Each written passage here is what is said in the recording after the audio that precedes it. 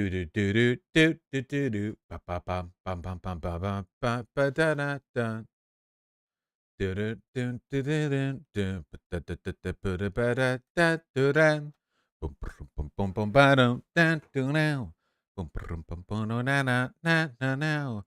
Bum bum bum bum no na na na no no no no no na no no no no na na na now.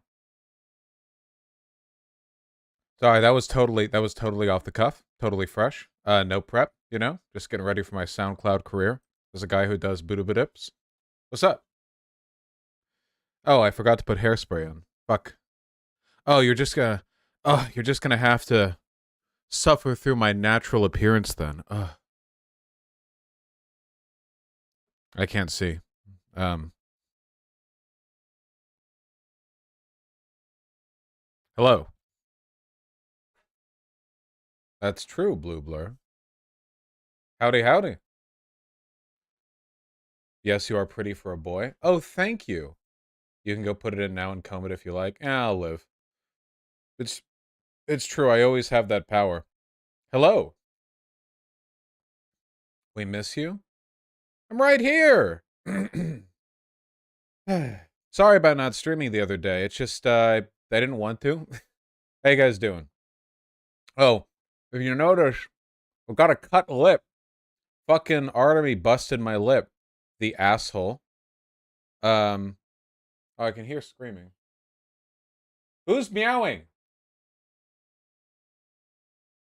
Vermin, is that you?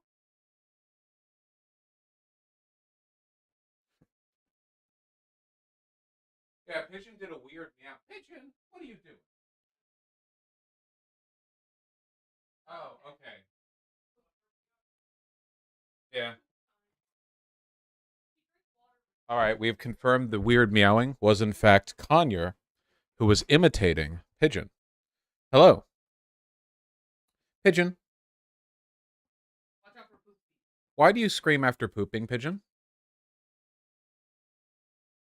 Pigeon! Because she's weird. What was I saying? Oh, yeah, Artemy was flopped in the windowsill, and I grabbed him underneath his feet and over his head to give his head a smooch. But then he yoinked up and he bit my lip and busted it open. But then he licked it and started purring really loud, so he's cool, I just raised him to be aggro. Yeah, I deserved it. Are you going to play the new WoW expansion? No. Nice try. What, you want there to be even fewer streams? Oh my god. We've got a new chatter on the site called Lilith the Dick Girl. Is that a trans girl? And VGG? Holy shit, we're really checking the diversity card today. What have I been up to? Oh my god, there's so much I want to talk about. Please talk about the chat GPT AI. No, I hate AI. That's one. Are you going to cover the Demon Mama Mr. Girl debate going on right now? Mr. Girl isn't doing well. No, and didn't even know it was happening, and obviously he's not doing well. Aren't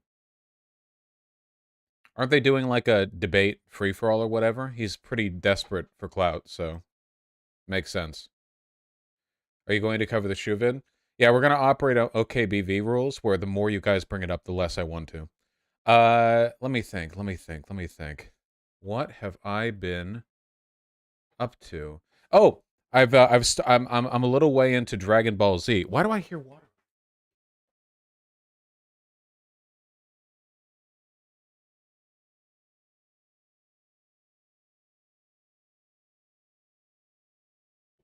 Faucet was running. Okay, what was I saying? Are you going to cover the World Cup? No.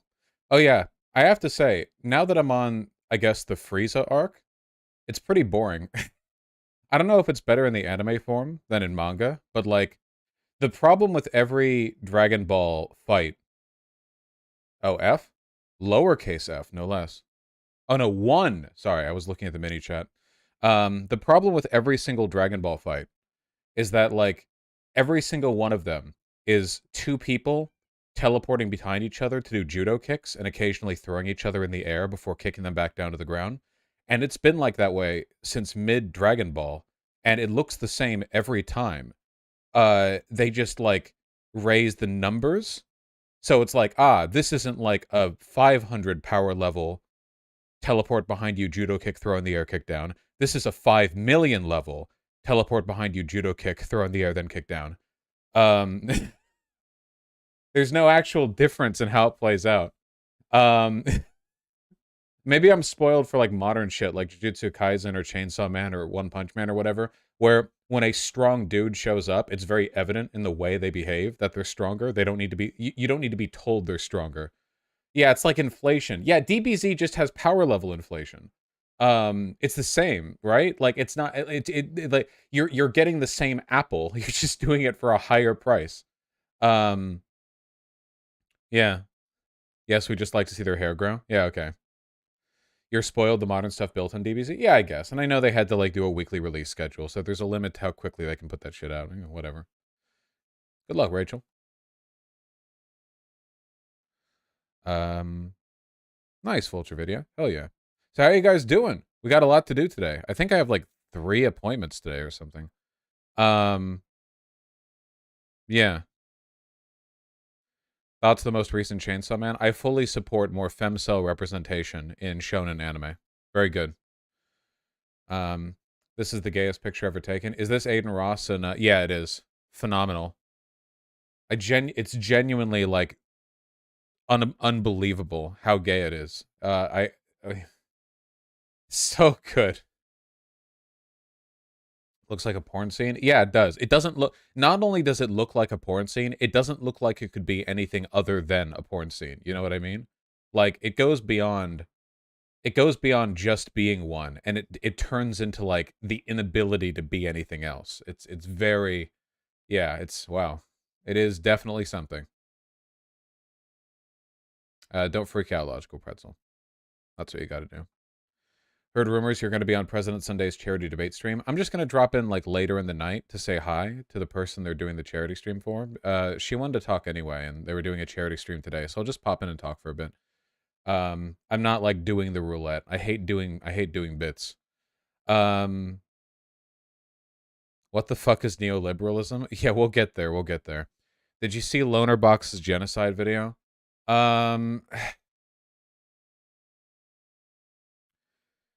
Isn't this the video where he like is it on a second channel? Isn't this like a thing? Where is it on YouTube? Addressing the allegations, Demon Mama, President Sunday, and Doe. 4 hours, 1 minute, and 56 seconds long. I would rather kill myself than watch this.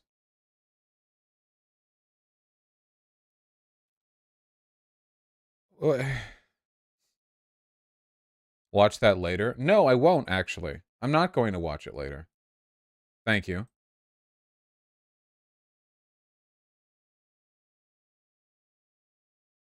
Shortest leftist reply video. Yeah.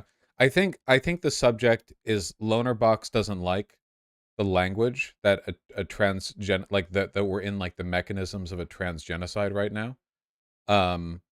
So he got into an argument with a bunch of other lefties or something. I think I disagree with Lonerbox on this. From what little I've seen, I think Lonerbox in the wrong. I haven't seen everything though, so I don't know. Yeah. Approximately 1.3 dunes, yeah. It really says a lot about your life if you have time to watch that. You're watching a live stream right now. What are you talking about? Yeah. Lonerbox definitely the wrong on this. Well, my chat agrees. And being that my chat has never been wrong, I guess we just have to accept that as is. Yeah. He sticks to the Geneva Convention definition of genocide, which I think still applies. I don't think the Geneva Convention definition of genocide works very well when it comes to sexuality, right? Like, would you describe what Saudi Arabia does to gay people a genocide? Because I would. You can just force people in the closet, right? Like, you can't really force people in the closet when it comes to race, ethnicity. You can kind of with religion, but it's a bit different. Not really with, like, gay or trans people. So I think it's fair to go by that. And if the Republican Party is bringing about a state of affairs where it's impossible to exist, or to bring about um the negative life conditions for trans people to the point where it's difficult to exist as them. I mean, you're leaning in the territory there. A lot of the stuff they've done, the main thing for me is the rhetoric of genocide, right? Because like right now, the mainstream conservative talking point with trans people is like, oh, they're all groomers. They're all it's all groomer culture, and groomers means pedophiles, and pedophiles deserve to die, you know? So like the language they're using is like two steps of obfuscation away from just straightforwardly like kill all trans people, which, seems a bit genocidal to me, in my humble opinion.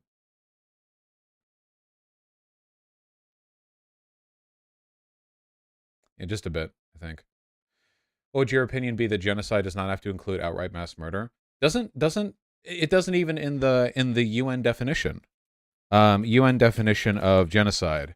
In the UN definition of genocide, committed with the intent to destroy a national, ethnic, racial, or religious group in whole or in part. So the definition of genocide, as provided by the UN, doesn't even like include sexuality or gender identity. It just isn't keyed for that, right? Like, so I don't even know how applicable the UN definition would be there, or what, how exactly you would translate that. But I feel like we can, I feel like we can, in good faith, try to like apply these terms and that logic in a way that makes sense when talking about trans people. Oh, Geneva definition. Sorry. Genocide definition. Geneva. On Article 2, Prevention and Constitution. Killing members of the group, causing serious bodily or mental harm to members of the group. Causing serious mental harm. I feel like that's a good kick, right? Deliberately inflicting on the group conditions of life calculated to bring about its physical destruction in whole or in part. I think you could make an argument for that. Imposing measures intended to prevent births within a group, not necessarily applicable. However, the opposition to gay and queer people adopting children, in a way, kind of does meet that definition, right? It's not just about, like, we're not talking about biological reproduction, but we are talking about the inability to form families, which, yeah, I think you could totally gel that, yeah. And that would be like an ongoing thing. And then the forcible transference of children from one group to another, which isn't really applicable here. Um, LB's opinions that there should be a genocide in the future, but should be. There could be a genocide in the future, but there isn't one at the moment. Well, it's like I don't think if you only begin using the term genocide at the point where it's too late to stop it, I feel like the term loses a lot of its weight. Like you can say the Republicans are employing genocidal rhetoric or they're pursuing genocidal like legal shit, if in terms of whether an active ongoing genocide is taking place, like I think there are some edge definitions you could go with that would work, but I think it's safe to say right now that like the conditions that are being constructed by the Republicans are genocidal. Like the world they're trying to build is that world. You know what I mean? Which to me, which to me seems, you know, I certainly don't think we need to be arguing for 4 hours addressing the allegations.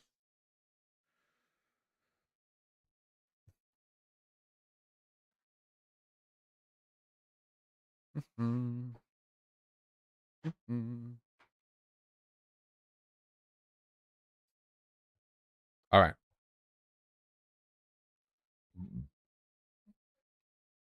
Yeah, it's definitely a whole thing, Annie.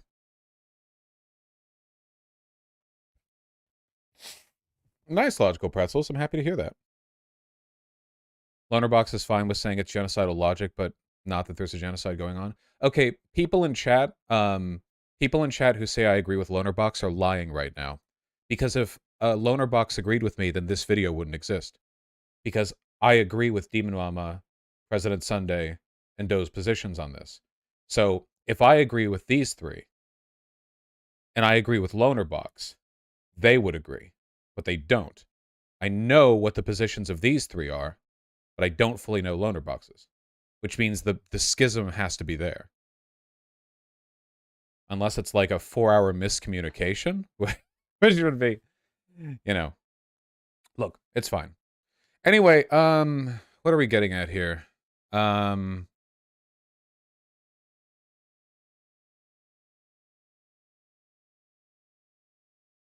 The main disagreement is with calling it an ongoing genocide versus a potential genocide.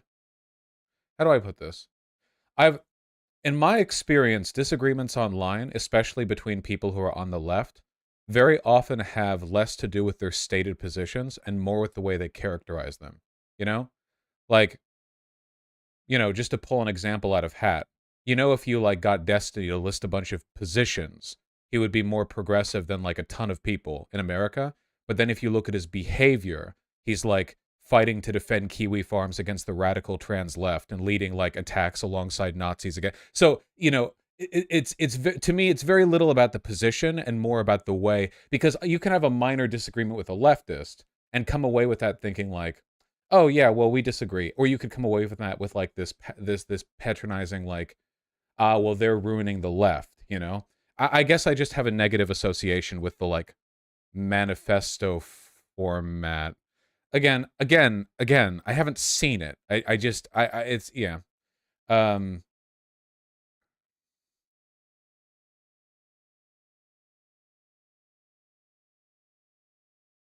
Everything is ruining the left but Vosh. Yes, that's correct. That's true. Every single person but me. If only. All right, that's enough. You guys are constructing.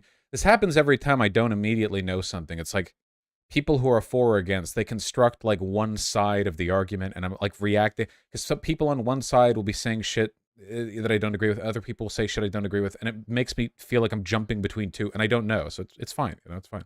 I don't want chat's characterizations. If ever I were to form an opinion on it like fully, I would have to watch it. Um,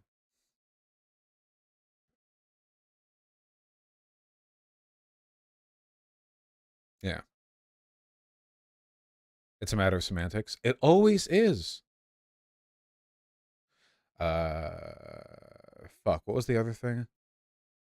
Oh shit! I have a thing in 40 minutes. That's right. We have an interview in 40 minutes, and down the line we might be talking with another person.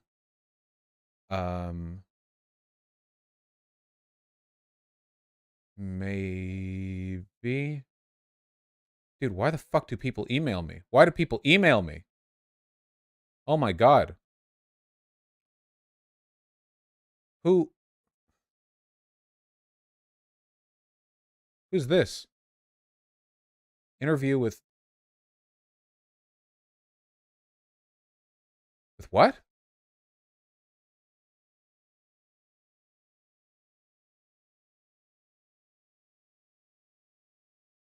What is this?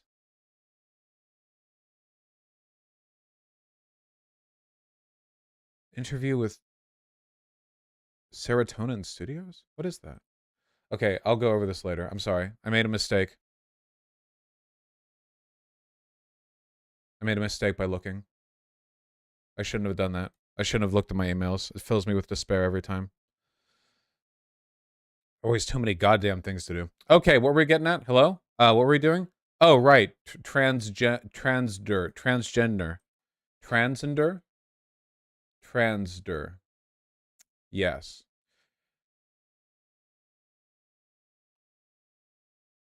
All right.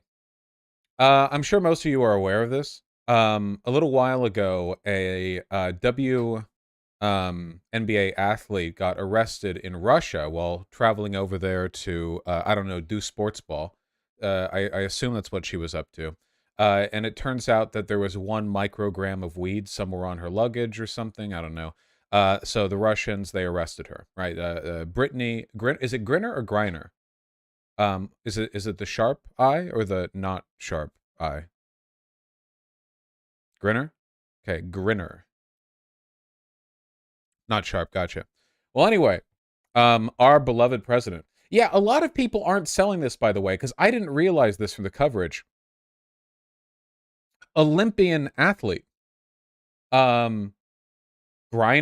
Oh, then why were people... How does it help for me to ask Grinner or Griner, and then people just type her name? What are you, stupid? I can see her name. I know her name. If I have trouble pronouncing her name, obviously I already have the info that is her last name spelling. You're supposed to spell it phonetically. Okay. Anyway, she's like apparently a 2-time gold Olympic medal athlete, which like I didn't know from the way people talked about her. People just talk. I think this is like a WNBA thing, and it's so funny the way conservatives pretend they care about like the sanctity of women's sports, and then like when she got arrested, they were like, "Oh, yeah, WNBA, yeah, like gold Olympic athlete, 2 times." Uh, Also, the conservatives didn't like her because she like protested the murder of Breonna Taylor by not saluting the flag or some shit. I don't fucking care. Whatever. Anyway, our president, Joe Brandon, finally traded for her release. He did have to let a weapons dealer out, a Russian weapons dealer. He did have to leave him out, and the weapons dealer then immediately went over to the Russia and started like promoting the same fascist rhetoric that the party does. So that's not great.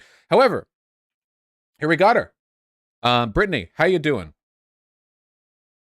Tell us how you're doing with your own voice. I'm good. What's your mood? Happy? Happy? Well, are you ready for long flight? Yes. Yeah. Good. Ну, вы знаете, куда вы летите? Do you know where I'm heading to? No. No? No. Вы летите домой. You fly back home To the U.S. to the US. Oh. Да, конечно. Okay. Так что все будет нормально. Everything will be fine. I'm good. What's your... That was awkwardly cut, but there you go. Yeah, she can't believe it when the video was taken. Like, oh yeah, I'm going home. She was arrested for less than a gram of hot oil. Me too. Anyway, I know what you're thinking here. You're thinking, wow, it's a video of a star American athlete being informed that she's not actually going to rot in a freezing Russian prison. Well, conservatives took another lesson from this entirely. Now, you might have heard from her voice adjectives like tired, weary, maybe depressive, maybe 6'9" athlete. But some conservatives heard man. We're doing it, lads.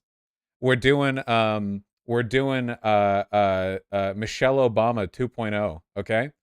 There were a bunch of posts when this video came out of conservatives saying like that's a what's the Austin Powers quote? That's a man or something. The bit, I don't know. Yeah, the transvestigator bit. So I want to talk about transvestigation a little bit and also about racism. So it's pretty much the I've never seen a woman IRL challenge. Yeah, 100%. It's very much like I have never heard of the concept. I have never perceived a butch lesbian. We're talking a 6'9" butch lesbian athlete. Come on, okay? Her vocal cords are raking across the gravel. Obviously, it's a simple evolutionary mating strategy as a 6'9" butch lesbian athlete. Look, leaving aside like the logistics of this, like the idea that, and there are a lot of conservatives who are fully running with this, by the way, the idea that like she's actually a trans man, or sorry, that's from their framing, trans woman, so like trans but is a man, there's the framing running off with this, and we can like sort of address the logistics really quickly, which is like she's done nude photo shoots. She's an athlete, which means that every single cell in her body has been scrutinized by medical experts. The idea that she's secretly trans is impossible. It's completely impossible. It's not doable. It's not possible. It's insane. It's psychotic. Anyone who sincerely believes this should legitimately be admitted into a mental institution. It's a whole thing, But I want to talk about like the actual emotional logic behind it. Because the last time this happened prominently, I think this whole like mainstream Republican transvestigation thing was also, if you can believe it, with Michelle Obama, the extremely biologically male looking woman who actually looks like a woman, like just like she looks like a nice lady. I don't know. Oh, here's a photo from 2 days ago. Man, it really doesn't crack, does it?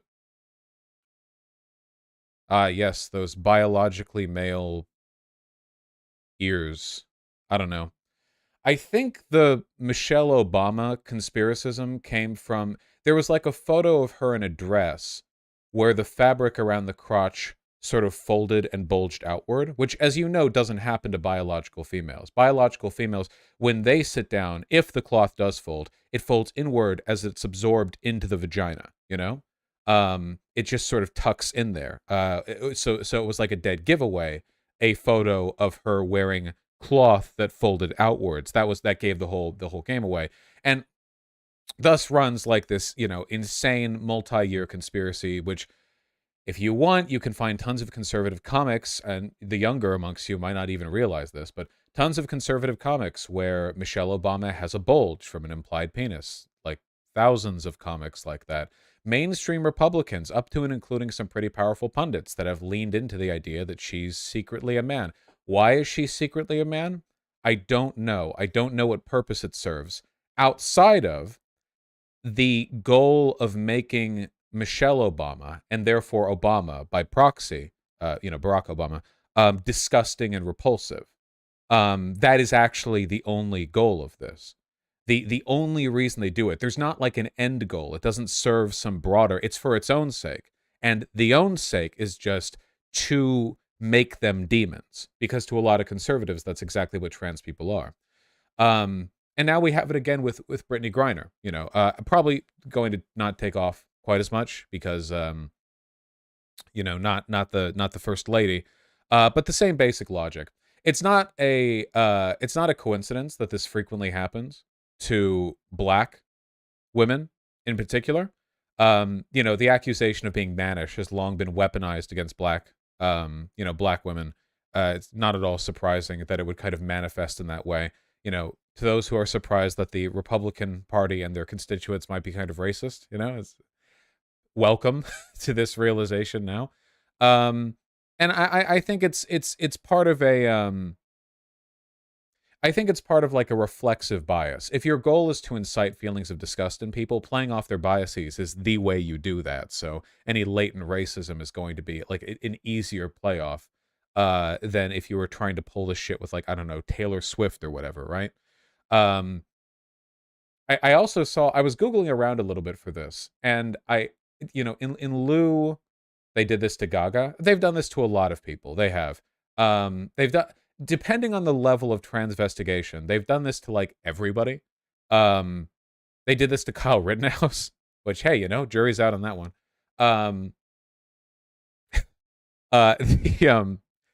It happens all the time. The real question is, like, where does it trend, right? Where do people actually care? Where is it done by psychotic people, and where is it? I mean, it's done to me. It's literally been done to me. There are people who speculate that I'm a trans woman or a trans man. It doesn't matter to a lot. It goes around.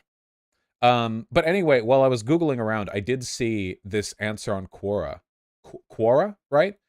Which I don't want to show. But the question is Brittany Griner a man? I'm glad I looked further into this. And the top answer, who has 2.9 thousand answers and 7.1 million answer views, to tell you the kinds of people who sit around answering questions on Quora. I think Griner is intersex. According to photos of her when she was small, she looked like any other little girl with pigtails and a dress. I like how she lists characteristics that have nothing to do with biological sex. I think she was born intersex and the parents decided to raise her as a girl. But when she got much older, the male aspects manifested much more than the female. Voice, Adam's apple, size, height, size of feet, size of hands, lack of female physicality in the hips, chest, and butt. Have you seen that body profile head to toe nude photo of her in the photo shoot she did? You can't see any genitalia, of course, but her buttocks are fully exposed, and they are the buttocks of a grown male, not a grown female. Yes, I think she was intersex and the parents made a decision when she was born. But now she is manifesting more as a male than she ever will manifest as a female. I do not think at all that she or anyone else did anything in the way of being transgender. I guess this is like the enlightened centrist response. I just saw this and it was so fucking funny.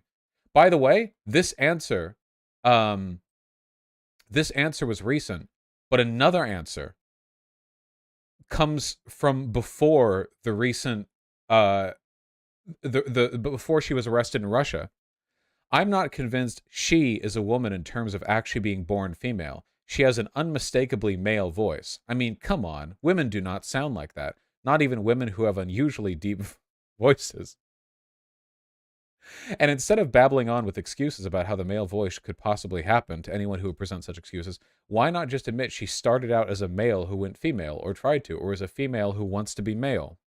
I'm not sure which is true, or if there is some other transgender permutation of reality here which explains it all. I just know that whatever the explanation is, it points to something that is abnormal. And to all who would tell me it's none of my business or that I shouldn't even care, hey, guess what? She's in the public eye. People are going to talk. I ain't the only one stopping to take a look. Get used to it, because that's just the way it is.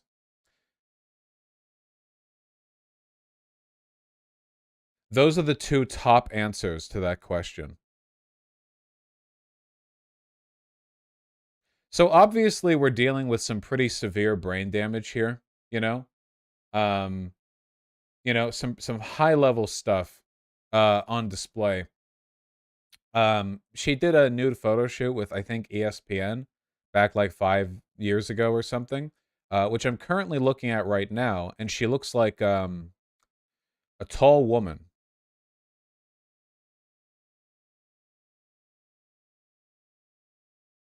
If you can believe such a thing.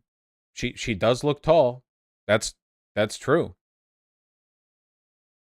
You got me on that one. Keep in mind, this is because of her goddamn voice. So, again, I feel like it would be a massive waste of time to explain why this is retarded, and I should instead kind of like scale back and talk about why this is happening to begin with, right? Can we do that? Does that work? I think that should be the focus. I feel like that's more productive than whatever else we can do with this. Okay? So, I want to talk about like, how do I lead this? It's the Trans Inquisition. In a way, it actually is. I could go back to the Salem witch trials, or at least the cultural concept of witch trials, for an example. We could go back to like the McCarthy era or the Red Scare. There are a ton of places we can go with this. The fundamental here is a moral panic. Okay, right now we're dealing with like another satanic panic in America right now, where with the Balenciaga stuff in particular, there are a bunch of people who are like freaking out, like, here's an image of an adult standing next to a child, Satan, Epstein, Satan, Satan, Satan, Satan, Satan, so on and so forth. We get a lot of this, you know. Yeah, did anyone here see the recent not trans panic, moral panic, um, some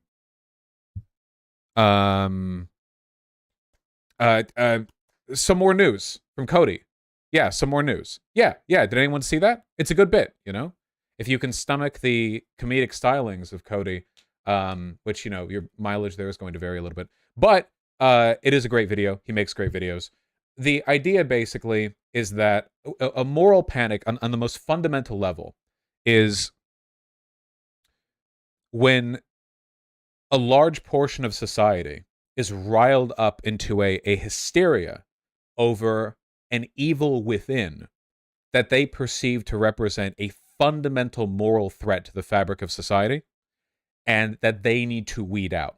One of the things that defines a moral panic is its participatory nature. It's not enough to believe there are problems in society. Everyone has to get on board with rooting them out, right? Like, the McCarthy era wasn't just McCarthy saying that he had the names of communists working in government, lying about it and getting humiliated publicly. Also, he said he had the names of homosexuals in government, in case you were wondering if there was more of a parallel to like the queer, you know, modern queer zeitgeist. It was also like every guy on the street, like regular citizens, were doing everything, like they were keeping an eye out for communists, you know? You know the term pinko? You've probably heard that used in like retro, like 1950s Fallout-esque kind of. The term pinko meant like liberal who was sympathetic to communism, right? Because the commies were red, so the sympathetic types were pink. You see? Like, the idea was like, it wasn't enough whether or not you were a commie. Being a pinko was enough. It meant you were sympathetic.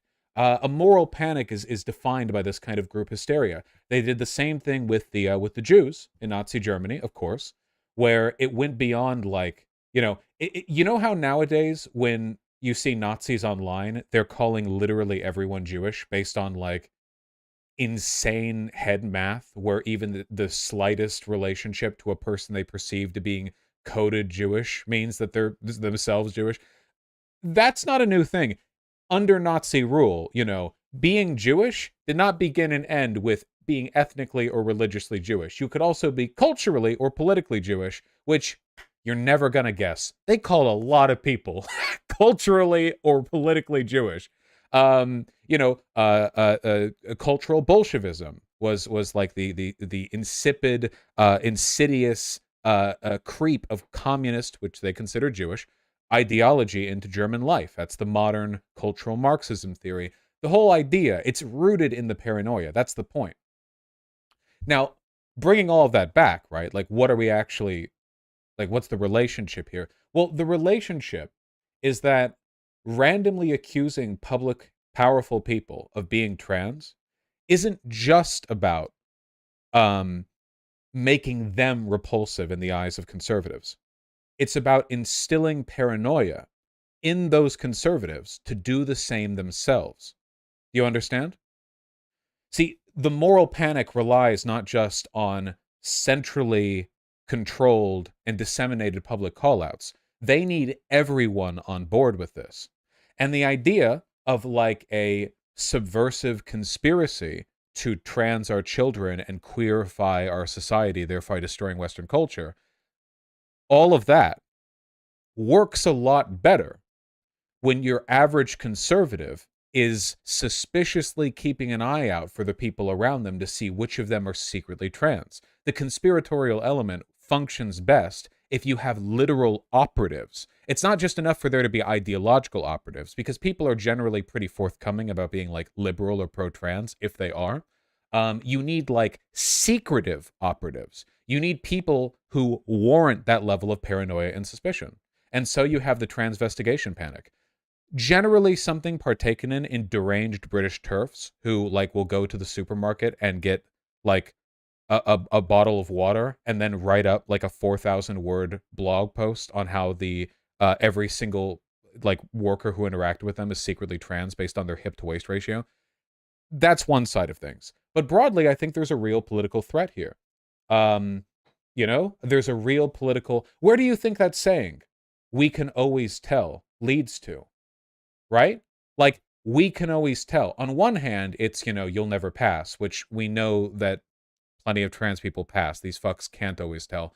But doesn't it seem like it's instilling in these people a kind of confidence in the ability to root people out in hiding? Right? Like, doesn't that seem like the point a little bit? We can always tell. We are investigators. We can see through your deception. We're ready. We're not going to be fooled by you. Not just you, an actual trans person, but by any of you people, up to and including, say, for example, possibly cisgender people, who they want to incite a kind of like mob disgust against. Everyone get where I'm getting at here? That's the point. That's the point that I'm getting at. That's the Brittany Griner thing. That was the Michelle Obama thing in like a proto stage. That was back before like the trans panic had ever like even really kicked off, in its modern form.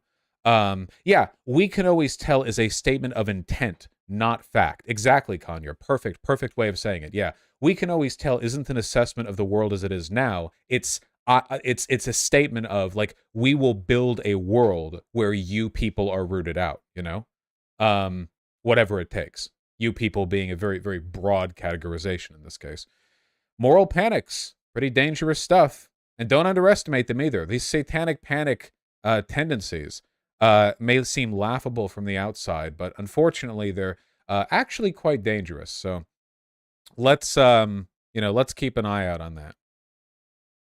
Example? Yeah, like how they have, like, remember that bill from, I think, Florida, where at any time a student athlete can be forced out of their athletics if a parent like makes the accusation that they're trans, and then they have to be subjected to a medical examination to prove they're cisgender. Was that Florida? Sounds like it was from Florida. That seems Floridian in nature. Oh, that's Ohio? Okay. Yes, the Penis Inspection Day bill. There are a couple of Penis Inspection Day bills now. Soon, American children will grow up imagining Penis Inspection Day as a normal, everyday part of their lives. Ah, yes. Fantastic. Utah school secretly investigated if winning female student athlete is transgender. An athletics association scrutinized the winner's records after parents of two girls who lost the competition complained. This is going to be happening all the time everywhere now. Anytime a female athlete does well, secret investigation or public to determine, the child's genitalia, I guess. It's always sore loser ass parents do. Oh yeah, they're like the bane of society for sure. The girl's high school determined she was female after pouring through her record since kindergarten. Neat. Not to get too intersectional with you guys, but this also means that for younger people who have more sparse records, maybe they have parents who weren't able to afford to get them like consistent medical care. Immigrants, children of immigrants, aren't going to have as clean of a paper record of their medical history and will therefore be more vulnerable to accusations of being trans because they spiked the volleyball really good that one time or something. Yes, Florida's new transgender sports ban permits schools to require genital inspections of children. Just a classic stuff. But it is a world of terror and scrutiny. Finally, we have a moral panic united with the social and technological apparatuses of a surveillance state. A brave new world we're entering.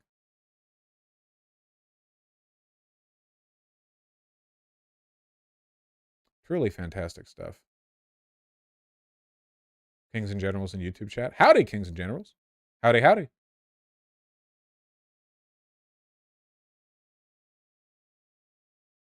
One more thing to hate about Florida. Not much to like about Florida, except I don't think they have state taxes. Neither does Washington. So, goes both ways. Do you condone or condemn your mutual Jordan Peterson's comments on child pornography? Yeah, we're not oomfies anymore, so I don't actually need to answer for his behavior, but oh my god, he has been losing his mind lately. Very, very, very strange. Like, properly, though. I know people have been talking a lot for years about him, like, slowly melting, like, his brain. I just feel like it's getting worse, you know? This is a little weird. A little weird to tweet that out, in my humble opinion. Think he drank the cider again? Yeah, maybe. Pretty weird. Yeah, he spent 12 hours the other day looking for CP. It's true. Oh yeah, I should probably sort of like condense this into a segment nugget because it's good and it's informative. But Elon Musk has been making the platform safe for child pornography lately. Elon Musk Twitter child abuse material trust and safety layoffs. That's enough tags that it should get the article that I'm thinking of, right? There it is. Thank you, Bloomberg. We've talked about this a bit before, but it's good to have that in a solid chunk, you know? Bloomberg wants me to pay for this article, but will I? Nope. We just need the title. Elon Musk's job cuts decimated Twitter team tackling child sex abuse. Small team has been halved in size since Musk's takeover. Since Elon Musk is sort of like building all of this on a base of hysterical conservative applause every time he says but doesn't do anything, I think that around the time Elon Musk got on Twitter, there was like one tag or search term that child abusers were using to pass around CP, which Elon's team correctly, shut down. And they've been using that as like a rallying cry or a flag or something. But the actual team, like the actual like group of people whose job it is to find and eliminate that kind of behavior on social media they've been torn apart. The team is small now. Layoffs have stretched Twitter's child safety team alarmingly thin. Yeah, from the same goddamn time. Truly fantastic stuff. Yeah. Oh yeah, the one guy in Japan. Yeah, apparently this team has one guy on it for the like Southeast Asian region, which encompasses India, China, and Japan. Something like 2/3 of the Earth's population or whatever. In terms of like keeping like child abuse material off the site for that region of the world, you have one guy, like one gigachad standing up to the to half of all the worldly pedophiles, you know? They just search banned Lolly as well. Well, that's good. Anything to get the fucking worst of the anime crew off of all social media. Fine, now I'm an Elon fan. Finally. Thank God. Obviously, banning search tags doesn't actually get rid of child abuse material. It's a more involved process. I imagine that involves extensive communication with the feds. You know, if it was as simple as banning search terms, I have a feeling that it'd be a lot easier, and Facebook wouldn't have to deal with as much as it does. Yeah. Shota isn't banned though. Oh shit. Uh-oh. Wait. Do you? Wait. Do you think? Do you think they even know? They just like, oh yeah, lolly, like X that. Like, Elon's like, okay, we got to keep the Shota content. We got to. Hey, I don't know how to do Elon's accent. I'm sorry. Does he know? Does he know? Does he know? Yeah.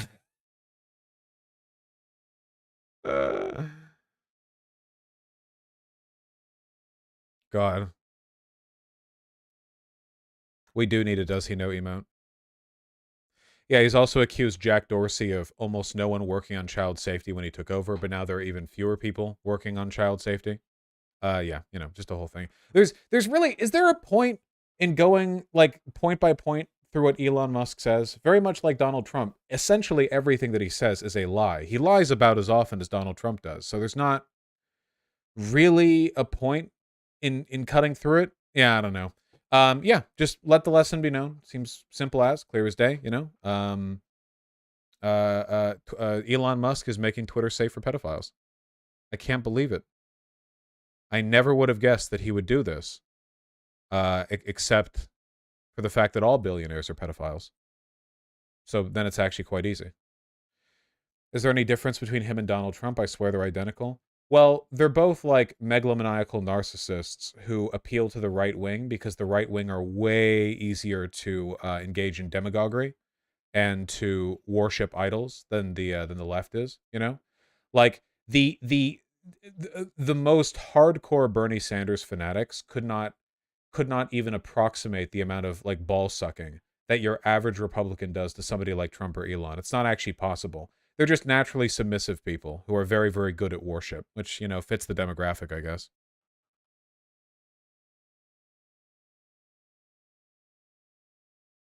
So warm in here. Turn the AC on. Turn it on.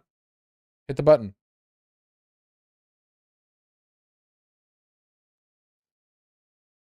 Wait, hold on. Somebody's being crazy in chat. Rosebud Mutual Aid. Please, God, make this retard understand he has to read to me. Rosebud, you are one of the very few people that I blocked. You got removed to the spam list because you were spamming me on email. I get a lot of emails. Listen, okay? Emailing me is a privilege, all right? All right. You know, you were warned by any that if I looked at your logs right now, I would call you a lunatic. So that is what's going to happen, but let's do it with purpose.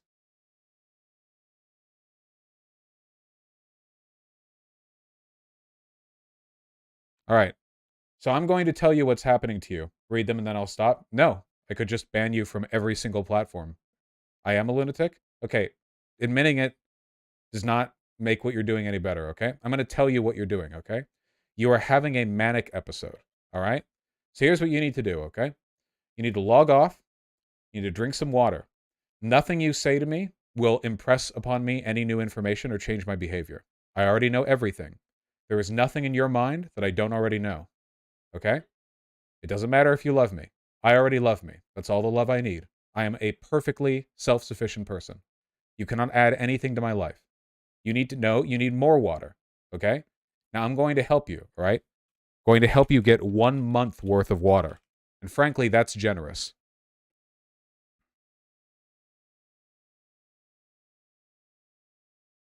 Okay? Go forth.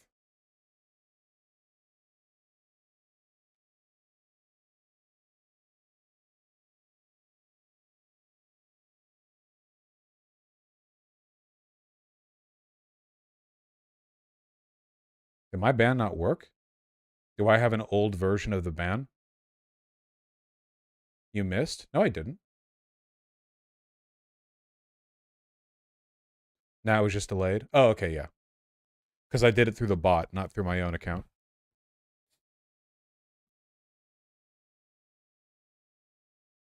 All right. We got to learn. You missed is the greatest response to a ban ever. Yeah, it's good. However, they do need to drink water. That is true.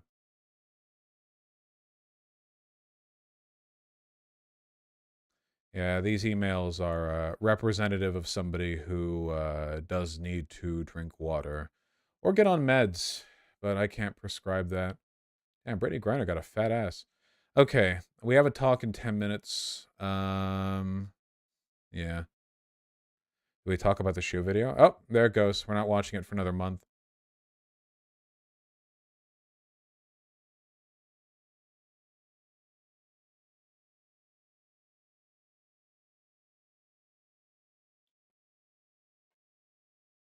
You realize you guys have constructed an incentive structure where there's literally no reason for me to ever talk about shoe ever again, right? You people are insufferable no matter what I do.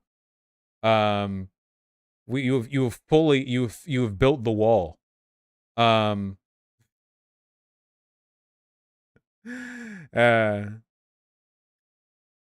all right.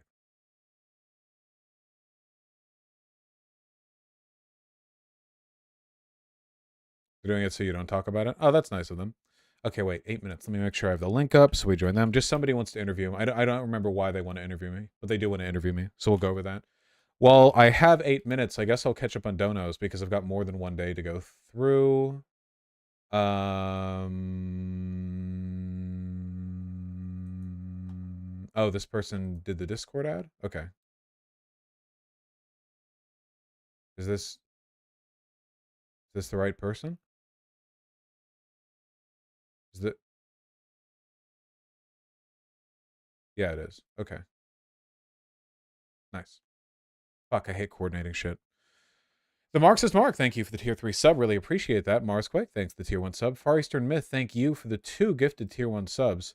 Want to share my favorite Star Cruiser design? It looks like a Stingray, the MC-80B from Star Wars Legends. It's very bubbly. Marsquake and Emma P4N, thank you for the tier 1 subs both. Really appreciate that. Goose Juice and Regressings, thank you for the $5 both. Nikki.gaming, thank you for the 2 Canadian. Banana Crabman, thank you for the $5. Yes, I heard that Markiplier has an OnlyFan now. Sake, thank you for the 2 tier 2 sub. Really appreciate that. Red Jack and Softball, thank you for the $5 both. Yes, 5-month anniversary of Shinzo Abe getting bopped by a makeshift gun. Sake with the 4 gifted tier 1 subs. This suddenly feels very prophetic. Who said it? Kanye or Hitler? It's an audience participation game, and from 2009. Holy shit! Garfunkel and Oates quizzes their audience. Damn. Wait, Garfunkel and Oates. This is a band, right?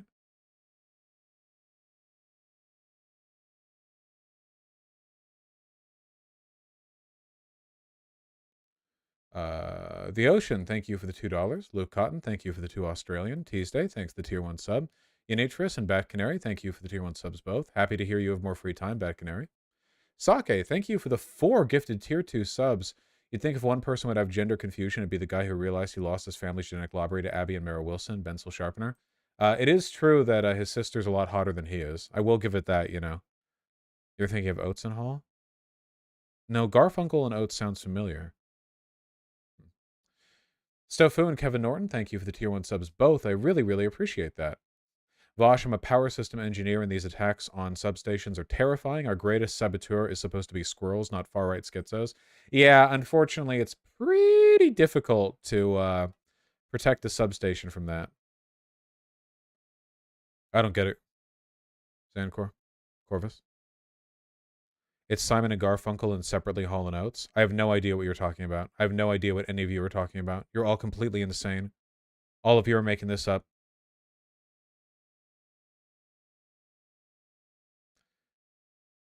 Randy, thank you for the 5 and 10. Appreciate those both very, very much. Steve Rogers, thank you for the tier 3 sub. Really appreciate those as well. Mace Windu, thank you for the tier 4 sub. That is incredibly kind of you. Thanks for helping me move to the left, Bosch. I don't think we agree on everything, but thank you for making me... But thank you for making me realize left isn't the way. The pleasure is mine. Thank you. It's very kind of you. I try my best. I have no idea what chat's mad about. I legitimately have no idea what you guys are angry about right now. I genuinely don't. It's not a bit. I have no clue.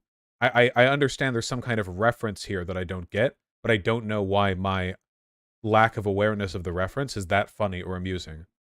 I know there's something here I'm not getting, and I don't care to get it because it's not interesting to me, but I don't know why it's so important that I get it, that it's led to these reactions. Vosh, I appreciate you're a lot kinder to your community than many leftist streamers are nowadays. I remember when I was having a mental breakdown from all the stuff happening in Ukraine, you were exceptionally patient with me, so thank you. I generally think I'm pretty kind to people in chat. I just get a bad rap for all the debate stuff. But you have to be forthcoming when you're debating, otherwise you can't defend your positions well. Royal Rose, I'm very, very, very sorry to hear that you had a friend who passed away. I believe I responded to this during the stream that it came out, so I'm very sorry to hear that. Stats for AFK and Godwings 101, thank you for the $5 both. Sake with the 2 gifted tier 1 subs, thank you very, very much. JPQ Stevens, thank you for the $5. Progressive Victory Infinity, that's true. Charlotte 96, thank you for the 5. DB Rockefeller, thanks for the tier 1 sub. Dendrago, thank you for the $5. Just yelled at my boss for berating me for the 3rd time this week about how simple my job should be. Hopefully I still have a job come Monday. Well, it's Sunday at the moment, so I guess you'll find out tomorrow. Chad moved, though. FR. Salty Internet Pirate, Cadsir again, Maliki, and Melisonos. Thank you for the tier 1 subs all. I really appreciate that. Vosh's community is good because I don't see personality worship like I do in a lot of other groups. I would say there is personality worship in my community. There is a fair amount of it. I think the difference would be that my community is relatively self-aware, so the negative aspects of my community get critiqued by other parts of it, if that makes any sense. Like, I think the community is decently good at identifying and attacking, like, internal problems, whereas a lot of communities will have broad problems that don't really get addressed internally. You know what I mean? So it's not that the community is like uniquely or super good or whatever. It's just that well, I do think it's really good. But it's not that it doesn't have its issues. It's just that it's decent at like self-identification there. Mistress Lynn, Boxing Bud, Smart Sport 101, Sabine Cannon, Jim Moska, Eldritch Elise, Dark Lord of New Jersey. Thank you for the tier 1 all. Tier 1 subs all. Wait! I just realized I never donated to PV22 Act Blue. Fuck! I just whoa. Hold on. Whoa. I just realized. It's still open. It's an Act Blue. It's not a GoFundMe. Wait, hold on. I'm scamming right now. Oh my god. I'm scamming. Oh my god. PV22 Act Blue. I have to donate the amount that I got that day through other donations as well. So okay, so wait, hold on. Wait, really quick, we can do this really quick. Okay, wait, hold on. Whoa. Okay, so I said I was going to give 1,000 plus the amount offered to me by my community after PayPal fees. When did I do that? When did I do the charity stream? When was that? When was that? What day was that? That's true, Tempest. Tuesday? Was that Tuesday to Wednesday? So that would be the 6th to the 7th. Okay. 417, 270, so 688. I didn't get any super chats during that time, so 688. We'll round that. I'll just put that to 700. Whatever. Fuck the PayPal fees. Okay, 1,700. PV Act 22.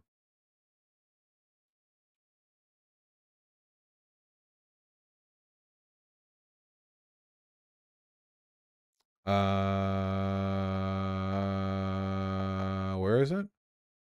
Fuck, I'm out of time. I have to do this after.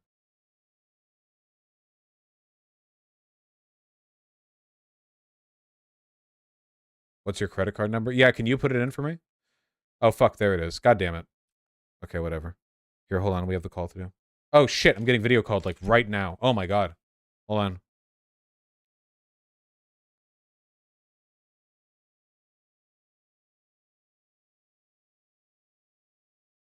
Dun, dun, dun, dun, dun. Dun, dun, dun, dun, dun. Hey, hey, hey. Goodbye. Oh, hey, Oh, hey. shit. Hello? Hello. Oh, my God. It's so loud from my end. 1 second. Hang on. Never used Discord. Okay. Are you there? Howdy. Better? Yes. I'm not getting my face. No, your video's not in. All right. I'm just like an old geezer. I don't know what a. Okay. Come on, webcam. What the hell are you doing? Can do my shitty webcam. I How hate about you. that? Howdy. How about that? Shitty webcam. It doesn't look that shitty apart from the the bar lines. Here, hold on. Yeah. So hit me up. Low budget. Let's see. We're hoping for the best.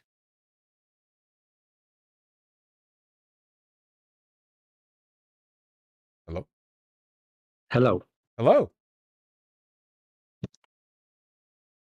So.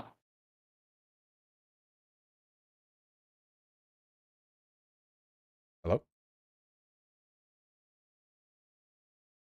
So far, so good. Hi, Chad. How you doing?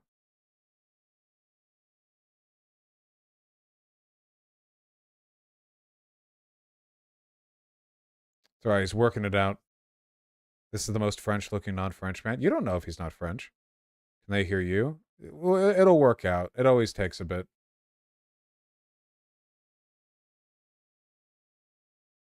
In the meantime. So wait, Tuesday would have been how many days ago? The 6th. Okay, gotcha.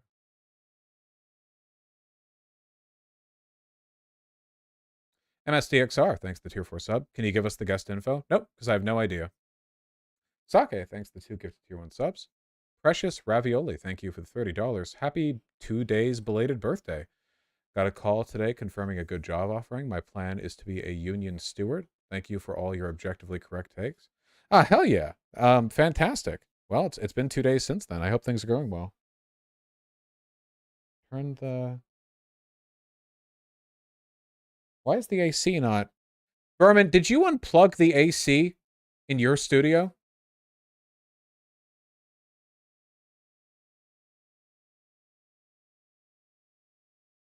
Oh, yeah? That's what... You have other outlets.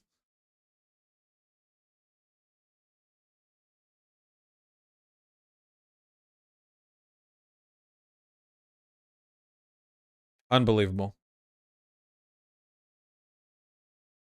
Tell me when it's back in so I can turn it on.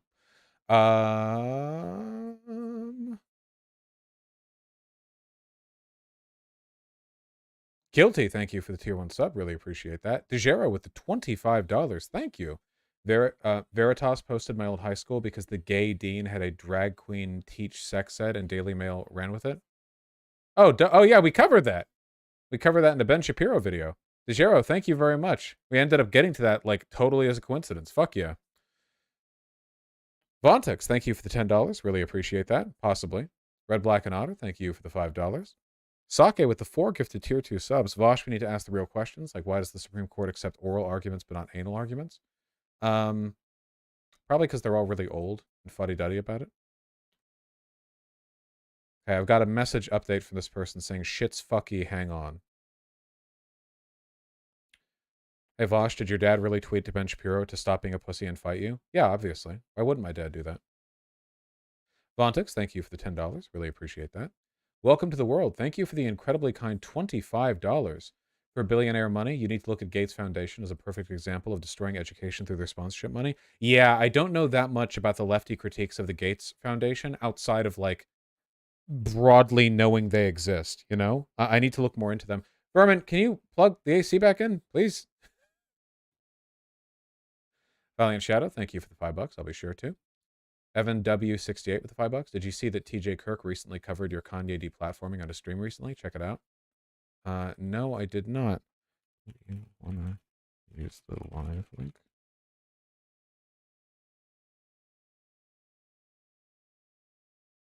Yeah, 1 minute. Pigeon's in a bad spot. Okay. 3:15, 30. That would support that. That's the issue. And I don't want to go over TJ going over me. Let's just say we're both right. Whatever his disagreements are, we're both right, okay? Oh, thank God it's back on.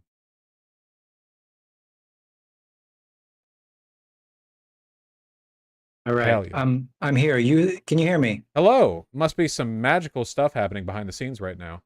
Well, I'm coming all the way from Germany, so I guess it just got a little wet coming over there. Maybe the connection got lost. Maybe. We can use the live yeah. link if that works better for you. I have no idea. I'm usually used to using Microsoft Teams, but I'm a geezer, so but this is cool. This is way cooler. You're teaching me how to do new stuff I've never done before. Yeah, so. well, that's the nature of an interview. Hit me up Right. at chat, who's desperately curious with your name, pronouns, and why we're talking right now.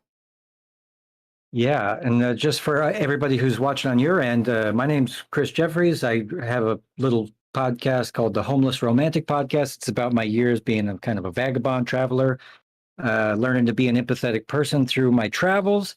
But for the most part, I got to give my hat off to my man Vosh for just being a complete badass in every way. Oh, thank you. I don't usually get very fanboy about people that are whatever. You're about 10 years younger than me, and I just think this person is going places. And I'll tell everybody just at the beginning, like, there are some people that are intelligent, but not articulate. And then there's people that are intelligent and articulate, but they're not humorous.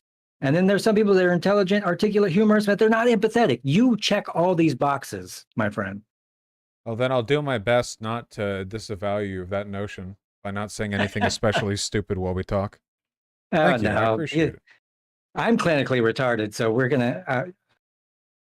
It's okay. Hey, same. Okay, so yeah, hit us with your name, pronouns, and what you want to talk about. Cool. I'm going to start on my end. Let's see. 3, 2, 1. All right, ladies and gentlemen, I'm back today with another podcast with somebody who's I'm excited to talk with, Vaush, legendary streamer. I'm about to butter his biscuits and tell him that he is one of the premier voices on the internet these days that's bringing logic and reason back to the conversation. And I'm just honored that he agreed to talk with me. And his cats are friggin' adorable. And welcome, here, Vosh. Presumably. Howdy. Oh yeah, where are they? One of them's sleeping up in the cat tree over there, and one of them was apparently harassing my friend in the other room. Nice. Just like a cat should. Yes, as they are wont to do. Right. So first I'll start off. Tell me a little bit about your time in Arcata, because I've actually spent time there, and I know they had a little donut pizza shop there. I used to go there all the time. Oh, Arcata's great. As long as you don't, as long as you're okay with maybe doing like 5 or 6 things. So for those who don't know, Arcata is the college town associated with what used to be called Humboldt State University, now the Humboldt Poly Cal College, or some nonsense they changed the name to. Arcata has maybe 25,000 people in it, and it's got some neat stuff to do, most of which is hiking or hiking oriented. But if you're not feeling that outdoorsy or athletic, there are probably better small towns to be in. And they have alumni such as what? Steven Hillenburg, the guy that created SpongeBob. Is that right? Yeah, it's literally the only one that I know about. You're listed actually under there too. You're like now a notable alumni. Wait, what? I'm one of the notable? On there. They don't tell you? They just do that? Okay, sure. All right. To them. Yeah, I guess so. Jesus, I didn't know that. Wait. Cal Poly Humboldt. Swear to God. Notable. I did a bit of research before I came and talked to you. Damn, they're doxing me. Son of a bitch. Yeah, right up there. I'm right next to the guy who made SpongeBob. That's insane. All right, well, I'll take it. Yeah, I would. So yeah, you just went on about a tirade about Germany, and I'm over there in Germany, and I can really say without equivocation that there is a huge problem with the police over here and their right-wing attitudes. Because I got in trouble last year growing weed, and it took about 20 or 25 of them to come out, and they all were, telling me that I was a dirty foreigner and that I need to speak German, and it was overwhelmingly fascist. So you're not wrong.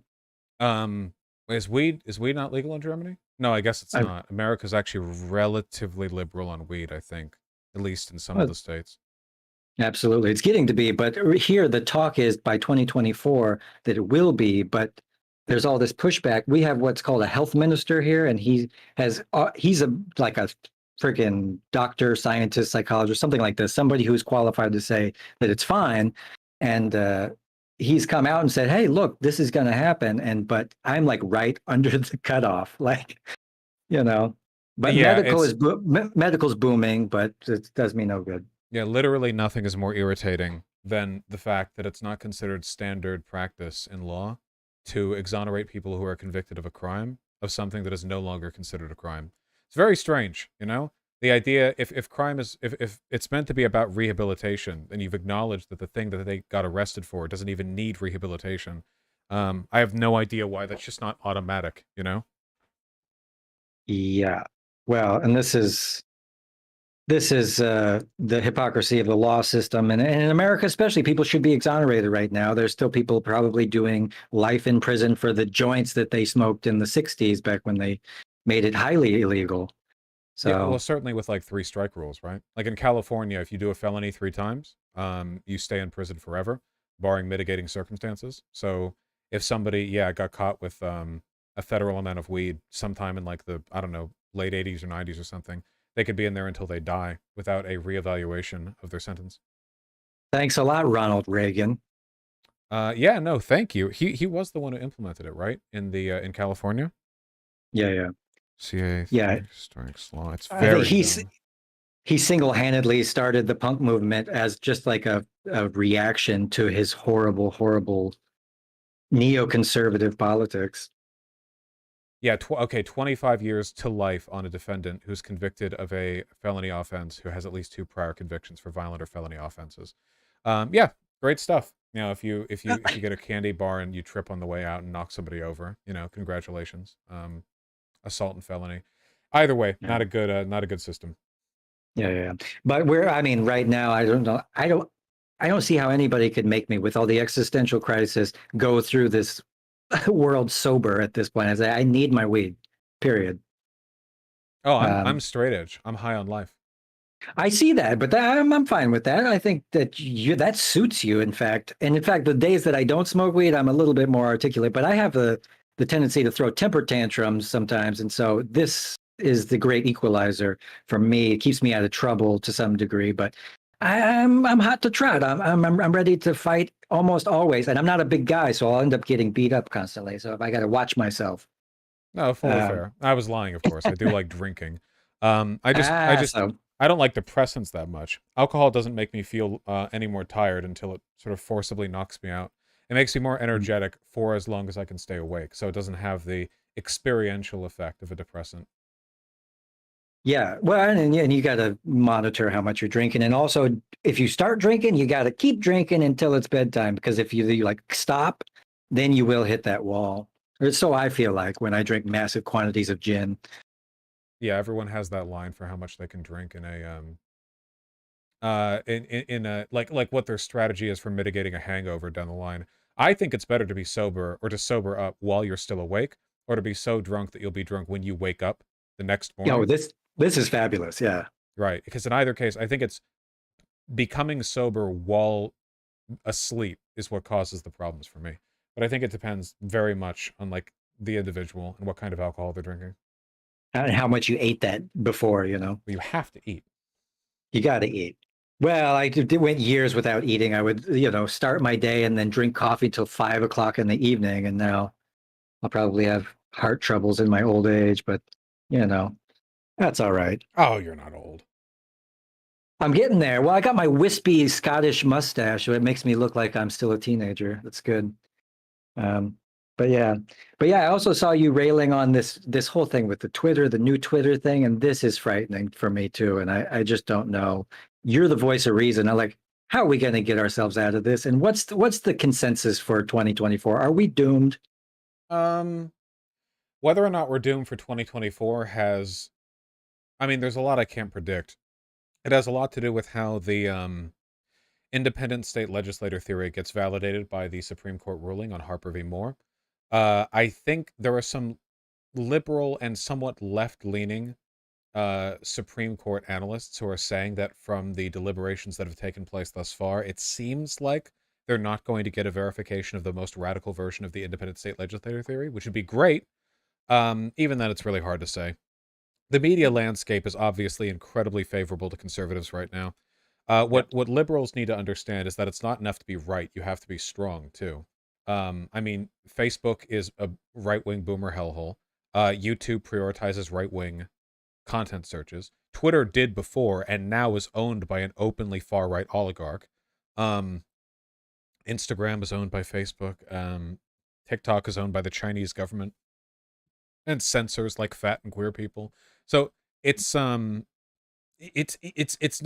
whether or not you're right is meaningless if you can't get the message out. So I guess we'll see how that plays out. You think it was a matter of time? Did you think that the internet started kind of in a democratic way, but then the powers that be saw that this was going to be an issue, and they just subsequently just took hold of every method of communication? Yeah, well, money got involved. I mean, that's what happens. That's the issue down the line pretty much every time this comes up. But yeah, money got involved. When a new medium comes out, initially it's driven by the auteurs, the people who are just in it because they love it. People who will moderate an internet forum back in 1998 to nobody's benefit and possibly their own mental detriment. But now there's, trillions to be made. And invariably, because there is a bias towards conservatism for the capitalist, they will be, driven in that direction. I think, if anything, actually, because of the way demagoguery works these days, the internet actually has an even stronger bias towards far-right demagoguery, because it's possible for, say, Elon Musk to be far more openly far-right than, like, the owner of a newspaper company could have 100 years ago.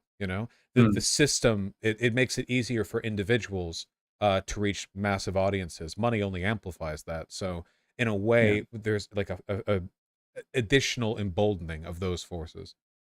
But there's some correlation between what happened in the Hearst days of the empire, where this newfangled medium of entertainment, like radio and newspaper and stuff, riled people up in this way, where like the internet kind of did that to rednecks. In 2015, that was like the last time that rednecks got their smartphone for the first time and started to participate in political discussions. And this, now people are just radicalized with conspiracy theories the same way that they were, in the 20s by the same kind of Hearstian propaganda. Yeah, I mean, I think it's mostly old people getting a hold of social media that really like kicked it, because you can have your 70-year-old grandpas watching Fox News, or you can have them sitting at home with their phone, but fundamentally the content drip has the same, flow to it. They already get out there and vote. They're a very active voting demographic because they don't have much else to do. So this only kind of cements some other trends. But yeah, I mean, inevitably, like, as long as money existed to be made, there was always going to be a bias towards this far-right demagoguery. And if the liberals want to, like, win, they have to realize they don't have any way to reach people these days, Like, seriously, almost all liberal or liberal adjacent or even left-leaning messaging comes out of Hollywood. Artists just tend to be left-leaning for, a variety of reasons. So if you have TV shows, movies coming out that are generally progressive, that's great. But take a look at television news. Fox News is huge. Tucker Carlson is huge, far larger than their competitors. CNN recently had a CEO change and pledged to bring more right-wing content to the platform. Social media, as it stands, is pretty right-leaning, I think, in terms of what it offers people, the biases that it pushes people towards. And, what do we have then? Talk radio? That's far right. Talk radio is very far right. print media like news, well, Mhm. the New York Times, which is not left-leaning, is at most centrist, the Washington Post, stuff that's even remotely tethered to reality, are subscription-based. You go on their website and you hit a paywall. But you want to go in the Daily Wire, you want to go in the Post Millennial, you want to go to Fox.com, no paywall, get right in there. And Fox is known as much for its punditry as it is for its news, which is not the case for something like MSNBC, which is not entirely, but much more so news adjacent. So what do we have? Like for left-leaning media distribution, podcasts, everything is skewed in their favor, and that's because of money, and that's, just a fundamental limitation of the system. I will give a shout out to the people at Democracy Now! For leaning as far left as you can be in this day and age. But they also receive money from the Ford Foundation, and that's what I find in a capitalist society is that ultimately these, if there's money behind it, then it is corporate, and then you don't by nature speak out against corporate interests when you're, living in a capitalist society. Well, it definitely makes it hard to get funding. That's why for Bernie Sanders to do well, he has to get like an unprecedented wave of grassroots funding with an average dollar amount of 27 or whatever. Whereas you can have people like Bloomberg just buy themselves into the race. I guess you could go the Trump way and just be so audacious that you get free media attention, but that would only work from the far right and from a former game show host. That wouldn't work for like. You've iterated this a lot about the splintering off of the left. The left splinters very easily, while the demagoguery, like you say, on the right, and the groupthink is just unmatched. Oh yeah, that can't be competed with. I don't think. It's just a innate advantage of their ideology. We have to compete in other ways. I guess that's what scares me the most is the fact that they're way more well organized and willing to just mimic each other exactly, while we tend to be more individualistic and anti-authority, and then that hurts us in the end. Where I'm arguing with like my fellow vegans over how vegan I really am. It's like, come on, dude, give me a fucking break here. Yeah, I mean, some people see it as a sign of like authenticity within the left, but it's always been a huge detriment. Like historically, as far back as the left goes, even like politically. Our main hope right now is just some kind of like liberal hegemony, because leftism in this country isn't strong enough to meaningfully resist the far right. The most they can do is kind of inform liberals in doing so. Prop them up, make their job a bit easier, or aid them in some fashion. But outside of that, I don't really know what can be done, especially since the liberals are not doing a great job on their own right now. No, and then what they're representing doesn't really represent the left people. The people really want a socialist revolution. They want work reform and land reform and all these kind of reforms. But the status quo liberals and the liberals in power can't really provide that in any meaningful way. So my apathetic side of me says, hey, let's just let the fascists just have their turn and find out that it doesn't work and just fucking kill like millions of people with their and then that's like the only way we're going to get over this. This is like totally apathetic and not a nice thing, but I'm hopeless in the sense that I'm like scared that the world has gone crazy and that there's a mass psychosis that we can't cure with logic. Yeah, well, unfortunately, historically, these fascist waves do generally have to be burnt through. Though, I mean, in terms of like experientially, the issue is I don't know how much of a relationship there is between like the harm they cause and the likelihood of them collapsing down the run. Because the ultimately the notion you've described is like a liberal one, the idea that, well, surely people will wake up eventually to the horrors, right? The answer is like, no, if it weren't for external forces, Imperial Japan and Nazi Germany could have chugged along for a good while longer. Maybe they would have eventually had some kind of like internal power struggle, or their economy would have collapsed because they weren't very competently run. But that doesn't necessarily mean they would have like eschewed the Nazism or the imperial shit or whatever. They would have continued on in that fashion. So without relying on external support, it seems like there has to be some like internal mechanism for pushing through the wave of fascism, because I don't know if there's a point through that system where they would like give up or be rebuked by the citizenry. Yeah, there might be. Yeah, I don't know. And this is just some kind of weird realization about humanity when you pull back the curtain. You realize that the people in power, they cannot stop themselves from lusting after it, and then there's no end. It's like a bottomless pit for them. They need to own and control everything to some degree. And then there's the people in the right or whatever who are just sycophants who want to just bootlick authority so that they feel like, somebody can pat them on the head and say, you're such a good boy, good job. And then there's us, like intelligent, compassionate, empathetic, critical thinking people who are pulling our hair out, being like, what the f is wrong with all you people? Well, yeah. I mean, it's the I think it's important, especially when you're evaluating these historical forces, to look at it from an amoral perspective. Not to say the morality isn't important, but I don't know if it's that relevant when it comes to the development of these ideologies and the ways they play out, because it can get really tempting to sort of get frustrated by the perceived obviousness of what we believe, right? Like, well, how can they not see this? How can they be so stupid? Unfortunately, they feel the same way about us. And even though we are right and they are wrong, their feelings are as significant to them as ours are to us, or more so. So, while we may be right and they may be wrong, our perception of being right is identical to theirs. And Right. if you get lost in that feeling, they don't just get lost in that feeling, right? Conservatives don't just sit there thinking like, I can't believe how far things have gone. They go out there and they, I don't know, do a Holocaust or something. They do something that they consider productive. So Right. Like yeah, Dingleberry McGee, he says, effects don't care about your feelings. Yeah. yeah. So they go out, they act on building power, which is what we have to do. You can't. Because otherwise it gets very myopic, right? Like, well, no matter how things turn out, at least I'm right. Well, that's how they feel, Do you remember the Colbert Report, the show? Yeah, I It used was to back really when like it. Colbert, yeah, when he was playing a character that basically made fun. This is the kind of strategic thing that we should be doing as far as matching their anger or passion or vitriol in order to appeal to the people that obviously need emotion and reactionary politics to get behind and say, oh yeah, I like this guy because he's as pissed off as I am. Yeah, well, unfortunately, I don't know if the Colbert Report worked with conservatives, right?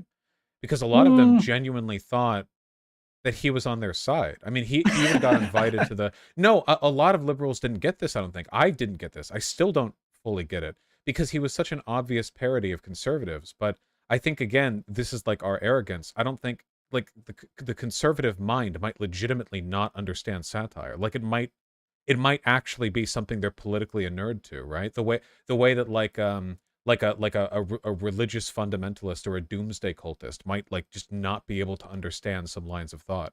I don't oh know. yeah, Very strange. cognitive dissonance. But like to beyond cognitive dissonance, right? It's like an actual disability at that point. And I say that unironically. It's like an actual like a Yeah. cognitive failing. A lot of them seem to believe that Stephen Colbert was like doing a bit in the sense that he was going over the top, but he Mm. was still their guy. Like he was still on their side. He was playing it up the same way that like a hyperbolic parody of a left-leaning character in a YouTube video essay might be sympathetic, but still kind of like a bit of well-intentioned self-mockery. I think that's what they thought of him. And they come around and say, I really like this guy. Yes. He says everything I'm thinking. Yeah. God Yeah. almighty. Researchers at the Ohio State University examined the reactions of people of differing political persuasions to the Colbert Report. They discover many conservatives don't think he's actually joking. This is why I talk about like like actual mental illness, because I genuinely believe you have to have some kind of cognitive deficiency to not Yeah. recognize that Colbert Report is making fun of conservatives, but they have that deficiency. So Well, and this is why I think the people in charge know what they're doing. And for them, I hate them. But for the people like our redneck, uncles and stuff, they are more like victims. And I feel bad for them sometimes. yeah, they're kind of groomed into being what they are, right? It's not like Uh, conservatives are innately bad, right? They're born into systems and exposed to information that make them baby brained. And they get fucked over too. It's not like fascism is good for like straight white people or whatever. It sucks for literally everyone, just more so for yeah. some people than others. Yeah. They somehow think that fascism is going to bring them more freedom. That's So interesting to me. And this, I want to ask you straight up about libertarianism because you say, "Oh, hey, I'm a libertarian socialist," and this is a real thing, and it's a kind of a misnomer because what they have co-opted libertarianism to mean this thing where they want to get rid of the government and but keep corporations and not have like a regulatory. And also, they want to like, wouldn't you want to get rid of the police if you're a truly libertarian? Well, I don't think right libertarianism doesn't really exist outside of like an edge case, like side pathway to fascism, I think. Because the real like right libertarians, people like, I don't know, Mises or Rothbard or whatever, the ones who talked about like selling your children on the open market in accordance with the invisible hand, that might be pure libertarianism in the extent that it is a like a pure representation of their idiotic ideology. But the way right libertarians manifest these days are basically just fascists. The only libertarianism they express is a distrust of they don't like taxes, government regulation, and they tend to be isolationist. Apart from that, though, in almost every other fashion, they're fully in line with fascists, and you can see that from like the national and state libertarian parties all around the countries. They tend to be like basically like far right or neo Nazis. Is fascism always inherently intertwined with industrialists? Yeah, I think so. It has to, right? Because the fascist appeal to like tradition over modernity is kind of rooted in a post-industrialist economic system. You couldn't really make a fascist appeal to an agrarian or a feudalist system because if you did, you wouldn't really be able to make the fundamental appeal to returning to some like prototypal pre-modern, superior version of modern systems. I don't know if that language would really tie. I mean, you could still get the authoritarianism and stuff, but I feel like you kind of need um that justifying mechanism, especially since fascists are almost always kind of reliant on conspiracy to promote their point, and those conspiracies almost always have something to do with the Industrial Revolution or its consequences. Mm. Well, there's something about the modern age, and this will push me right into my opinion. Have you ever checked out? And I'm not, people out there, I'm not condoning this man's actions, but the Ted Kaczynski and the Unabomber Manifesto. Did you ever read that objectively, or? Yeah, I read it a while ago. I mean, it's pretty rambling. I remember Of some course. snippets better than others. I mean, he was clinically insane, but the point about technology and everything, unfortunately, it hit home with me, and I thought, yeah, there is some stark truth in the idea that we have used technology to solve the problem that technology has caused, and we find ourselves in this never-ending cycle of creating more things to have to regulate and mitigate. Yeah, I mean, I guess the issue is that it's kind of naive ideologically because there is no putting the lid on progress. It's not possible. Mhm. This is like from a materialist perspective, to look at this as like a Marxist, the material forces that drive technological and social innovation aren't just like things you can turn on and off. You can't choose not to do them. There's not a society on Earth right now that is not currently like paying for scientists to figure out better ways of constructing weapons or better ways of organizing its sewage distribution or better ways Mhm. of powering its infrastructure. Every society does this and will continue to do this because these are the systems that we improve our surroundings. Marx would call that our species being, right? The constructive energy, the desire to build our own environment, which differentiates us from all other animals. I don't think you can ever turn that process off. The best thing you can do is create economic and social systems that incentivize a good use of that developmental instinct. And Mhm. that's what our work should be put towards. It's kind of like the level of technological development we're on and the extent to which technology rules our lives are two separate questions.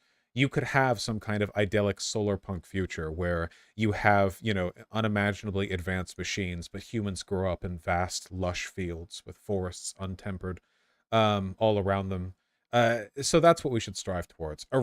Like a fundamental rejection of modernity and of technology are reactionary forces, I think. They tend to drive people Interesting. towards, well, I'll say this much. I don't think it's a coincidence that people who reject modernity and people who dislike trans people tend to be part of the same camp. Not always, but I do think there's an association there. It's an Sure. emotional rejection of the things they associate with modern life, more so than like a deep critique of those interior forces. Hmm.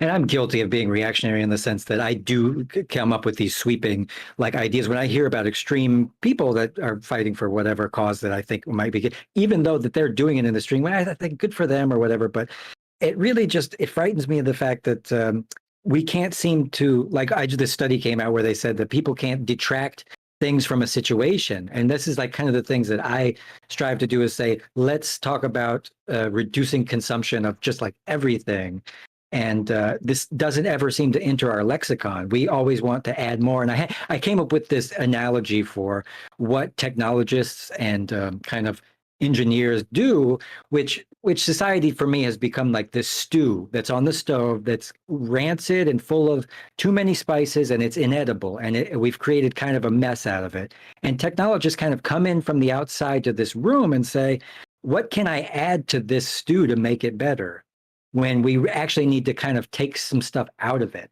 And this, I heard a podcast where they said we are as humans normally just unable to say, to look at a problem and say, okay, let's take this out. We always want to add something to it. And I'm a tree hugger in the sense where I think um, being weary of technology is something that we should examine more. And I've also talked to people that are studying the current state of soil health and how we've been just denigrating and ruining our soil through chemical fertilizers and driving tractors over it kills all the microbiology and disrupts like the moles that live underground that are very useful and stuff. So No, again, the industrial revolution, like ruining everything. yeah, well, it's it's how these forces are applied, I guess. It's just not very politically feasible to encourage people to use less of something. I don't think it ever really has been. Austerity is just not in our nature. Humans are naturally productive and naturally consumptive. That goes all the way back. I think fundamentally to like biological impulses. You know, it's just in the same way that like even if a pet animal has had enough to eat, they'll still be upset if you take away the remaining food. I think it goes back to like a root part of our personality. I mean, maybe something could be done about that. I think maybe like the promotion of better alternatives. Usually austerity has to be enforced by the government or by, you know, like economic limitations like poverty or the expense of goods or inflation. Mhm. Because people won't do it on their own. But there's probably a way to get people to act like that of their own volition anyway, right? There's also ways to address this in a in a technological fashion, right? If you have you know, highly renewable materials or more modular equipment or tools, you could probably promote less consumption. Right now we have like a disposable model of consumption, so Yeah. we're kind of going the opposite of that direction, but hopefully. And what's your thoughts on planned obsolescence? I hear people on the internet say it doesn't exist. Oh, well, they're stupid. Of course it exists, obviously. And it's monstrous, like ethically. Thank you, Bosch. Yeah, well, obviously it does. We know that it does. It has to. Literally, Apple's been like sued for like you know, the product slowing down after updates. We know there's a kind of an adjacent issue, which is the right to repair. Most famously, John Deere tractors and other farming equipment. Right. They've made the argument you're not legally allowed to repair their equipment because if you could do that, you wouldn't need to buy a new item. And the idea that they're trying to promote essentially is that there's no such thing as owning anything that you've bought. You can only ever rent it from a company, which is insane. It's completely psychotic. Yeah, it's probably one of the only reasons that they have agreed to jump on the electric car bandwagon is they saw that, you know, BMW just came out with this thing where they said, if you want heated seats, you're going to have to buy it on a subscription basis. Yeah, For their literally. Yeah, the BMW heated seat subscription. I mean, we're moving more towards like a subscription model in a lot of ways because it's an easier way to suck money out of people without them realizing how much they've actually lost. Yeah, look at this. Unlimited access for $415 or $18 a month to activate a system that's already in the vehicle that you have purchased that requires no outside maintenance to upkeep. There you go. Microtransactions for buying cars. Jesus Christ. Games really were the medium of the future because they preempted this. Yeah. Yeah, no, Welcome, sorry. welcome to the future. Showing chat. Yeah, no, it's pretty insane. There will be a pushback against this. We're gonna get more Kaczynski shit in the future. I think humans, are like innately repulsed by this. People already hate microtransactions in gaming. They get like massive negative responses. There was a time when technological innovations were pushed confidently and inspired hope. You know, we used to do the World's Fair, right? Like the World's Fair, where like back 100 years ago, you would go over to New York or Ellis Island or whatever, and they would have like, here's all the appliances that you can, that in the future you will be able to consume. Here's all this, here's all that. And it used to inspire a lot of hope and futurist like utopianism in people's imaginations. Now nobody does utopian futures. They're all like dystopian. Um, we don't do that anymore. Not because technology isn't really cool. It is. Technology does lots of cool shit. But our upfront direct, like, as a consumer, our interaction with technology is usually through these, like, really sleek, exploitative corporate marketing ploys, you know? The actual engineers are still doing really incredible stuff on the behind the scenes. It's just the way it's presented to us is ever more exploitative. And there's like the Neuralink thing where they say, well, it's going to cure disease. But if you look at the real capabilities of something like that, there's no other way to describe it other than frightening. Yeah, well, I mean, anyone who puts that shit in their head is insane. I don't know how that'll never make it to market. There's no way that'll ever make it to market. He's just throwing a couple $1 million at these tech guys to execute monkeys, so that he can look, like he's the next, I don't know, fucking Keanu Reeves or whatever. Yeah. Once again, I'm glad that you are the voice of reason, because you keep me sane. You have saved me from being upset about Thomas Sowell and various other freaking freaks and shills and trolls and stuff like that. So, but speaking about animals, what's your stance on animal rights? Oh, I'm very much pro animal rights. If I could snap my fingers and eliminate animal agriculture, I would. Cool. I think that the answer is a lot more complicated than a lot of people seem to think. For example, I'm pretty sure that leather is more animal friendly than faux leather, because faux leather is constructed with plastic derivatives, which are, a product of oil, the petroleum byproducts. So I think like people have like the faux leather thing is cheaper and it's been presented as the eco-friendly option. I don't think it is. And then you leave in the fact that real leather lasts way longer than faux leather. Like there are real leather jackets that have been around for like 80 years that are just totally fine, because leather, if well kept, is practically indestructible. It's very, very strong.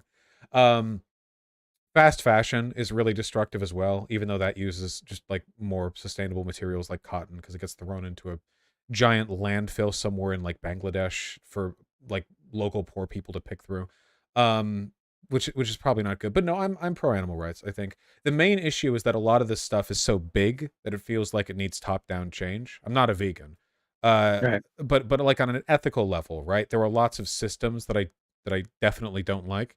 And this is one, like I would argue like it's morally imperative that we take steps towards just ending it like flat out, you know?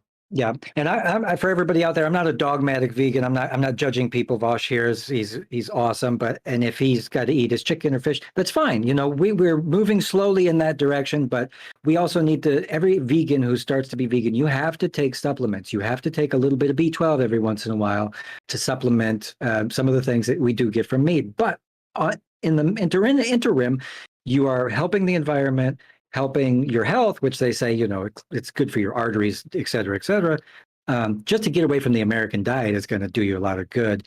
And then at the animal suffering, if you got a cat, dog, everything, animals are wonderful, and they have a wisdom, I think, that goes unnoticed because of the modern world we live in. We get so caught up in who we are that we can look at animals and say they have everything they need. They experience happiness, joy, pain, pleasure, life, and death in a way that's, I don't know, it's commendable. I like it. No, I'm a fan. It's just I don't think you can make a strong ethical argument for disregarding animal rights. Things get really complicated when you talk about the state of nature, because obviously animals still suffer tremendously just in their natural environment, zipping around out there. Yeah, but there's if we not a clean, if we can Yeah. Yeah, if we consider ourselves an advanced, intelligent, modern creature, then we can extend that help to them, like the same way we shelter ourselves from pain and the weather and stuff. That we can do the same and again, it just starts with empathy, and you have to just be able to empathize. When did you first realize that you liked cats or whatever? Oh, well, I mean, it's hard not to like cats, but up until I didn't live with them up until I got Artemy. And that's when I decided that I like cats more than dogs. But, outside of that, it's pretty difficult not to. They're pretty cute just from afar. Hmm. By growing up, did you have a family pet or anything like that? Just 2 guinea pigs. Oh, yeah, those are like little tiny cute toupees that run around the ground. Yeah, yeah. I mean, they're not like house pets, so it's not really the same experience as having something that zips around like a cat or a dog or whatever. But they are cute and they are fluffy, so that tracks. Yeah, yeah, yeah, yeah, yeah. And I've eaten my share of meat in my life and stuff, and I do understand the appeal. But I, recently moved away from it, and I got to say it was easier than I thought. And so everybody that's considering it, give it a whirl. I don't know. Anyway, I also wanted to ask you about the Dark Enlightenment. Are you aware of this? Yeah, I'm familiar. Okay, because I haven't heard you talk about it, but it's something when I heard about it, I got quite frightened. Well, the Dark Enlightenment, I think, is just a way of intellectualizing some of the social and cultural tendencies of fascism, right? Like the dark Enlightenment is just if I remember, this is like we're talking about like the IDW stuff, right? Like the Dark Enlightenment posed by this like auteur group of elite intellectuals who the media doesn't want you to know about, and they're all either like Joe Rogan types. He's literally called part of the IDW, which is hilarious, or they're like people like Jordan Peterson, fascists with suits. Yeah. Yeah. It's the Dark Enlightenment is basically just like, I mean, what is it? Reject modernity. Men don't get married. I don't know. It's pretty contradictory.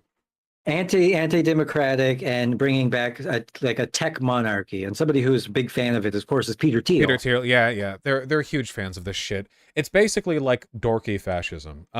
It's from people who aren't, in my opinion, too like egocentric and not even smart enough to realize they're just pushing bog standard fascism. So a lot of them seem to think like, no, I'm not a fascist, okay? I just think democracy has failed the people, and the only way to move forward is to have a single, highly intelligent, technocratic leader. Me. And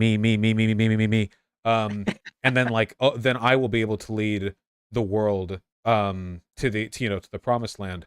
It's basically, it's like the megalomaniacs brand of fascism, which is why it'll never take off, because most people aren't megalomaniacal. I legitimately think the only people who that like messaging resonates with are Silicon Valley tech bros and like would-be cultists. The vast majority of people who are sympathetic to fascism are going to go down the traditional route, reject modernity, moral panic, degeneracy, blah, blah, blah, blah, blah.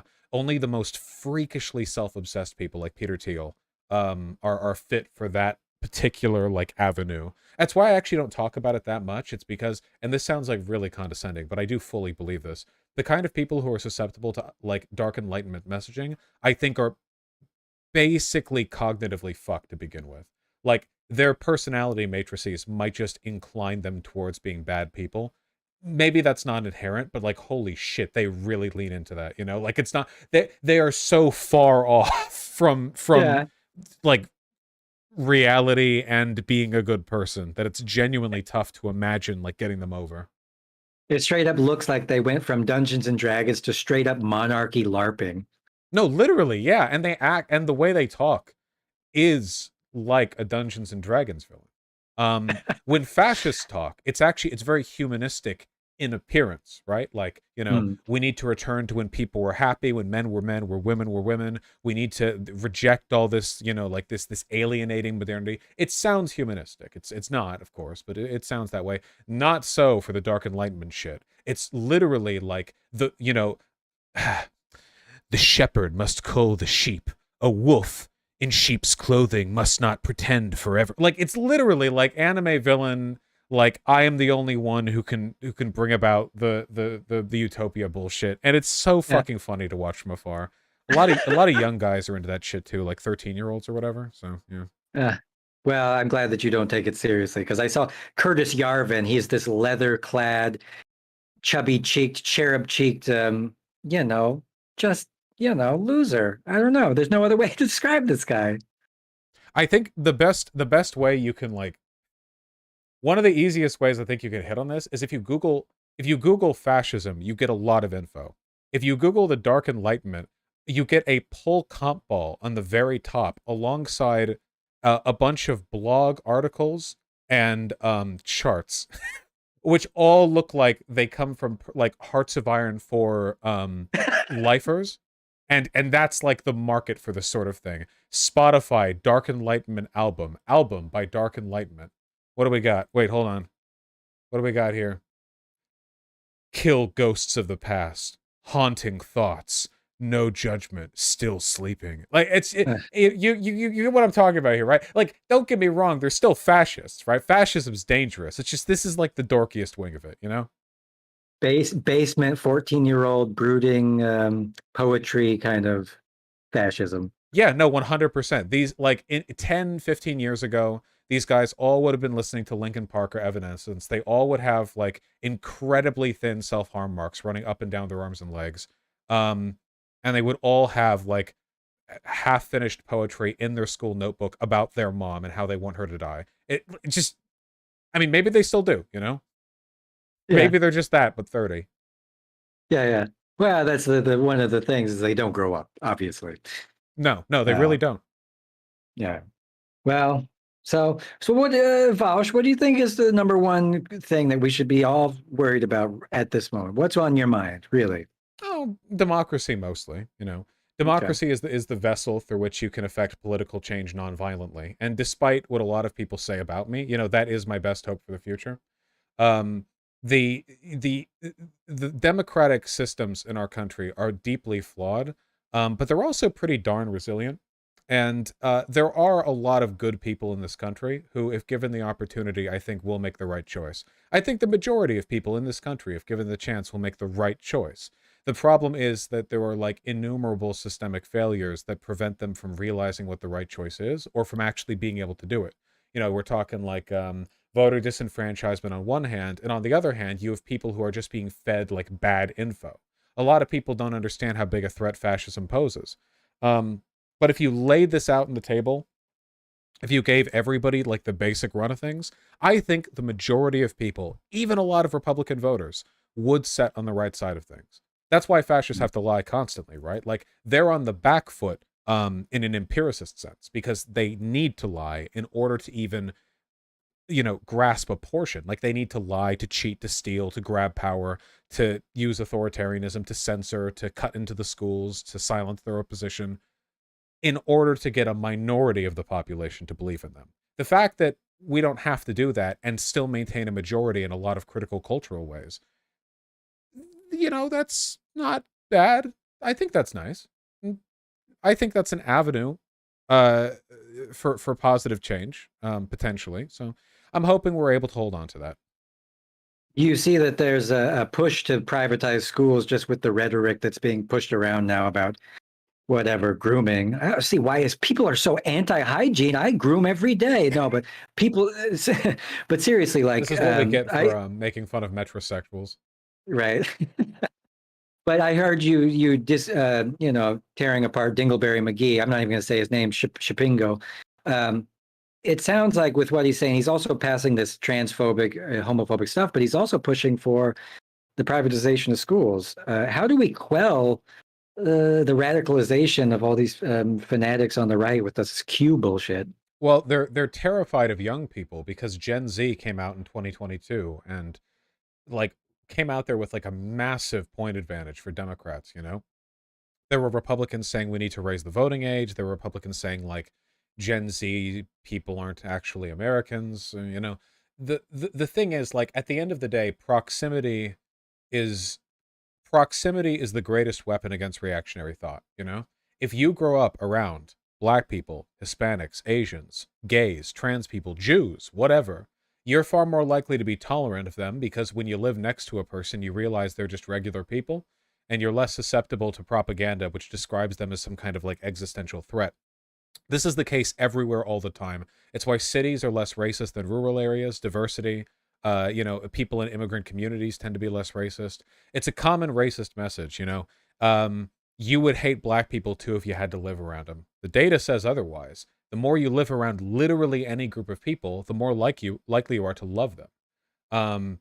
And with that in mind, I think what they're afraid of is the fact that the modern, like Gen Z, the modern, like young people, are the only generation in American history to have ever grown up next to out gay and trans people. And that really threatens the panic they're trying to sow right now. Because all the shit they say about trans and gay people being threats to children resonates real great with 70-year-old boomers in the suburbs and really poorly with 20-year-olds who grew up and went to school with gay and trans children who they got along with. It's very difficult to explain to those people, oh yeah, actually they're all existential threats, So I think the goal right now, that's why they're pushing for homeschooling, why they're pushing for private schooling, and why they're doing everything they can to ban any expression of or any like teaching of like queer stuff in schools. It's why they oppose any kind of medical intervention for young trans people, because trans people are more likely to stay in the closet until they can get some kind of medical intervention, and they don't want out trans people in high school, because all these things contribute to adjacency, and adjacency for young people means less likely to feed into the modern right-wing bias, the moral panic they're doing. So that's the threat. That's what they're doing. But man, does it not reek of desperation to you that they have to do all this just to prevent just everything, just to keep like people from interacting with each other, Sure. Somebody had a quick take the other day. They said, Occupy Wall Street happened, and they knew that they had to cook up some kind of new division between all of us, and whether it's race, sexuality, gender, animal rights, whatever it is, they will try to stick a fork in between a crowd and divide us in order so the conversation stays around stuff like this. But the things that and people that are gay should support black people, and the black people should support feminism, and feminists should support animal rights, because the system of oppression is kind of the same formula, same recipe on top. It just changes character. And I think people get caught up in their particular group rather than looking at who's doing the oppressing. Yeah, no, people are myopic, and we're also very susceptible to bias. It takes a lot of education and introspection to overcome or even acknowledge like some pretty basic, like obvious cognitive biases that we form. There's not really an easy way through that. I just find it a little bit heartening that conservatives have to expend so much effort to overcome like basic human processes, Like think of all the effort that's gone into segregating people of different races, redlining, and people can live here. Well, why? Because they don't want people of different races interacting day to day. They do that in cities, and look what happens there. Democrats. You go over to you want to talk about like class interaction. We watched a video on this from Not Just Bikes recently. It used to be back in the old days that everyone had to get into the city by the same roads, and wealthy people had to walk on streets next to poor people from the tenements right next to the factory. People intermingled. Poor people got to hate the rich people that walked by, and rich people got to feel uncomfortable with the poor people nearby. Now everyone drives to work, and people in wealthy and poor areas live literally miles apart, separated by commercial zoning. People of different income levels don't live in the same neighborhoods. This is, again, deliberate planning. It's a part of, standardized urban, planning models that have been designed to segregate because it prevents people of different interests from interacting. I saw this great debate. On Tuesday, I'm going to interview Bill Ayers. I don't know if you know who Bill Ayers is. It sounds familiar, but I don't recall. He's one of the founding members of the Weathermen Underground. Okay, there it is. The radical group that bombed the Pentagon. And no, I know the Weather Underground. It's been a while since I've heard that name. Not since like college. For all the listeners out there who were maybe wondering, so I'm going to interview. But I saw this debate with him and this D-bag, Dinesh D'Souza, the guy that made the Mule movie that just came out. The 50 Total, documentaries, yeah. yeah. This guy's a complete loser. But after the thing, there was a Q&A, and you had these really staunchly conservative right-wing people come up, and they said, "Well, I want everything to be privatized." And he says, "Well, did you drive here today?" And she says, "Yes, in a car that I bought with my money, and I don't want to have to pay taxes." And he goes, "Did you take a road to get here?" And she said, "Yeah, well, that's socialism. That's you using the state to, get here." And if they really think that they can exist as an island by themselves and disavow community altogether, and I just think that's just so hilarious. Yeah. Well, it's an artifact of, like, I guess to a large extent, suburban or rural living, right? Suburbs alienate people in a variety of ways. And in rural areas, there actually is legitimately less service out there, though still far more than they give credit to. Another thing that conservatives don't want people to interact with is functioning civic society. Because the idea of, like, I'm an independent citizen who shouldn't have to pay taxes, I don't rely on the government in any way, this is an American thing. I swear to God, this is not a European thing. Because No. the European far right, there are some, of course, there are always some. The European far right sure does exist. I'm not saying it doesn't. But the idea of, like, I exist as an autonomous individual and in no way do I rely on the government is a kind of delusion that is pretty specifically American. Like the far right in Germany doesn't really go for that. There's a reason why modern right libertarianism is considered an American fad, as are sovereign citizens. It's like it's an us thing because they're not delusional enough to make that claim. Yeah. But I we are, I guess. I can confirm that because I live in Germany and I see the people that vote for the AfD, the alternative for Deutschland. They are mostly, slovenly guerrilla types with their knuckles dragging the ground, not too rich at all. And the rich people actually are happy to pay their fair share because that's how their system worked for so long, and they don't really have an issue with it. So the rich people aren't so rich, poor people aren't so poor, and for whatever reason, the system works a little bit better. And I think it has a lot to do with the fact that people are so close together, like the population density is so tight that if there was ever something as unfair as what's in America, that people would find out from their friends and neighbors rather than in America where people that live in Nebraska get their information pipelined into them through cable news. There's not this capability for people to find out that they're completely being screwed or being unfair to their friends and neighbors and stuff like that here. Yeah, anyway. well, again, they try to keep like basic natural information from, making its way to people who need to hear it. You can take a look at the difference, like in terms of far right rhetoric here too. The far right here in America, very libertarian leaning, in terms of their messaging. The big hand of government is reaching over to fuck you. Dr. Fauci, all the messaging. Look at what Elon Musk is screeching about on Twitter right now, right? I saw that. Leans heavily into this. Adolf Hitler didn't really do that. I mean, there was still the conspiracism about the Jews controlling the government and business, don't get me wrong, but he didn't really promote German fascism as like an individualist exercise. He did the opposite, in fact. It was about like collectively giving yourself to the state. Fascism is ultimately a highly collectivist ideology, but he was open about it, pretty much. Like if you like listen to some of his speeches or read Mein Kampf or whatever, he would talk about like, oh yeah, we have to give our lives and our blood to the state, which is an engine of Aryan perfection. It needs to be the Aryan state. Like very obviously individualism was not on the docket here. But if you take a look at far right rhetoric here in America, it's like we need to all be free from government intervention so that as individuals, we can come together and be the perfect Americans, which means the excision of degeneracy from our society.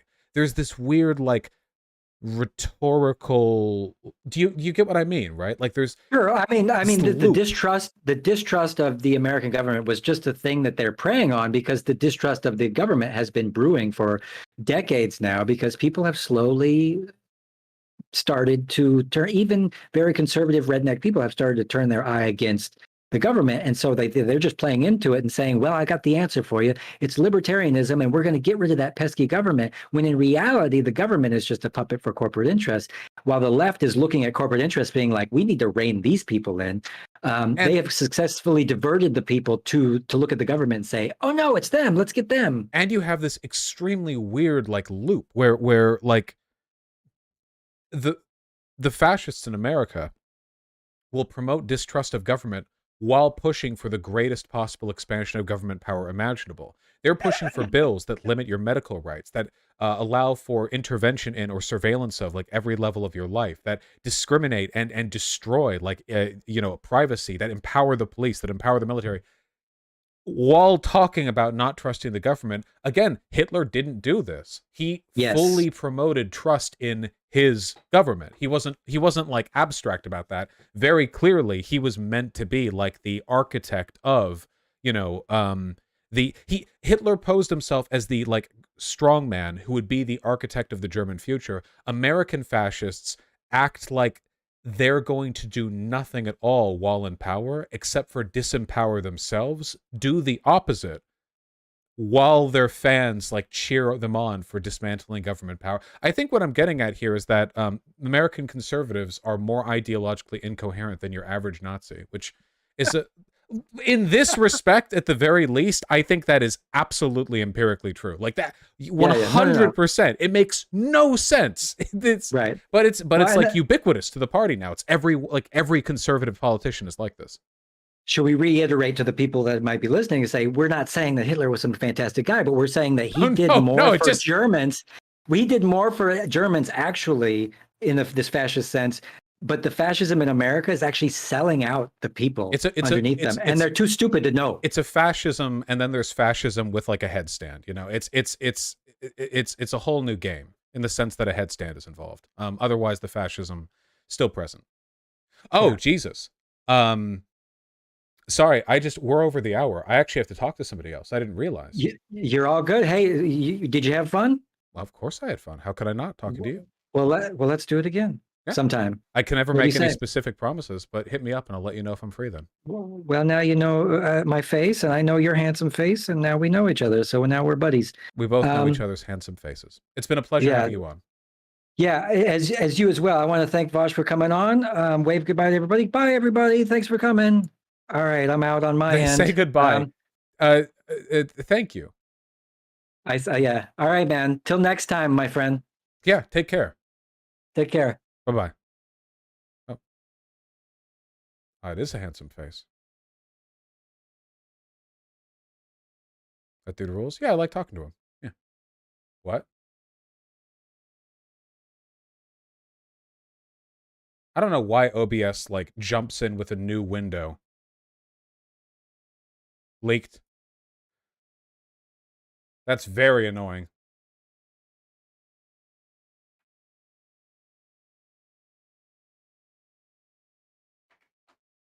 What's planned obsolescence? Planned obsolescence is the idea that you construct something that is meant to be obsolete within an artificially limited length of time, either because like the software conks out or because it physically degrades. The idea is that it forces dependency, like you have to buy more. Christian Walker is going after Elijah Schaffer and Lamau. Lamau?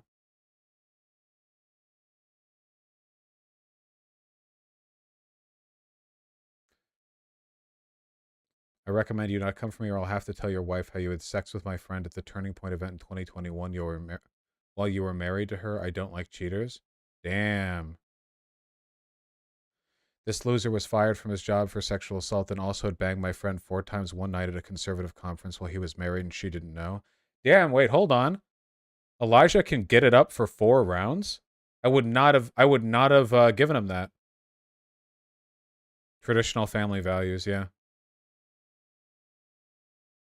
That's the thing, male or female friend? I'm going to assume female friend because he probably would have made it clear if it was a male friend.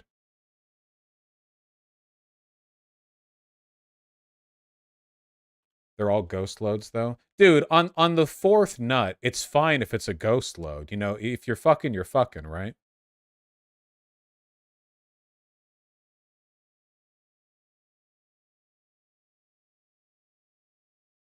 Oh, we got another person to talk to. I need 5 minutes though. I think they're currently listening to the stream. So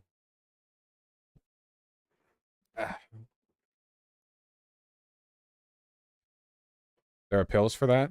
I mean, there are pills for that, but I think it's okay to do a ghost nut after 4 rounds. I think that's fine. Is that, wait, hold on. The standards for like masculine performativity have accelerated since last I checked up on this. That's okay, right? We're not on the level where it's like, oh yeah, you hear your friend fuck that hot chick 4 times in one night, and you're like, yeah. And that they're like, yeah, but like on the 4th load, it was barely a dribble, and you're like, fucking, what a little baby, you know. I don't know. Yeah, I don't. Is that where we're at now? I've never suffered a ghost load. Or this supposed to be? It just means you don't come very much.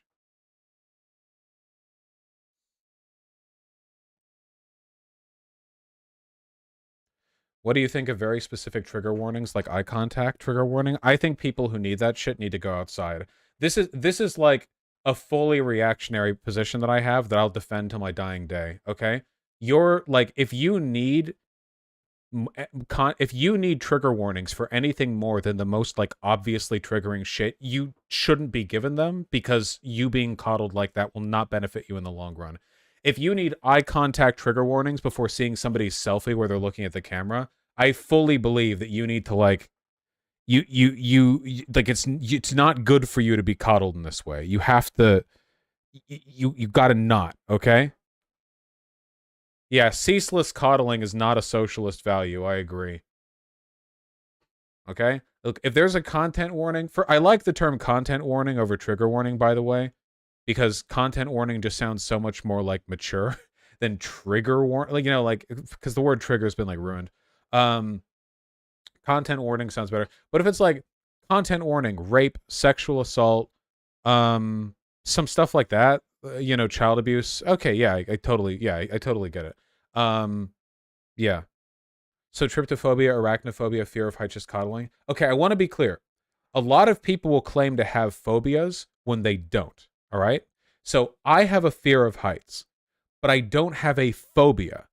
A fear of heights is a normal thing to feel because heights are dangerous. Spiders, the same. Like, there are a lot of regular fears that people can have that are just a fear it's fine. Like, that's normal. A phobia is a like a medical descriptor for a specific, you know, like, it needs to be a little bit more, you know, like, for instance, I fear the deep sea. If you've seen me play Subnautica, you know this, but I don't like to say that I have a thalassophobia, because I don't think I do. If I had thalassophobia, I don't think I could play Subnautica, you know? I can play Subnautica. I get a little spooked, but I think that's just because it's kind of spooky. That's fine. Like, you wouldn't say that you have, like, a fear of knives because you watch a horror movie with a knife in it, and there's, like, a spooky part with a knife. Like, it's a knife, you know? It's a horror movie. It's like, I have a fear of clowns. Do you? Or did you just watch a horror movie with a clown, and it scared you? Because that's not the same as having a fear of clowns. That's just a movie where the clown is the scary thing, you know?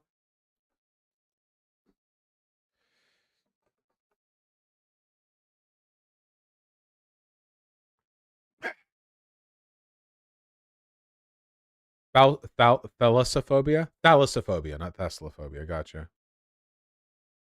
Anyway, the point is, I do feel like sometimes people get very coddled by content warnings in a way that might be detrimental in the long term. What's the difference between a medical phobia? Okay, so for me, I would like, in terms of whether or not it's a phobia, I would run by the same definition that people use for mental illness, which is that a mental illness needs to negatively impact your life, right? Like, for instance, you can't say a person is bipolar just because they occasionally have ups and downs, because everyone does. The idea for bipolar disorder to be diagnosed, it has to meet a criteria, one of which is it has to negatively impact your life. Like, it has to be an impediment. It has to hurt you in some way. Same with like everything else, you know, same with any other condition. So likewise, a fear of spiders can't just be you're wary of spiders, because let's be real, everyone is, like, they're spiders. It needs to be, like, negatively impact your life. So for me, the difference would be, like, do you have a fear of spiders? Like, if you see a spider on a web in a bush outside, do you go, ah, and, like, step around it? That to me is normal, because it's a spider, you know? But if you know that there's a spider on a web on a bush outside in your front yard, and for that reason you won't go out the front but will go out the back, that to me sounds like a phobia, where it goes beyond just an aversion to them and turns into an irrational fear, to the point where it's you, like, you couldn't justify that behavior logically, like when talking about how you don't like the spider. To an extent, a lot of fears can be described as irrational, but there are degrees, you know.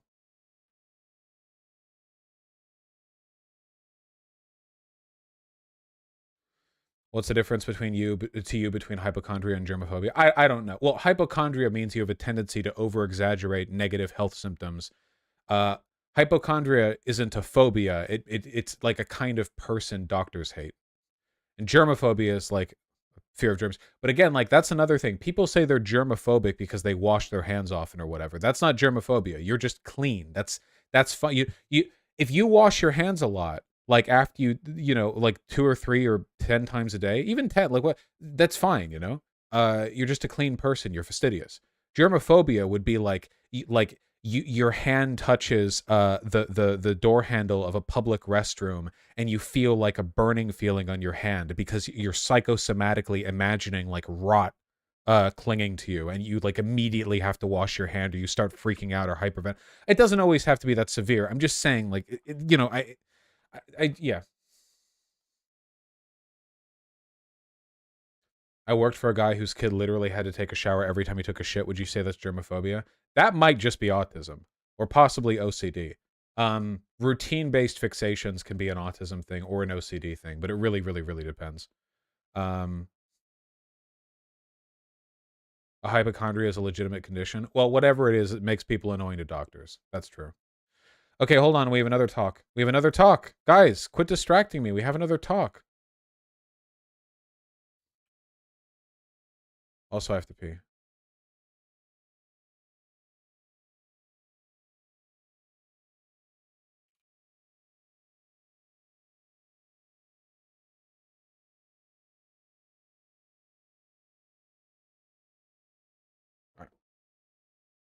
What about fear of a specific streamer? Is that germophobia? Nice one. That one's good. And what about a fear of 5'2" serial murderers? Germophobia. Hang on.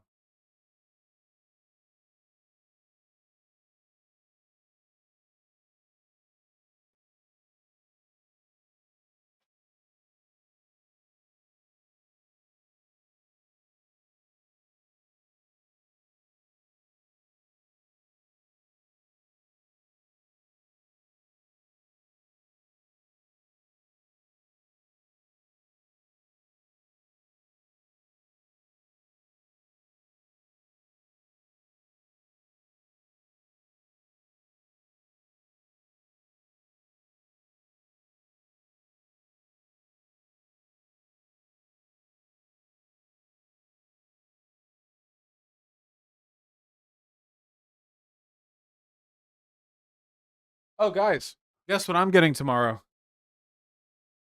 Tomorrow the rifle frame, the stock for my Mini 14 should be arriving.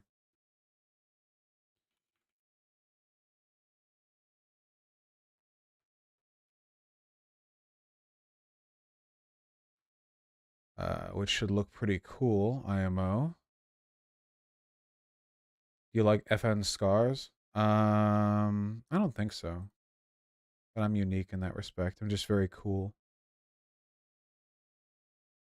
Oh, you have a bad taste? I have a bad taste? This is gonna look sick. What the fuck? The stock is gonna be black, though. This part at the end, that's black, not silver.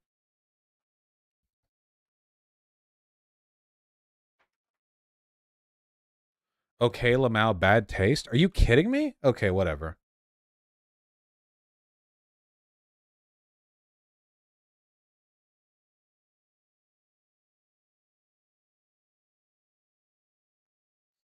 The dude is right. That's ugly as fuck. Oh my god. Why is the magazine so huge? That's just 30 bullets. Vosh, sometimes you sound too obsessed when it comes to gun stuff. What the fuck? It's okay. All right. Yeah. Fucking non-Americans.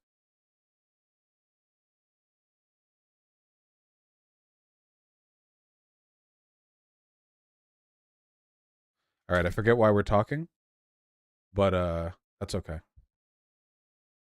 Oi, Howdy. howdy. Do I need to turn on my camera, I suppose? Only if you want to. All right. Oh, man, I'm more zoomed in than I thought I was. Let me zoom in a little bit. Uh-oh. Oh, hold on. All right, hello. Wait, where's the pop out? I'm never fast in the draw with this. 1 second. Well, it's my first time, so I can't say I'm ready either. On camera at all? Oh, yeah, it's been a few months. Yeah. Oh, well, welcome. Okay, there we go. Jeez, that took so long. Howdy.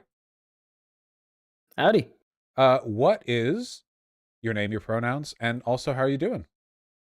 Well, I'm hiding in public. I just go by hiding generally. I do anime, video game analysis primarily. But I want to be pushing into the left space more. My pronouns are any, all. I kind of lean toward they, them right now, just because of how I'm aware I look and present and everything. Just what I feel comfortable with. And finally, I'm doing great. I'm so surprised that that there was such a quick turnaround on this. I guess I didn't expect it to sort of, metamorphosize. I don't know. I'm nervous.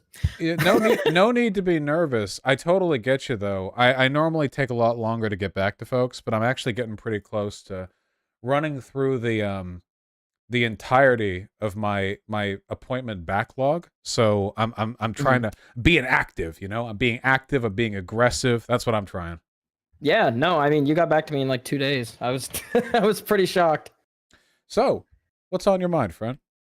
Well, I guess first of all, since I'm sure most of your chat doesn't know me, I want to clear this isn't like a big disagreement, a big debate or anything. I went on a date a couple months ago, and the guy I was on a date with, I said something, having not watched your content, you just came up, and I had that stupid misconception about the pedo thing, which is so embarrassing. No worries. And he corrected me on it, and of course, I had egg on my face. They're great. I'm still, on good terms with them and everything is wonderful, but it made me, reconsider. I'm someone who's very open to changing my opinions. So I beat Bloodborne, platinumed it, played it 4 times while binging your content for so now you're ready to talk to me. Yeah. No, I literally, I was going through the Chalice dungeons, the Thumerian Queen and everything, just debate after debate after debate, all the big ones. So I think I'm caught up fairly on your positions. I can't say that I pay attention to how new or old they are a lot of the time, but yeah, that's a problem with doing this kind of stuff. Sometimes you'll be held to account for positions you held literal years ago, and you might have 70 videos where you've updated your position since, but you can't expect every single person to have watched all 5 million of your segments. So inevitably that's just going to build up over time. Yeah, no, definitely. I will say I agree. Now that I've actually seen your content, I agree with most everything you've posited, pretty much every drama that has gone through or whatever. I mean, I find your position to be very reasonable.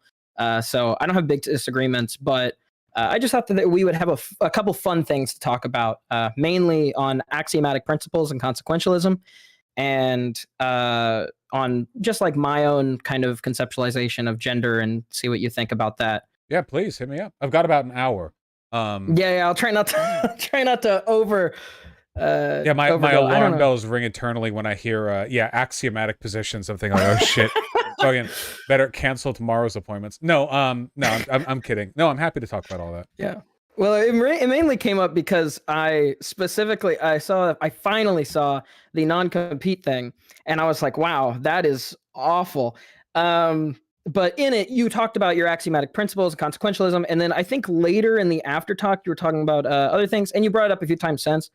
I come to utilitarian conclusions for the most part, but I don't consider myself a utilitarian.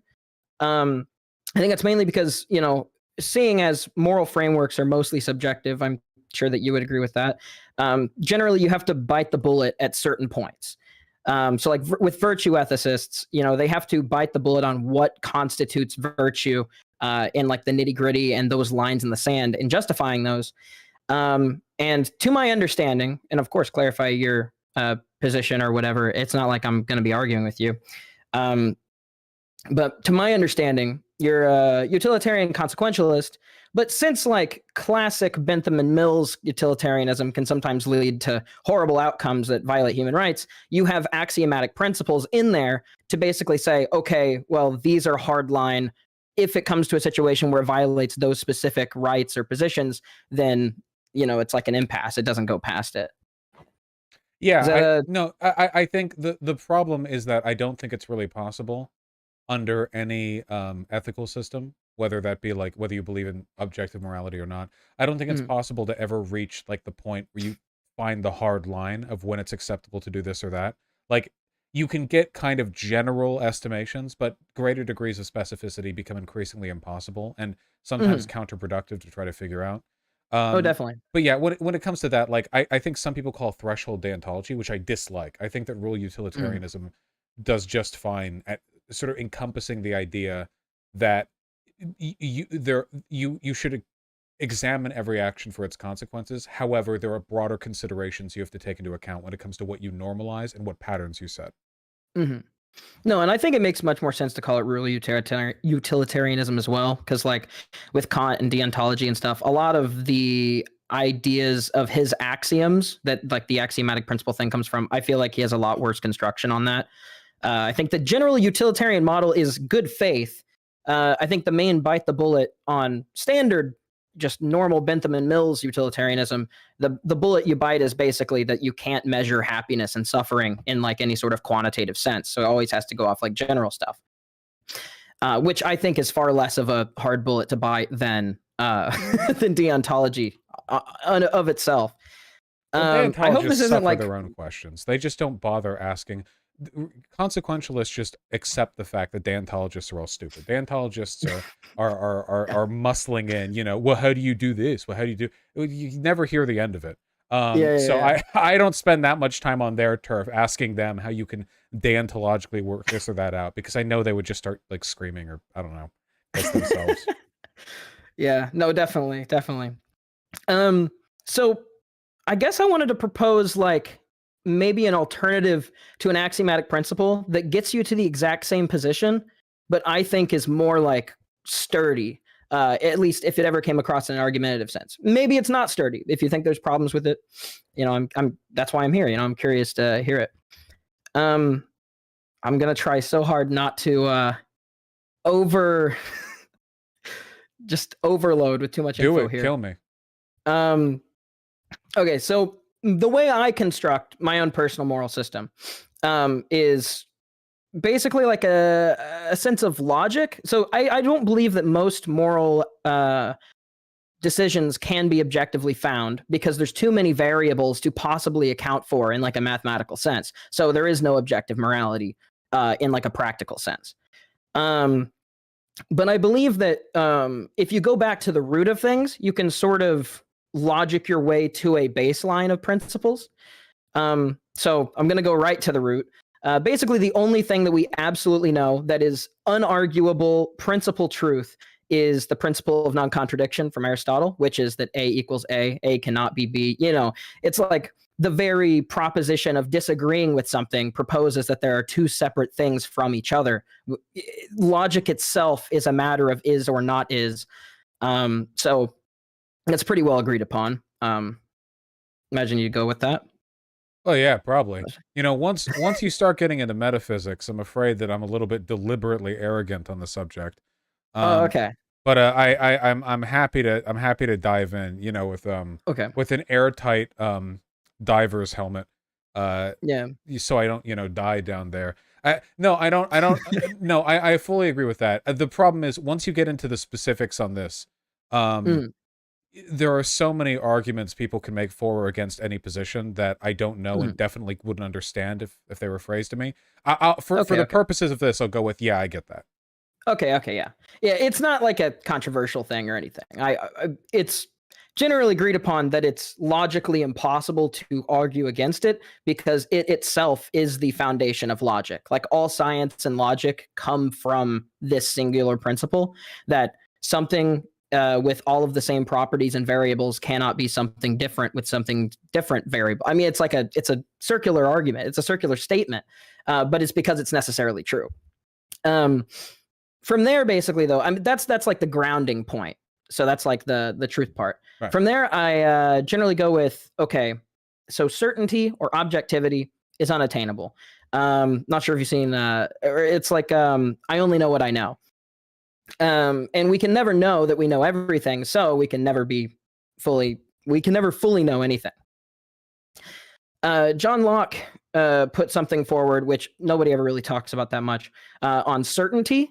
And that was basically that which does not provide possibility of error, given the evidence of that which does not provide possibility of error, given the evidence is certain.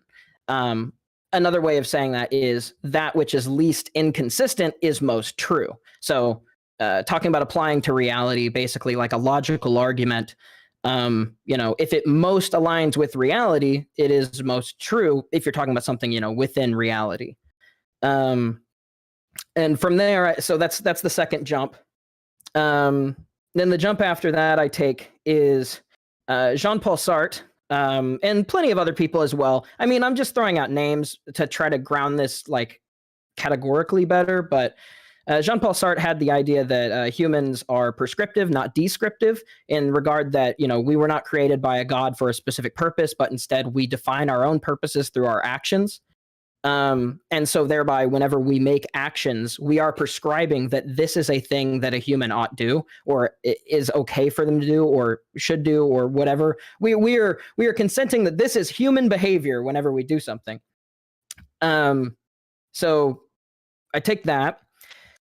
And then the last little bit of it is autonomy. So with all current medical knowledge and everything like that, human beings are equal. We're all rational beings, and there's no one who is objectively superior than another. So our autonomy equals out kind of around the same line. And I think, once again, that's backed by the fact that it's the most logically consistent thing that someone could argue for, is that all humans are equal. And so with that, it is a logically impossible argument to assert that your autonomy can violate another's autonomy without their consent. Let's say cold-blooded, just absolutely unmotivated murder, like black and white as can possibly be. I kill somebody for no reason at all except for to kill them.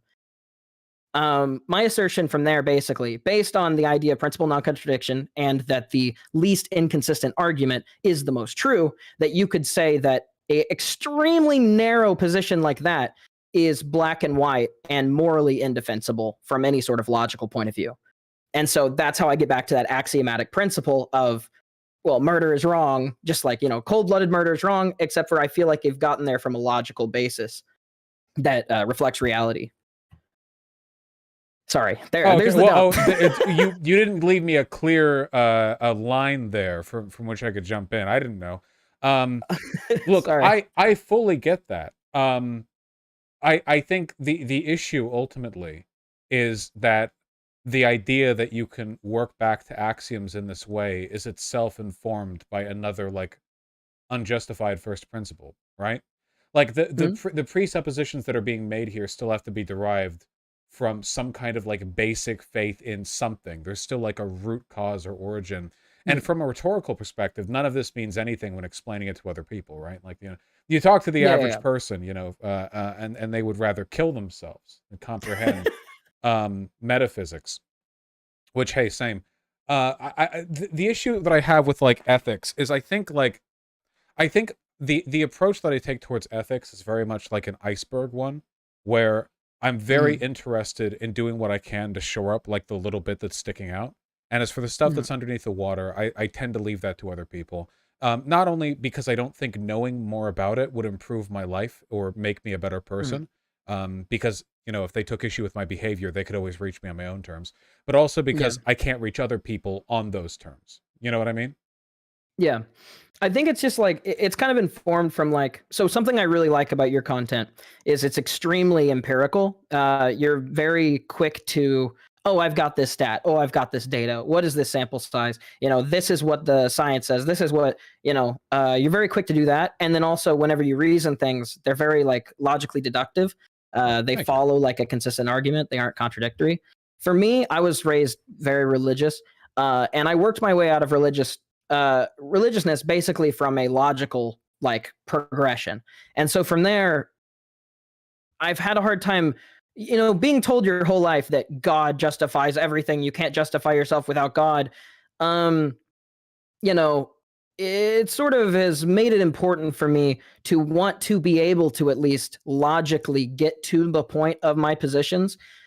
Just maybe even just for my own personal thing. It isn't necessarily for convincing an argument, but I do believe that the extra level of weeds, if someone's like, oh, so what does it make it? Oh, it's self-evident. Well, other people didn't find it self-evident. I feel like people who argue in bad faith, it's harder for them to have easy gotchas whenever you can stonewall.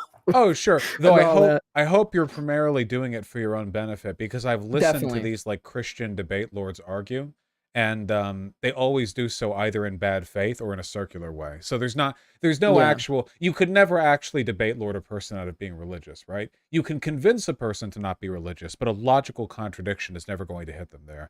Though I agree with you. Well, it hit me. Well, but yes, okay. I guess there are exceptions. I wonder though, in what way did you get moved over?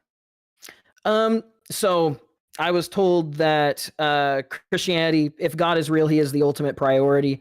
And that you need to follow and understand him, and also that the path is narrow. Not many people go to heaven, so there has to be a specific way to follow God. So I got obsessed with what the right way to follow God was, and kept finding these contradictions constantly showing up. So then I started, okay, well, maybe I should research out of my own point of view. So then I read the Catechism, and I read the Book of Mormon, and then I went and I read some of the Hadiths, and I just kept expanding more and more and more until I had to reach a point where I realized, like, there is no like logical connection here.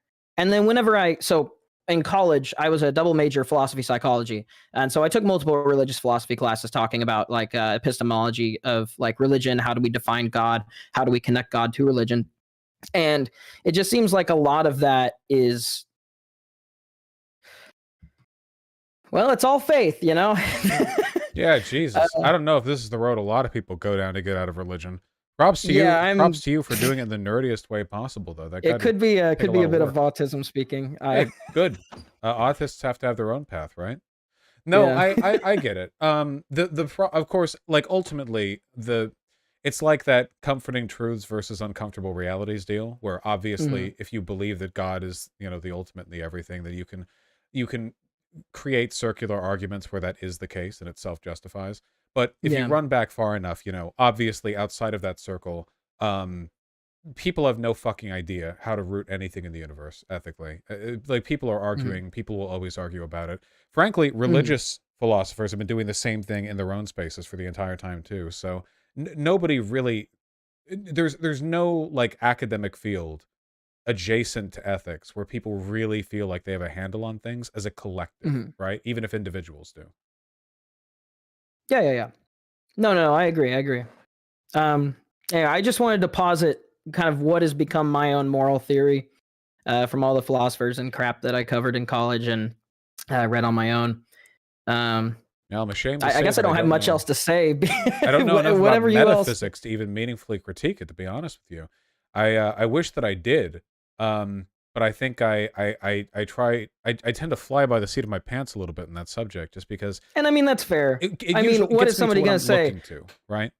How can you justify that you think murder is wrong, self-evident? Like most people aren't going to go there. Will. Yeah. No, it never comes to that, And if it does come to that, I usually feel like the debate is a write-off to begin with, because if people start running back to the axioms, there's almost no way I can reach them anyway.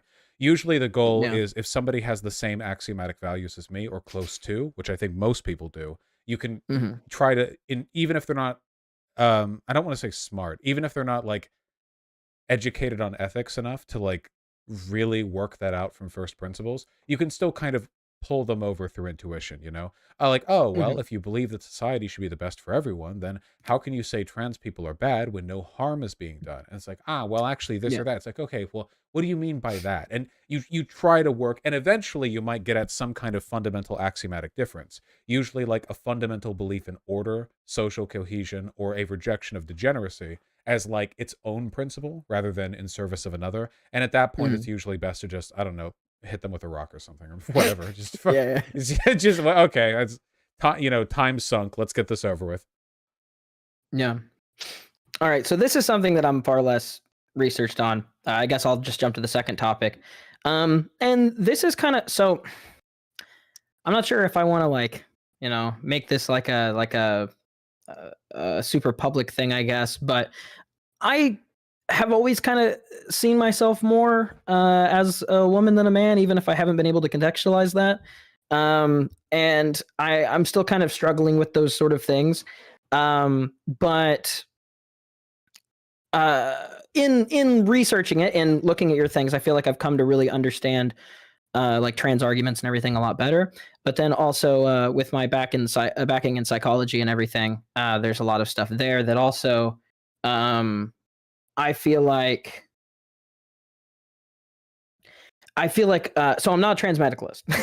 Sorry, I know how this That is would sounding. I need to remember the no, that optics. would be a very odd perspective. Yeah, yeah, You're in yeah. the right place though. You know, you said I don't know if I should make this public. Actually, my community is full of more trans women than any other place on the internet. So it's, I believe it. if ever there was a more fitting place. No, whatever you're about to say, no one will interpret it in bad faith. Go ahead. Yeah, yeah, yeah.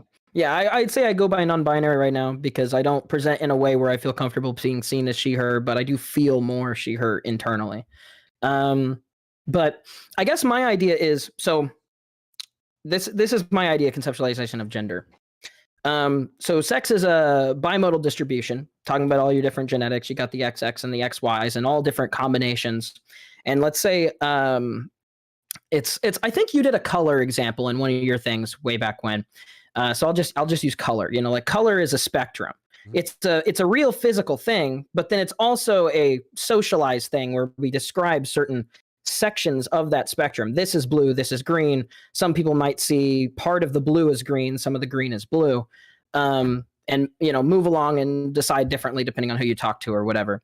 I think in the same sense, sort of the idea of man or woman is different from culture to culture, but generalizes around these sort of average traits that sort of connect to certain lengths of the bimodal distribution. My theory then is, okay, so man and woman are someone who self-perceives within that part of the distribution, and we can know that they perceive there because their perception is their neurology. We know basically that through brain science, I wrote down the exact parts. It's like the limbic lobe in the front middle of the brain determines emotion, personality. The cerebral cortex determines memory, reasoning, intelligence.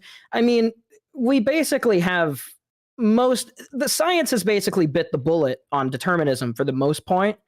Not that determinism, like, social factors don't matter. I'm not talking about that.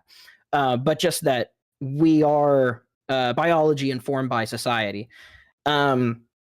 So however we feel about our self-perception is inherently what we are as that perception, because I guess it would be like, I can say my favorite strawberry, or I can say my favorite fruit is a strawberry. I can be like, oh, this is really good.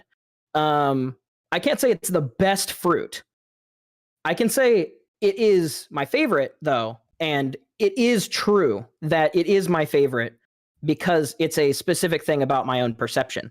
So my own perception is that I identify here. So it self-affirms itself through its neurology, because my perception, my neurology wouldn't make me think that unless I already had it. So it's a social construct, but then also there's reason to believe that it's biological, like in an abstract, not in a transmedical sense, but just in an abstract sense there. I guess I'll stop steamrolling. No, I like steamrollers. Okay, do you want me to roll through this? I can do my own steamroll. Are you ready? I hope so. Fantastic. Okay. So my thinking on this has evolved a lot in recent times in terms of like where gender fits exactly. So obviously we have sex, we have gender. The two are separate, but they're related, obviously. Most Mhm. people who identify as men are XY, blah blah blah, you know. But the extent to which this like association means anything to me is kind of tentative. There's a lot of cultural pollution going on. So, for example, you could make the reasonable argument, let's just say, for example, that most people are XY have dispositions towards, let's say, aggressive behavior. Now, is this true? Yeah, there's an association between testosterone and some types of aggression, but it's Mhm. complicated. But let's say, for the sake of example, that that's what we're leaning towards here. You can imagine that somebody who has those tendencies, those aggressive tendencies, might be more inclined towards being a guy than a woman if they were given the choice, entirely independent of any like biological prescriptivism, simply because the cultural characteristics associated with being a man are more in line with that type of behavior. So that might be a biological inclination there, where there's literally like a component of one's biology that leans in towards that. There's also like the post hoc prescriptive judgment, where like if somebody grows up and they're told that they're a guy, they're more likely to find that the characteristics they already have that fit within that are comfortable in that gender role and they don't like question it because it works fine for them. I feel like Mhm. that's more where I lean, where I don't really have a strong prescriptive, like moral investment in my gender identity, but I think I fit just fine where I am. So there is certainly no point in me like messing about there. You know, I'm fine with how I'm treated and how I treat myself and so on. Um, but the issue is that, like, when we say somebody is a man or somebody is a woman, what we need to remember is that all descriptive statements contain within them an implicit prescriptive.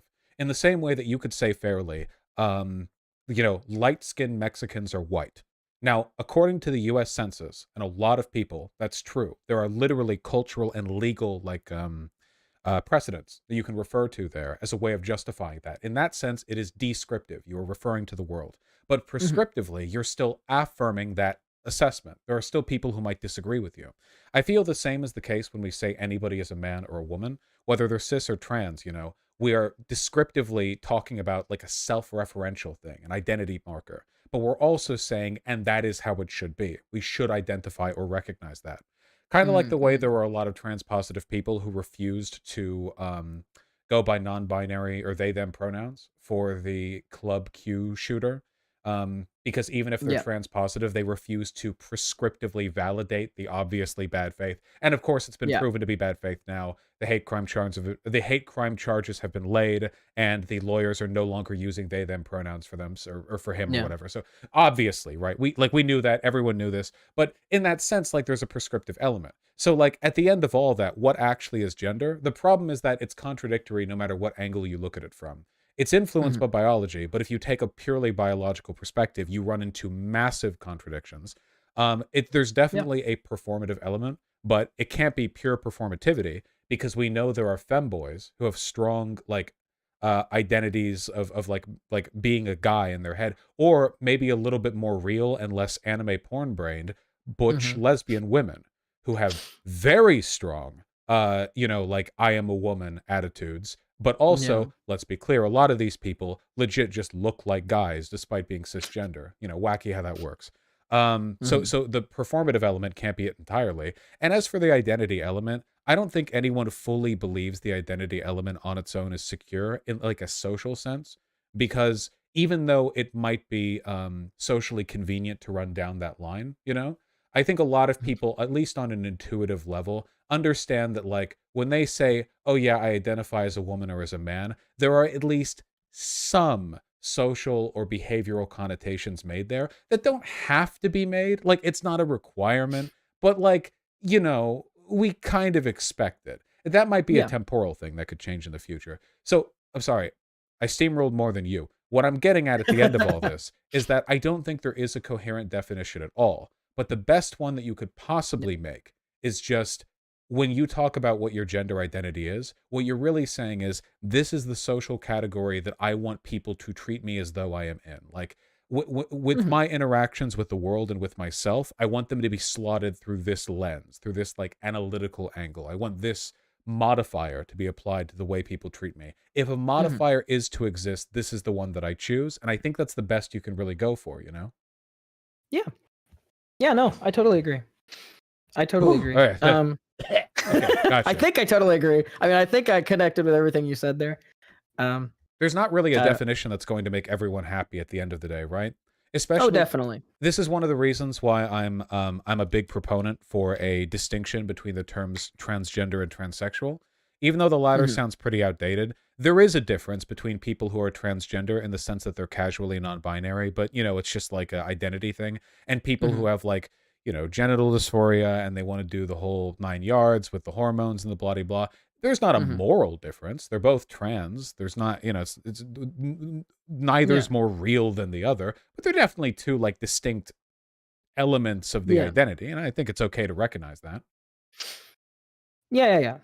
I think the main reason, I mean, I agree with everything you say. It's a social construct there. How we define what man and woman is, and the lines that we go on is always going to be different. Like I was saying, like different cultures have different conceptions of man and woman in terms of their stereotypes, the colors associated, all those sorts of things. So I mean, yeah, they're always going to be different. I think so I was thinking of like how to get this idea across to like some of my family who are not politically conscious or are more conservative, right leaning. And a big thing for me is like if I say, "Oh, it's just a social construct," even though it's absolutely true, 100%. I think their intuition is, "Oh, you can't. You think female can be man? Like that's anti-scientific." But it's like if I explain the bimodal distribution and how brain science and neurology is determined, like just in general, personality, identity, everything like that, reasoning, memory, it's all parts of our mushy brain. If I talk about how like those pieces of neurology can be bimodally distributed in an infinite amount of ways to where we can't possibly understand like oh, brain wise, this is the man brain and this is the man body. Those can be different. Those can be different on scales, on different levels. So it's, I mean, I know like the old way that people would look at it would like female brain, male body, which is super out of date. But I would say that would be an example maybe of like bimodal distribution where the neurological is very strongly Look, the any female. argument. Listen, this is the thing a lot of people forget. If your argument convinces people to support trans people, it's the correct one. People get all up in their head about which, oh, is this outdated, that outdated? It doesn't matter. Hit them with some shit from the 60s if you have to. Go back to the restorations of the burnt gender like identity clinics from fucking Nazi Germany. Go unearth those volumes and use. It doesn't matter. Whatever gets them on board, that's the morally correct thing to hit them with. Oh, by the way, something I've found that's quite useful when it comes to having that conversation, because you need to talk about the difference between sex and gender. If they can't get that, they're never gonna like that has to be dressed. But Absolutely. so often when we talk about, oh well, this person's a woman, this person's a man, feminine, masculine, he, her, she, whatever. We're talking social, not biological. And I think one of the best ways you can illustrate that is imagine two worlds, right? One in which you think of woman, she, her, all that crap as a social thing and only use more specific terminology when referring to biological functionality. So for example, like, oh, this woman's really nice. She wore a dress, earrings, blah, blah. So what's the actual biological stuff? It's pretty much down to womb, pregnancy, tits, genitalia, whatever, right? Like, right. We're talking biology. We're laying it down pretty narrow. And imagine another world where it's the opposite, where we only say woman when referring to biological functionality, but then say person with feminine attributes when referring to anything else they do that isn't explicitly biological. So you wouldn't say, oh, that woman earrings. Oh, like, oh yeah, a dress. That's a person with feminine attributes. When you run through this experiment, you realize 99% of the time when you're interacting with people in the world, you're interacting with the social element, not the biological. When you say that pronouns are biological, then why the fuck do we use them for inanimate objects? Why do we use she, her pronouns for feminine robots in TV shows? Why do we use them for dwarves and elves in fantasy TV shows if the definition is supposed to be adult human female? Is Galadriel an adult human female? She's absolutely... You have no fucking idea what she has. But she has long hair and a light voice. So we call her a woman. We have languages that gender every noun. I think if you run through that, like, okay, when we talk about pronouns, gender identity, we can't be talking about biology because overwhelmingly we're not talking about biology. We're talking about shit that has nothing to do with biology. Anyway, just pointing out that the way these terms are used very rarely is even adjacent to the biological, what do they call that? Sexual dimorphism, you know? Yeah. I've found that can be quite helpful because they never have an answer. At least I've never Yeah, encountered no. anyone Yeah. who has an answer to this. Yeah. Okay. I mean, yeah. I mean, I guess like one of the first things that you said was, yeah, as long as it's helping convince people, you know, whether it's a new or an old argument, Siri. it's good. So Your phone voice. Yeah. People will literally use Yeah. he and she for not even recorded voices, tone people will modulation. call their cars she. Yeah, anything. They'll call fucking like and people get like committed to this too. Like, for example, it goes beyond like casually saying he or she. Have you ever seen The Next Generation? No, I haven't. But I mean, I'm familiar with it because of all Jesse's videos. Oh, well, Data. He's a robot fucking in the future. Data's a he, you know. Everyone uses he with Data. Obviously no biological functionality there. He's, you know, he's a robot. Entire episodes dedicated to the humanity of this individual. Again, not a human, right? At the end of the day, like, these terms are for giving like us understanding, you know, they're like about informing our understanding of the world.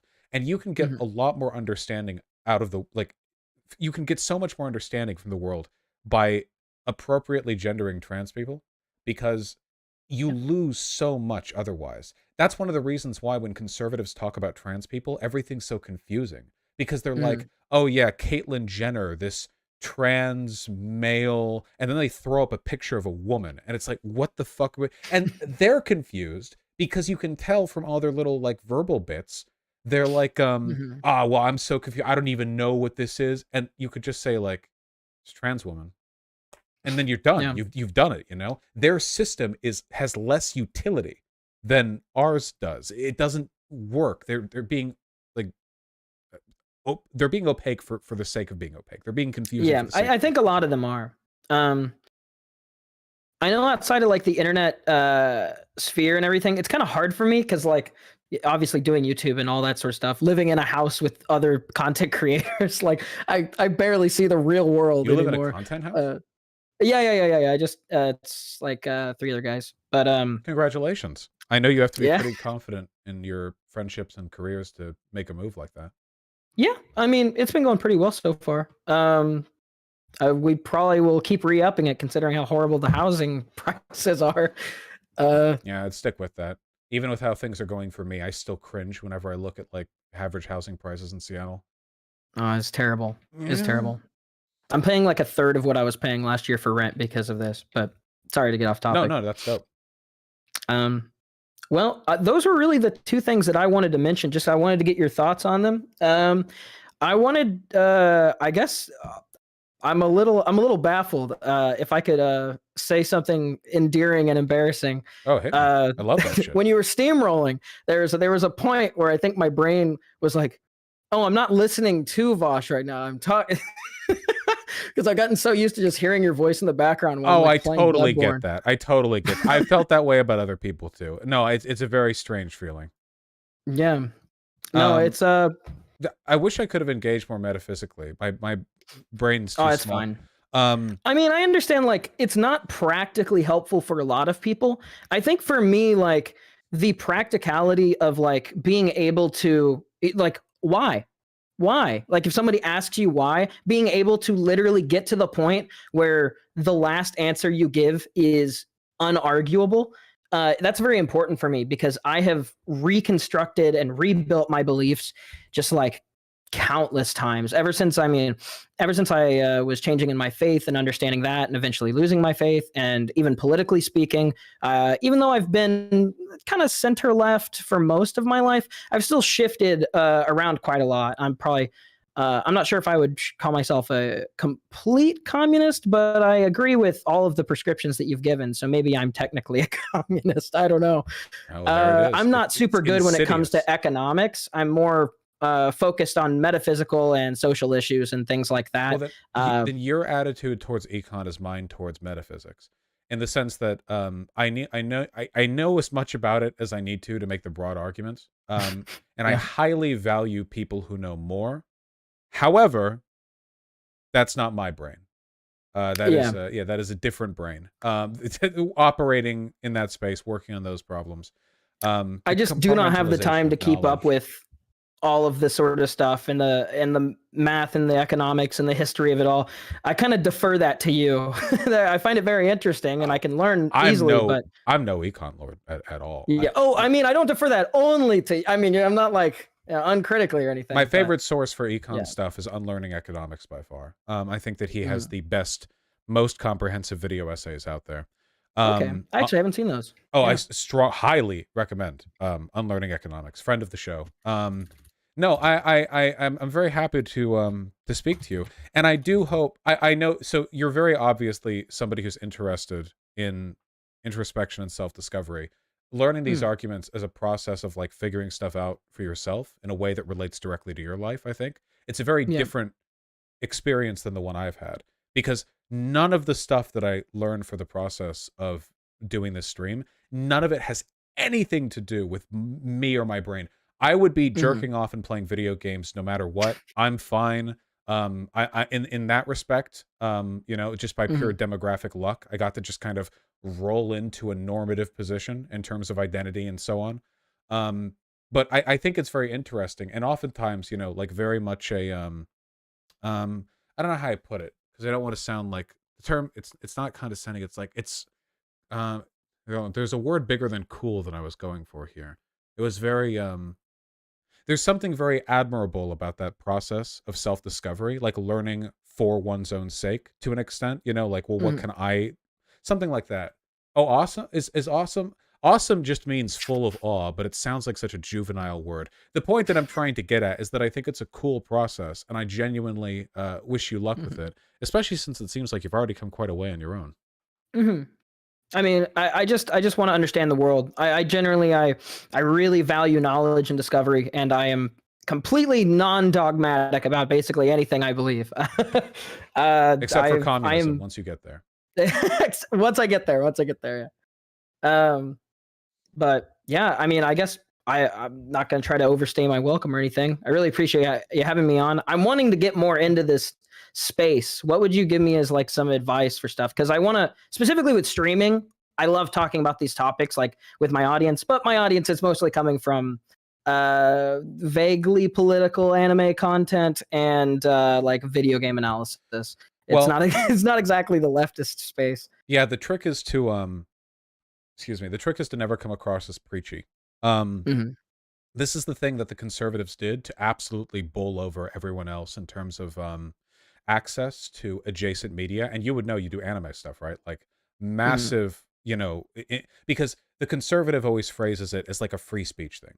If you criticize something you don't like in anime, so for example, in my case, the pedophilia or the sexism, the two big ones, you know, they're you know, retributive criticism will usually be something along the lines of, why are you so oversensitive? You're taking away the fun. This is like a Gamergate-esque criticism. But what they're doing what they're doing there is they're trying to present themselves as like the path one takes if you are cool and edgy and tolerant, not like those intolerant such and suches. It can be really tough to bite your lip in some of this stuff, but I think for the most part, if you are just casually progressive in a way that makes it seem as though you're just kind of doing your own thing and not pulling other people towards you, you'll usually not run into trouble. I mean, one of the biggest anime channels, Mother's Basement, is pretty I'd say actively progressive in a lot of his very yeah He's attracted a lot of traction on Twitter, especially. yeah to the point sometimes of actually getting preachy and getting into arguments over it, but he's still pretty well loved, I think, you know, broadly.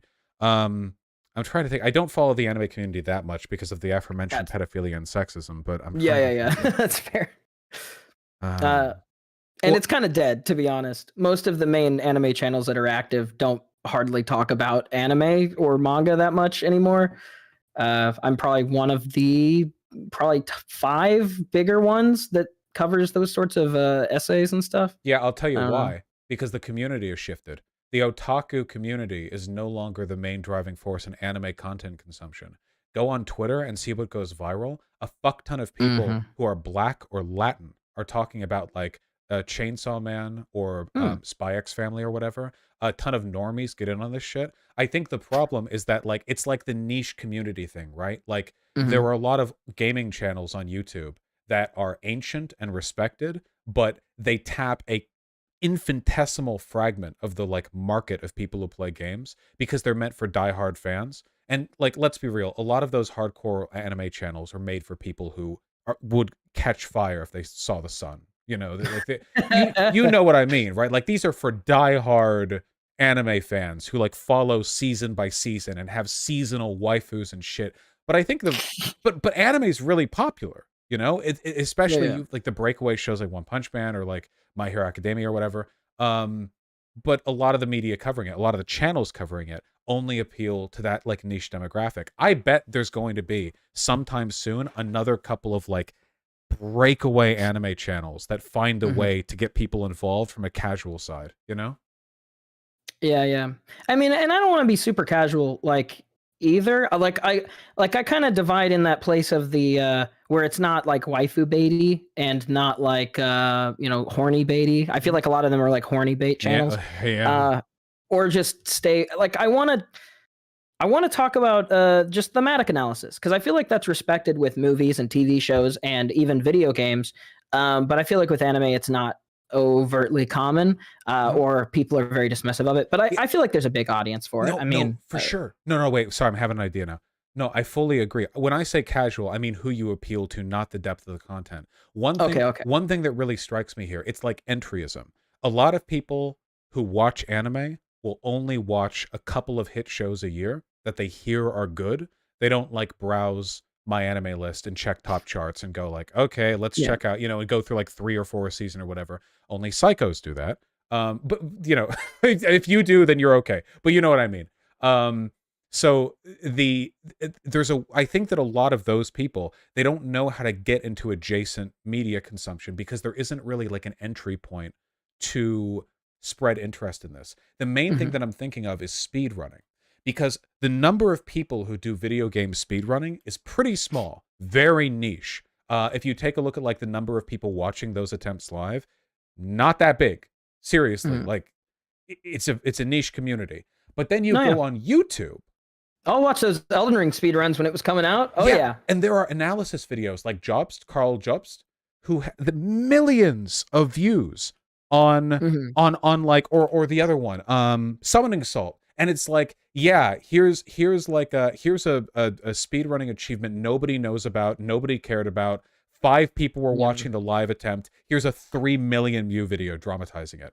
And I think a large part of that is because of Awesome Games Done Quick or Summer Games Done Quick, which was, I don't know if you know, the fundraisers done on Twitch twice a year where they have speedrunners come on and they fundraise by doing their favorite games. And that gives the normies on Twitch a way of getting involved in the community in like a familiarity kind of way, like experiential, without like feeling as though there's some kind of diehard speedrunning content, consumer where they follow 16 records at any given time. And then the video essays do really well. So I'm sorry, I'm totally rambling here. I'm just saying there's like a missing link in this content production pipeline for good anime channels, which I want, by the way, because I like anime and I don't want all the anime shows that I like to be exclusively covered by people who are,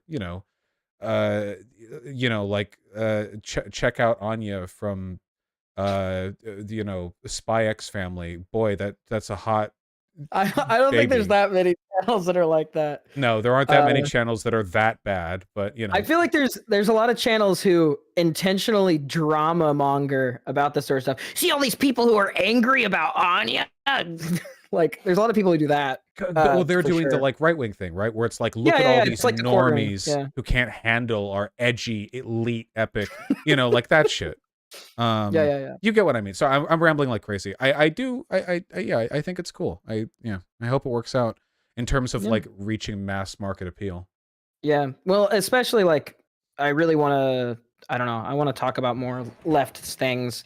I'm hoping that I just casually introducing, like you were saying, just like casual positions, just put it in there in a very natural sense, will just sort of slowly give people the right idea. I don't know. That's Well, my hope. the best thing you can do when starting off is to make it clear that your channel is a progressive oriented space in a way that can't be objected to.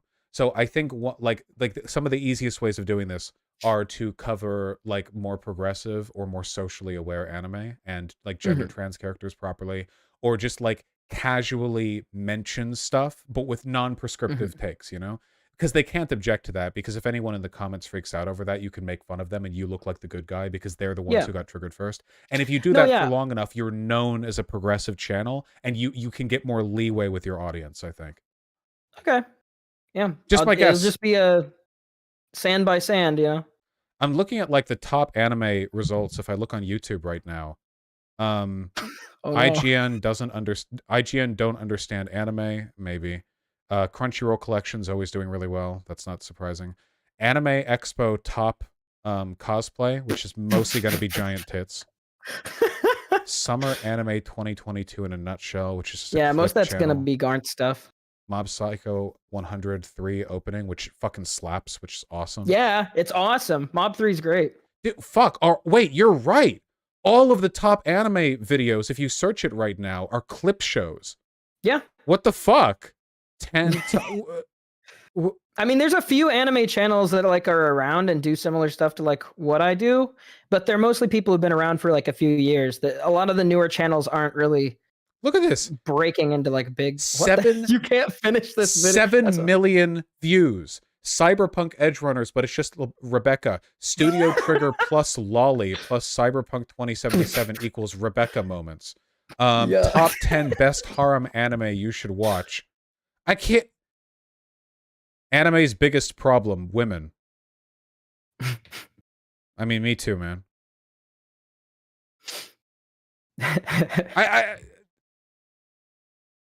Oh, wait, that was a rare viral video from this channel. The most recent vid got 100 views. Fuck! The anime space is fucked right now. Oh, shit. Yeah. No, it's pretty dead. Oh, wait, hold on. I mean, Succession War explained from Hunter x Hunter. Wait, I need this. Hold on. Wait, hold on. Never mind. It's fine. I need this. Okay. Sorry, I'm totally rambling. I'm literally going to be late for something else because I've been rambling for too long. I really enjoyed talking to you. No, I appreciate it. I'd love to talk again. I'll try to come up with more topics. Yeah, metaphysics too, electric boogaloo, absolutely. Something a little more like just casual, I guess. Not at all. You have a wonderful day. Oh, and shout out your channel one more time, please. Oh, all right. I'm hiding in public. Spelled exactly how it sounds with the spaces. That's my anime channel. My gaming channel, where I just finished my giant Persona 4 analysis, going into a lot of the cultural details, talking about gender stuff and all that, is hiding in private. So it's hiding in public and hiding in private. And then on Twitch, I stream every day, 3 p.m. Central Time. And that's Hiding Kun, like Kun. Your ultimate Persona 4 analysis video seems to be exactly 10 hours long. It's so listen, I hate long video analysis where they just recap shit forever. I promise it's not that. I spent an entire year of my life researching this. It's actually 14 hours and 49 minutes. There's a 4-hour part 2 at the end, but I go through all 22 major characters, all their character arcs. I go through the naming, the meaning of each of their names in Japanese using the kanji. I talk about the mythological parallels. I talk about like I literally own I put it up in my room, but I own a copy of the Kojiki, and I read through all of Carl Jung's works in preparation for the video. I mean, I literally, that script is over 160,000 words. It's a it's Jesus huge. Christ. All right, well, you know, never doing that again. For the people mad enough to try, they know where to find it. Jesus Christ. Yeah, I was debating on if I should mention that I made that. Well, you absolutely should. Are you kidding me? I have great respect for feats of autistic prowess. Absolutely. It's like the Great Wall of Autism. A lot of people died making this video. I haven't played Persona 4. I wouldn't understand any of this. I should play Persona 4. I need to play Persona 4 and Persona 5. I don't need to go back further than that, I don't think. Yeah, I did actually upload each of them into individual segments before I put them all together, but it was written as one video. So like each character, pretty much most of the content on that side channel is all the individual segments and then the full video. That fucking slaps. Absolutely. Then you get to double up on content too. Yeah, I'm working on a Steven Universe defense video. That'll probably be the next project for that channel. Are you going to undo some of the brain damage done by Lily Orchard? Yes, 100%. Hell yeah. It's probably going to be like a 4 or 5 hour-ish kind of thing. I'm 30,000 words casual. in. Well, it's way less work than the Persona one was. It's so much less work than that. But yeah, I don't know. I'm estimating that'll probably be out in like April or something. It's going to take a while. But... Oh shit, now chat knows. There you go, guys. Well, I certainly, you know, for media that I actually have consumed, I certainly look forward to the Steven Universe defense video. It's about time we got some cultural pushback in Lily Orchard's awful fucking video. Yeah. I don't even... I criticize the hell out of Steven Universe too, but that fucking video is so... deranged. Fuck. I don't even know where to start. Yes, it's horrifying. Yeah. Sorry, I'm getting distracted again. Hey, No, yeah. have a wonderful day. Thank you very much. Thank you. I enjoyed my time. Have a wonderful Appreciate day, and I look forward to the Steven Universe video. Hopefully it comes out. God willing. I'll hold you to it. All right. All right. Bye-bye. Bye-bye. That was nice. Okay, listen. For those of you who don't know, Lily Orchard is like a very weird, insane, like Tumblr freak, docs, Kiwi Farms obsessed pedophile, maybe, who made a video, Steven Universe is garbage and here's why, that's 8 million views. It's got some, actually, no, it's got a lot of good points, but it's got a lot of very dumb, vindictive points.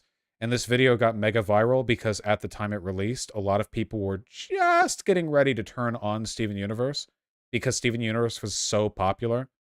And, like, look at the, like, yeah. So it was about time for there to be a cultural backlash, and holy shit did it come out. Go back to the maybe pedo bit. She spent like 2 years writing a My Little Pony fanfic that involved like everything. Everything. Yeah. Oh, she also hates me, despises me.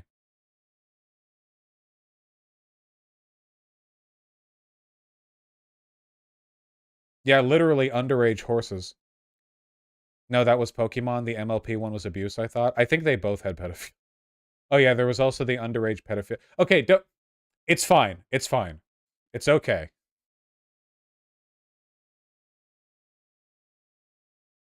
It's all gonna be okay.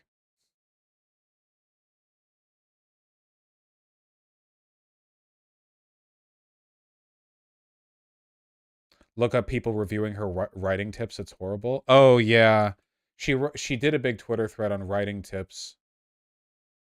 Lily Orchard writing tips. Fuck. Dude, this spawned like a content genre. She deleted that thread. It's too late. Oh, God.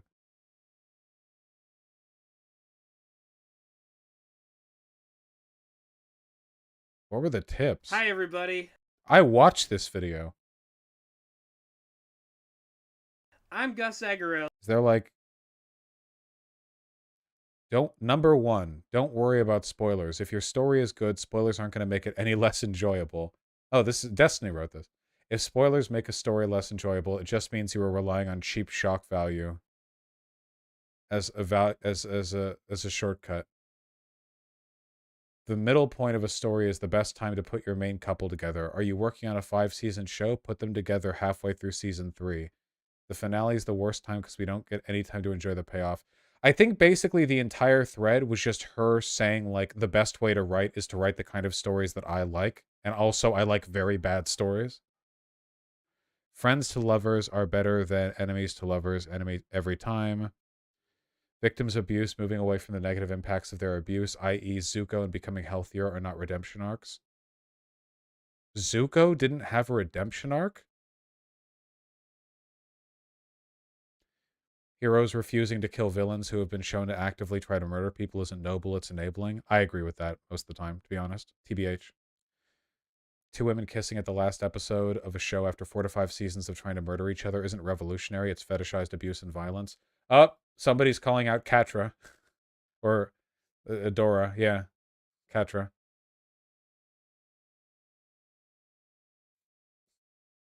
Twitter is not an appropriate place to reveal story details. I guess I agree with that. Tip 8 does not apply to characters for whom making them the villain was a stupid, idiotic idea. When a character's body count is over 10,000 innocent lives, then that character is no longer redeemable. But that doesn't apply to Sylvanas Windrunner. What? Wait. Sylvanas Windrunner doesn't just kill 10,000 people. Sylvanas Windrunner is like a personified Holocaust. What? Wait, what? She doesn't dude, she doesn't do a Holocaust. She does them daily. She's Satan. What the fuck?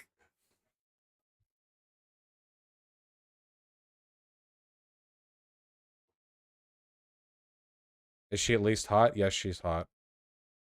Wasn't Sylvanas mind controlled? Nah, not really. No, that one's fine. There are a lot of these are just like kind of bad, but some of them are like really bad. If your only autistic character is another ethically challenged number fetishist, you're a huge turd. Oh, we have another She-Ra criticism.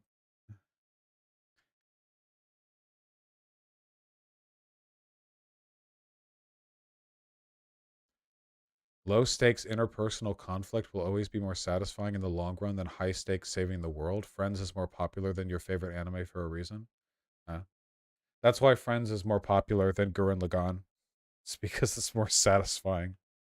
Okay. Okay, I'm not going over this right now. Except I kind of am, I guess.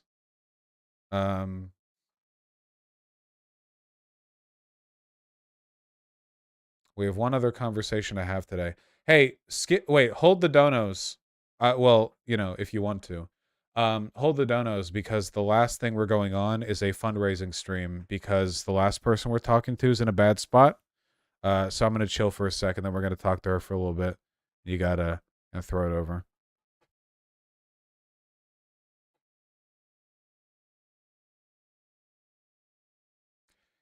The way she keeps saying you're a huge turd, it really lends to the overwhelming air of childishness. Well, it's like a classic Tumblr thing where they think it's quirky and very Zoe Deschanel to, instead of using real insults, to like, ooh, crumble fuck, like, or crumble bum, ooh, shit. Like, so they, you know, if there's one way in which Twitter is objectively better than Tumblr, it's that the bottoms on Twitter will actually swear and the bottoms on Tumblr won't. That's the big difference, you know?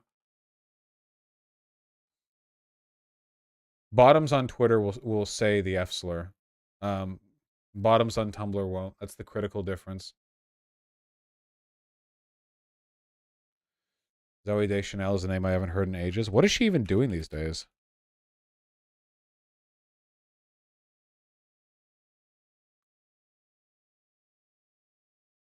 Wait, she hasn't been in anything since New Girl ended in 2018? That was 4 years ago. Wow. Did something happen? Did she have a kid?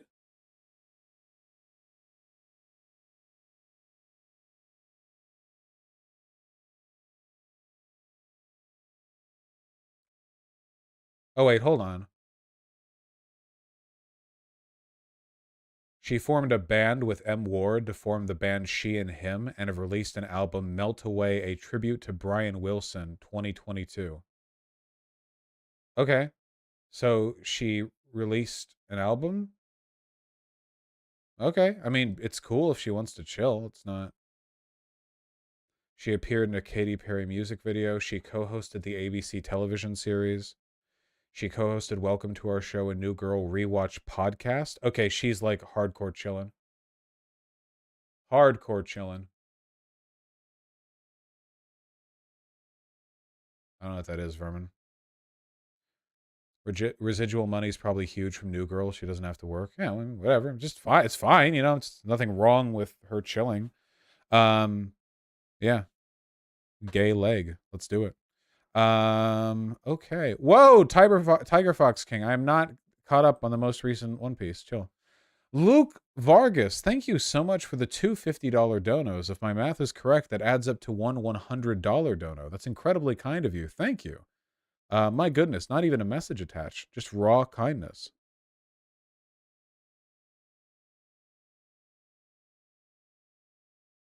True, Lori Goth. Have a good one. How would you pick Zoe from Katy Perry in a lineup? Dude, I don't fucking know.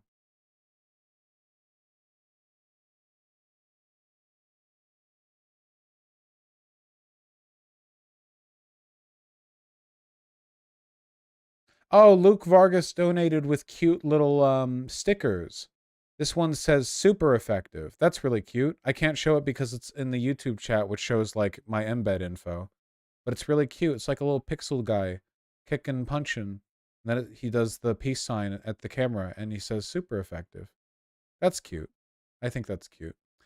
Oh, right. We had politics. Okay, we're going to take a short break from talking to people to do politics. Then we're going to jump in on the other fundraiser stream. Okay, hold on. Okay, I think Rhetorician want me to talk about this. I got a link to it. Hold on.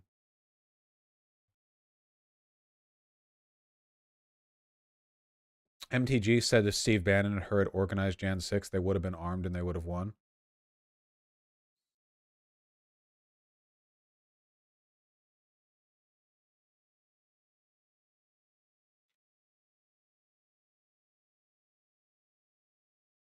January 3rd, I get accused of giving insurrection tours, which I thought was hilarious because I couldn't even find the bathroom in the Capitol. True story. Then January 6th happens, and next thing you know, I organized the whole thing along with Steve Bannon here. And I want to tell you something, if Steve Bannon and I had organized that, we would have won.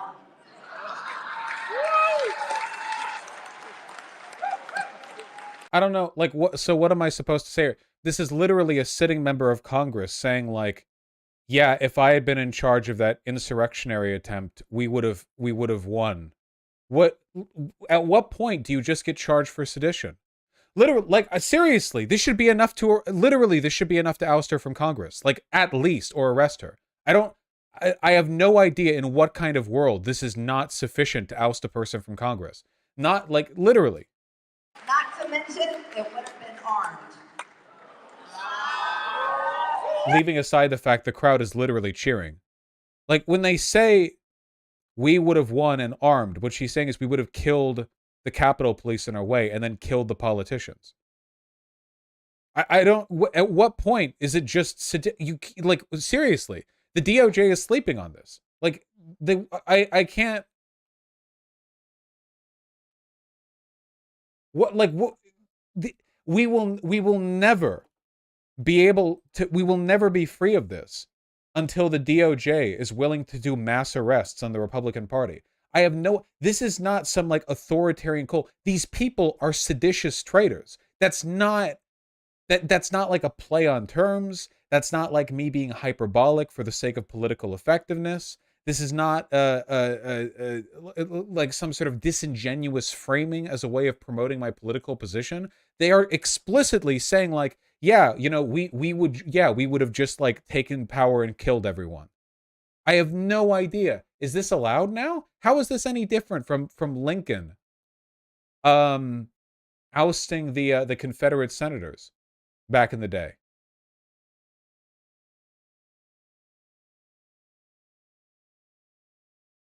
Do you think they'll eventually take a hint and arrest at least some of them? I don't know. I mean, it doesn't seem like it. I have no idea. Like, this should be completely... This is like third world country shit. And I mean that with every bit of implied venom. You say, oh, you're comparing us to... Yes, I am. Okay? Like, this is the kind of shit you would imagine hearing some, like, oh, fucking Bangladesh, you know? Oh, Burkina Faso, you know? Oh, Sri Lanka. Oh, yeah, you hear? Oh, yeah. They had a political candidate there who said like they wanted to do a political coup and kill their enemies, and they're still in office. Kind of racist. Suck my dick. You know perfectly well that that's not racist unless you want to make it that way. Um, or did I imagine all the political instability in like Burkina Faso when I read about it? You know, fucking 80 coups a year over there. Jesus, because Thomas Sankara was killed by the French. God bless him. Um, the mills of law are milling up on Trump slowly. Trump isn't the issue here. Trump is just the guy who was shiny enough that they could dangle him in front of the Republican electorate. The Republican Party, as an institution, has a game plan, and the game plan is fascism. They aren't going to move away from this. There's no individual member of the Republican Party who's like the linchpin to this, and after they're removed, the rest of them will get more moderate. They have a plan. They are travelers to fascism. They have the map, they have the vehicle rental, they have the luggage packed. They're ready. Getting rid of one of the passengers or even the driver doesn't change the plan. It just shuffles the seats. You're not going to fix anything without mass arrests. Fully deserved mass arrests. You know, I think that as mass arrest territory goes, this is pretty good mass arrest territory. You know, what mass arrest territory? Oh, you mass arrested a members of a political party? Would they even do? Be mean to you in Congress? Oh no, actually they attempted a fascist coup to kill political enemies in the Congress building, in the Capitol halls, and then when they failed, they continued to defend it and said they would do it again, and this time they would bring guns and do it more violently. It's like, oh, okay, so the sedition that you're charging them with is sedition. So by sedition you mean sedition. Or outright treason, frankly. You know, past a certain point, sedition feels like it's hardly a strong enough term. What does mass arrest mean? It means arresting large numbers of people. In this case, Republican elected officials. These people are Benedict Arnold, but a group. Yeah, it's ridiculous. Like they're cheering. Well, we should finish the rest of the video, I guess.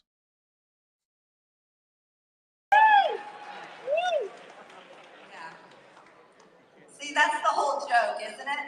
They say that whole thing was planned, and I'm like, are you kidding me? A bunch of conservatives, Second Amendment supporters went in the Capitol without guns, and they think that we organized that? I don't think so. She is literally just saying, yeah, if I'd done it, I would have won. We would have brought guns. Also, they did have guns. The crowd had guns. They did have guns. Yeah, if we had organized it, we would have killed more people, is what she's saying. Literally, if I did it, the fucking O.J. Simpson bit. Yeah. She's so fucking scary. Yeah, the problem is that she's not. She is a uniquely stupid, empty person. That's the frustrating thing, okay? She is not capable of long-term planning. I doubt she can dress herself. She has no self-control. She's uniquely unintelligent, unfunny. There's nothing even remotely... I can't, like... I hesitate. Oh, do I hesitate? Ron DeSantis is an intelligent person. Evil, but intelligent. Donald Trump is not intelligent, but he is at least charismatic. In his own way. Marjorie Taylor Greene isn't anything. She's nothing. The only thing she is psycho. Like, that's it. She's just uniquely incapable of self-control. And that's it.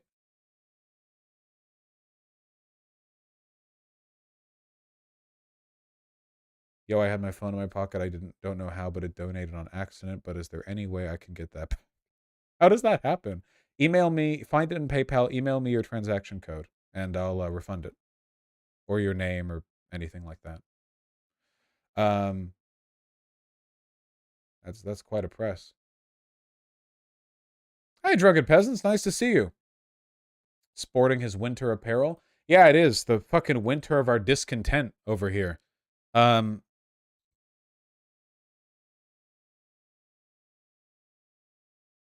How'd she get into power? She got into power because there is no political virtue whatsoever to Republicans. Um, things have fallen so far. It goes beyond, take Reagan. Evil guy, did lots of terrible things. Can I imagine why a person would vote for Reagan? Yeah, I do. I can imagine that. There's lots of stuff, old guy, folksy, kind of upbeat. A lot of his mannerisms. You can run this down. You can run this down for like pretty much anyone, right? Like, well, why would people vote for Donald Trump? Like charitably, what reason? What outside of just being evil people? Why would people vote for Donald Trump? Like, okay, he's outside of the establishment. If your definition of the establishment is exclusively Washington D.C. and not, being a billionaire, like okay. And like, oh, he's kind of funny, and blah, blah, blah, blah, whatever. Okay, well, so why do you like these people? Why do you like that people? Why do you like Hitler? Well, he gave big speeches and did wacky arm movements. Great, okay. Well, why do you like Marjorie Taylor Greene? Gonna come forward with you guys. I'm gonna be honest. I genuinely think that liking Marjorie Taylor Greene is just one of those, like, black holes on one's moral character. Like, there's nothing here. Absolute emptiness outside of evil, or at the very least, like, contemptuous disregard for the well-being of others. Fully, like, nothing could bait you into this woman but evil. I fully believe that, yeah. There is no merit, no virtue, absolute empty. She's unique in that respect. There are merits to Trump if, like, you can imagine, well, why would a person like him? There are plenty. We talk about them all the time, Basically all humans have something good going for them. It's pretty hard not to. It's statistically unlikely at the very least. But hey, Marjorie Taylor Greene. Like, it's bad in like every way, right? Like stupid, ugly, unintelligent, like in every sense, even like strategically, not charismatic in the slightest, not funny, no glitz or glam to her personality, physically off-putting, like kind of unappealing, like kind of repulsive, like disgusting to look at, um, in every way. But that's fascism, I guess. It's just a black hole of humanity. Her voice too. Yeah, her voice too.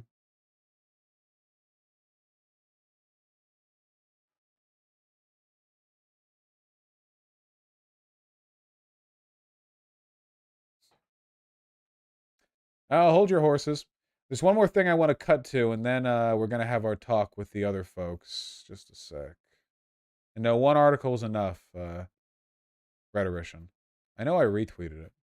Oh, are you guys hyped up for fucking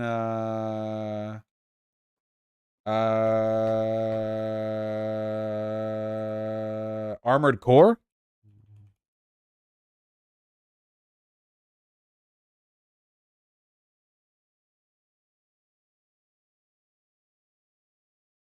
Armored Core, the next. Yeah, I haven't played any Armored Core games, but I'm interested in seeing what From Software does now that they have more money and fame than God.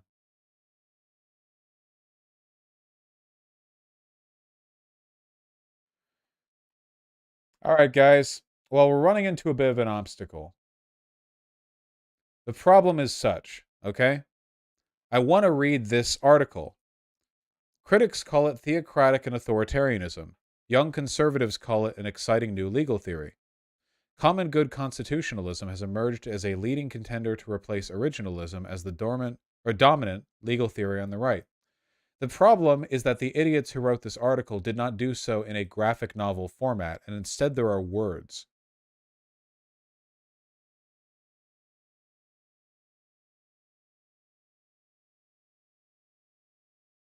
Now, obviously, this is ridiculous and antiquated. I have no idea why any serious, self-respecting website like Politico wouldn't frame this in like a manga panel format. It's kind of embarrassing, but I guess we can skim.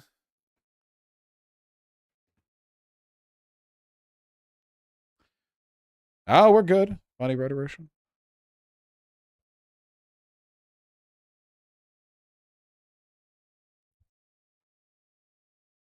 Can you link the article in chat? You can just Google the title.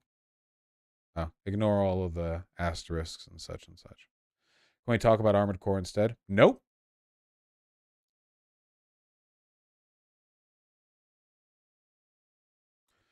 At the center of this debate, what debate? Doesn't matter, was Harvard law professor Adrian Vermeule, whose latest book served as the ostensible subject of the symposium. In conservative legal circles, Vermeule has become the most prominent proponent of common good constitutionalism, a controversial new theory that challenges many of the fundamental premises and principles of the conservative legal movement. The cornerstone of Vermeule's theory is the claim that the central aim of the constitutional order is to promote good rule, not to protect liberty as an end in itself, or in layman's terms, that the Constitution empowers the government to pursue conservative political ends, even when those ends conflict with individual rights as most Americans understand them. In practice, Vermeule's theory lends support to an idiosyncratic but far-reaching set of far-right objectives: outright bans on abortion and same-sex marriage, sweeping limits on freedom of expression, and expanded authorities for the government to do everything from protecting the natural environment to prohibiting the sale of porn.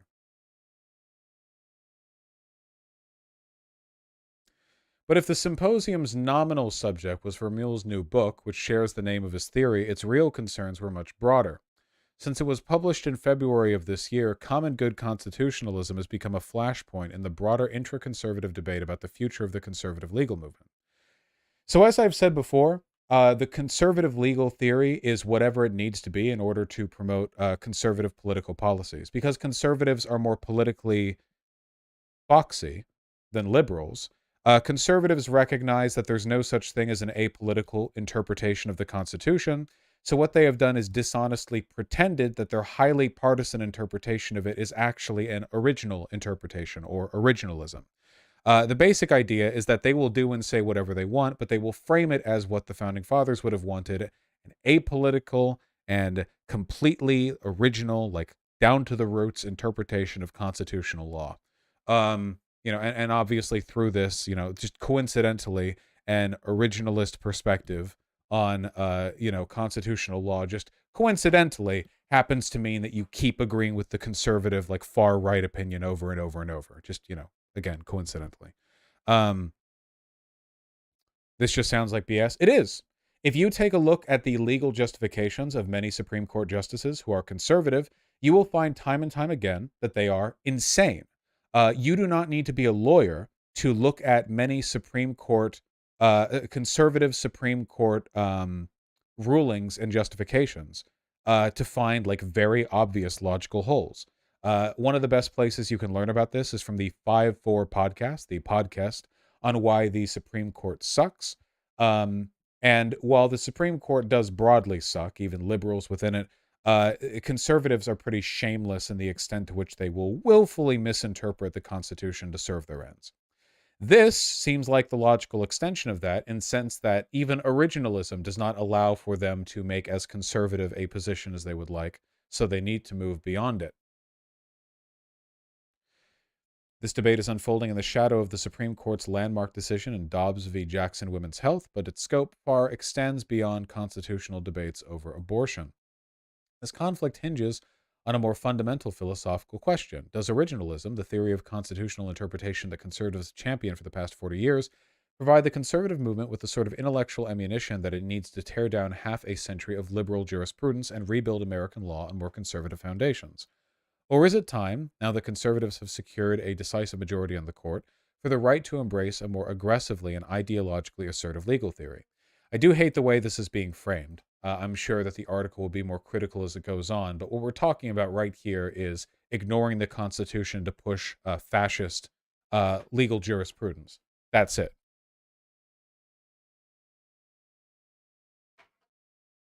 Yes, the 5-4 pod has videos on YouTube as well.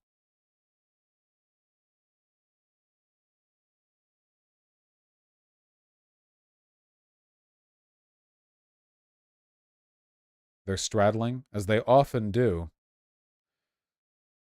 The debate between originalism and common good constitutionalism is the debate on the legal right now, said Mario Fiandero, the editor-in-chief of JLPP and the lead organizer of the symposium.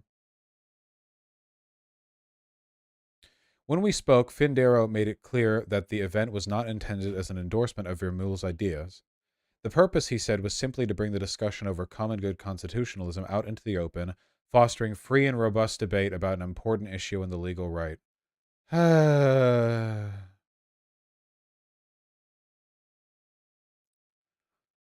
If the symposium was all about fostering debate, I asked Fandero, would it be all right if I checked it out myself? Absolutely, Fiandera told me, and a few weeks later I received an emailed confirmation of my registration. But as the date of the symposium approached, there was reason to doubt whether free and robust discourse was really what the organizers had in mind. 2 days before the symposium was set to begin, my phone pinged with a message from Fiandero informing me my credentials had been revoked and the symposium was closed to all press. As far as I could tell, I was the only member of the media who was actually planning to attend, and Fiandera wouldn't tell me who didn't want me there. My frustrated appeals to Findera and the higher-ups of the Federalist Society, which touts an open press policy on its website, failed, though I was politely informed I could watch a live stream of the proceedings on the journal's Facebook page. As I'd already traveled to Cambridge for the event, I settled on tuning into the live stream from the lobby of the hotel, where I would at least be close to the action. Oh well, I thought to myself, the revolution may not be televised, but at least it'll be live streamed. That's true.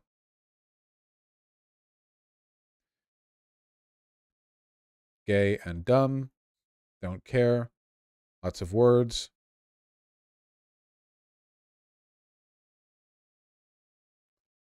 Vermeule coined the term common good constitutionalism to describe his alternative theory, and he was not coy about what it would entail. Unlike originalists and legal liberals, common good constitutionalists would not, quote, suffer from a horror of political domination hierarchy, end quote, and they would display a candid willingness to legislate morality. So, in other words, they will ignore the Constitution and just write in whatever they wanted.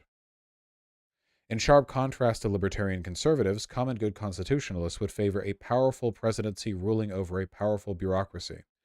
On the constitutional front, the court's jurisprudence on free speech, abortion, sexual liberties, and related matters would prove vulnerable to new challenges. Free speech.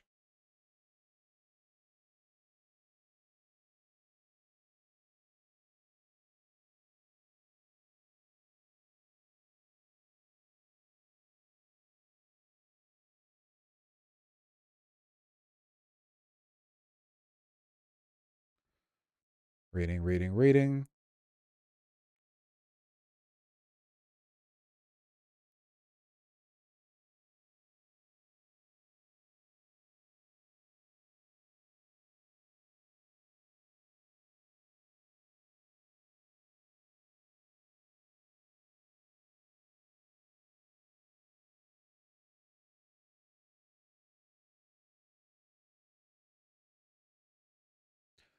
As a practical matter, a lot of young legal conservatives thought, why should we continue to support this project? Said Joel Alicia, an assistant professor of law at the Catholic University of America.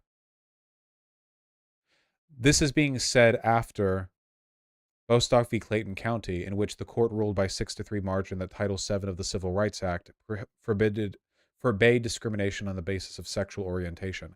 So basically, after the Supreme Court rules in a way they do not like, an assistant professor of law at the Catholic University of America says, why should we continue to support this project? The project being the very concept of constitutional law.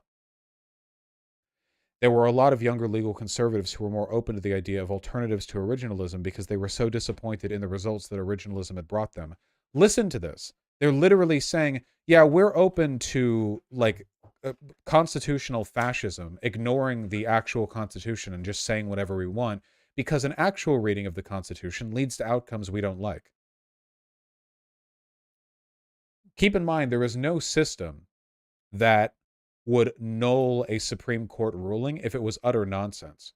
They could literally just rule on a case and say, yeah, it's now illegal to be gay, actually, if they wanted to. Or not illegal to be gay. They could rule that this law that says that protection, actually the Civil Rights Act is illegal. They could do that. They could say the Civil Rights Act is unconstitutional. They could do that. They could just have it in a case and go like, yeah, actually, I don't think it does this, actually. There's nothing stopping them from doing that. There are no checks and balances over them.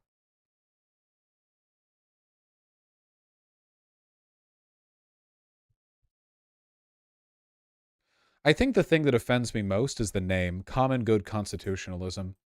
By common good, of course, this is euphemistic. By common good, of course, what they mean is like Christian fascism, in the same way that Hitler declared that he supported the common good, fundamentally the same. But like the term constitutionalism thrown in there, when it is explicitly about ignoring the Constitution. I know what they're going to go with too. The idea is like, well, by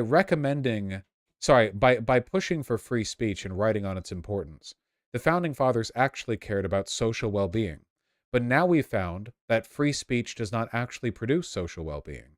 So we're going to follow the word of the founding fathers to pursue the common good and use the Constitution as a framework for understanding what goods they wanted to pursue. Rather than following the explicit legal recommendations of the Constitution, we are instead going to use them as a template, a roadmap for understanding what values the Founding Fathers cared about, which, you're never going to guess, align perfectly with those of Christian fascists.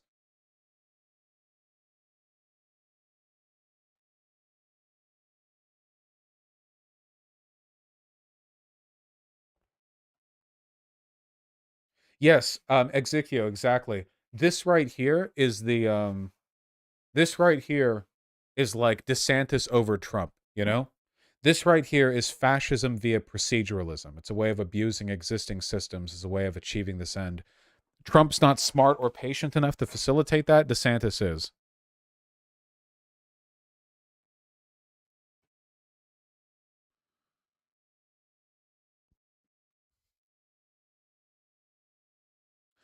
During one of the panels at the symposium in October, Michael Ferran, a scholar from the University of Glasgow, suggested that bigoted views or preferences of the racist or sexist are incompatible with a robust notion of the common good.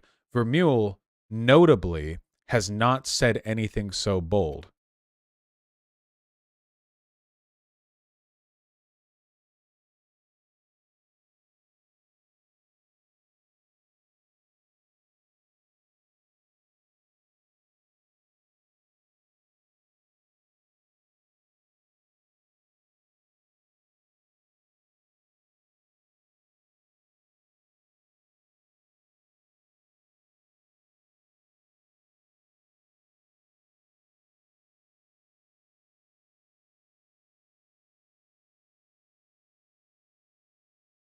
Sure, Bainbridge. Just seeing which critical points I can highlight here as part of my broader goal of indicating how much of a threat this poses to American society.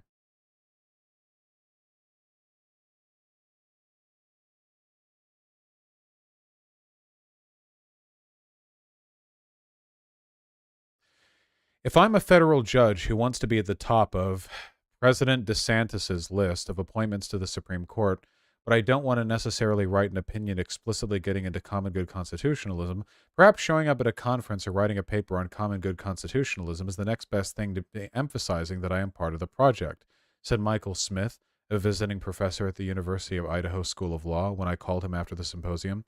In Cambridge, Smith had been one of the few panelists who offered a left-of-center critique of common good constitutionalism, which he has called a nakedly political approach to constitutional interpretation. I'm going to kill myself, dude. All approaches to constitutional interpretation are political. The problem with this isn't that it's political, it's that it's fascist. The politics are bad. It's not that there are politics, there always were. The politics are bad. Jesus Christ. This is one of the things that critical race theorists were on about. I know it may seem difficult to believe because we imagine lawyers to be intelligent and this is so obvious to us, but a lot of lawyers legitimately believe that law is apolitical. I know, it's incredible to imagine, but yeah, a lot of them actually do believe that. They are that retarded.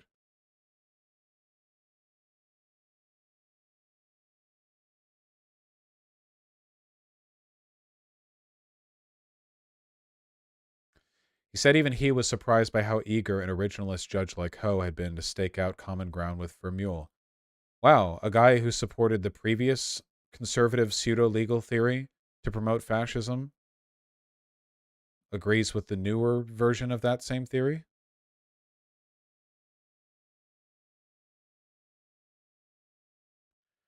In conservative circles, Hammer, Josh Hammer, 33-year-old conservative pundit and podcaster who's the opinion editor of Newsweek. In conservative circles, Hammer has become a prominent spokesman for the brashly nationalistic group of conservatives who march under the banner of national conservatism. No, they're not nationalistic. They're fascists. Oh my God. The NatCons, as they're sometimes called, distinguish themselves from traditional conservatives by their explicit rejection of free market economic orthodoxy, their embrace of nominally pro-worker welfare. Dude, this piece is legitimately like laundering these fucking people. Nat-Soaks are not pro-worker. They just say pro-worker shit as a way of getting workers to vote for them while they fucking make all immigrants illegal. Hitler did the same thing. And their especially fierce prosecution of the culture war, by which you mean they're fascists. Oh my God. Dude, fucking come on, Politico. Jesus Christ. How much can you... This is like the equivalent of cop speak. Like, a bullet made contact with the cranium of a 3-year-old in an officer-related incident. Like, it's the exact same thing.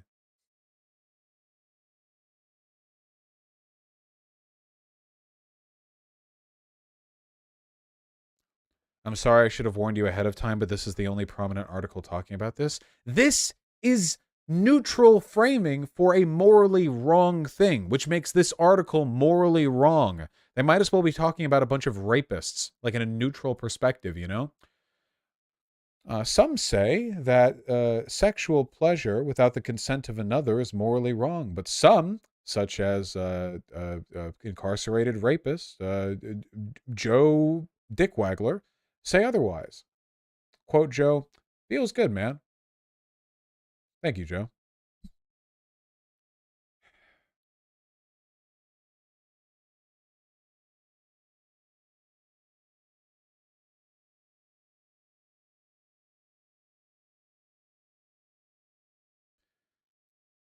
In practice, Hammer told me common good originalism would shift conservatives' focus away from the sort of bloodless economic issues that still garner a lot of attention in Federalist Society circles. Things like shrinking the administrative state, rolling back government regulation, and preserving the doctrine of Chevron deference, and redirecting those energies towards the culture war, civilizational war, issues social conservatives really care about. So basically, they like the Federalist Society is full of 85-year-old white guys who do hate trans people, but mostly care about lowering taxes. And what these people want is for the Federalist Society to be full of people who really hate trans people, but will get around to lowering taxes eventually.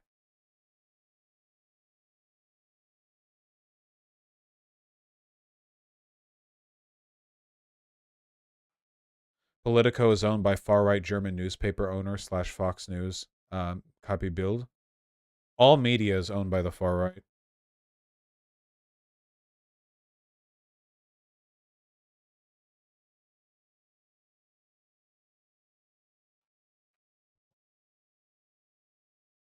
Except for Vosh. Vosh.gg. YouTube.com/C/Vosh. That's the only good one.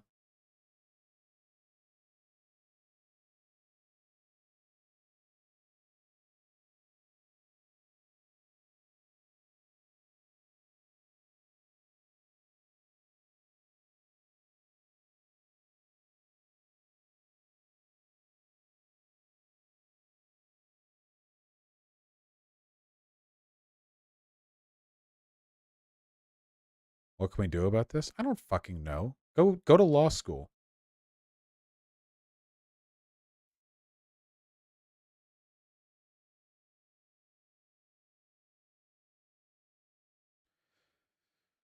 Taken together, these two arguments, hold on. As a corollary to his argument for a strong administrative state, Vermeulen offers another theory about the principle of subsidiarity, a term that he borrows from Catholic social teaching, as it's traditionally understood in the Catholic political thought. Okay, hold on. What do you want to bet that Vermeulen is a convert? Every single insane fascist Catholic I have ever encountered was a convert Catholic, not a born Catholic.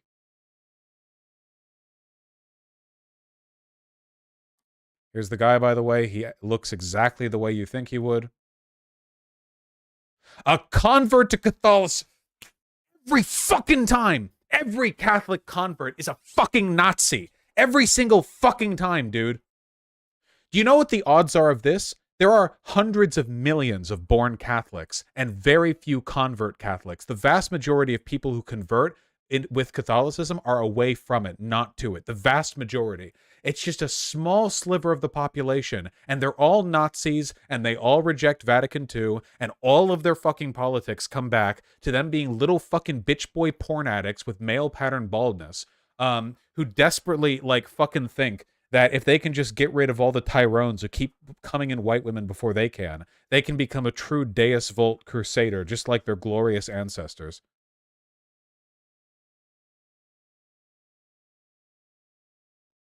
I can't believe I got that right. There are not that many Catholic converts. Fucking...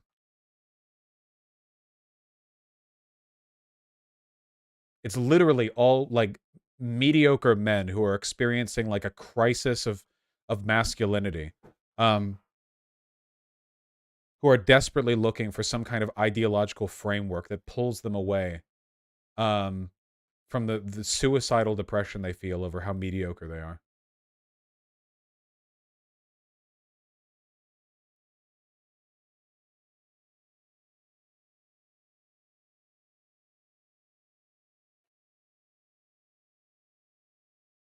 Why are they Catholics and not Protestants? Vatican II.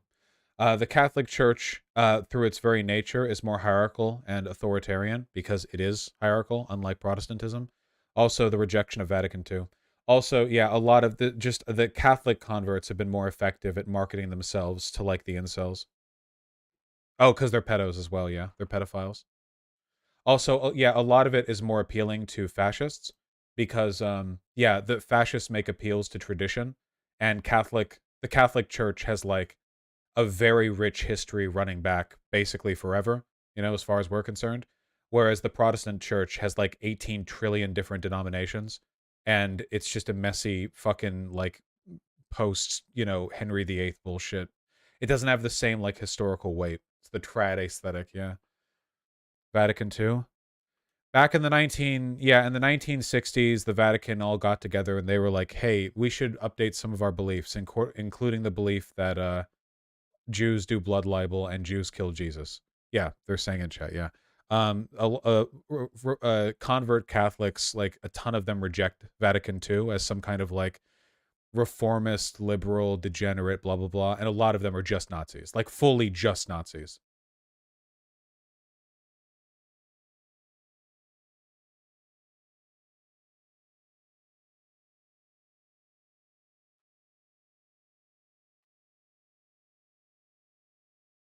Don't worry about it, Substance Soda.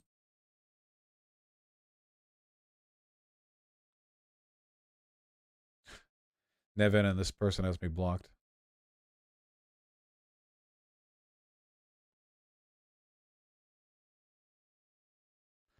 What do you mean when you're saying Vatican II? Vatican number 2. 1, 2.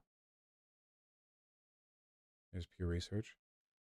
7 facts about American Catholics.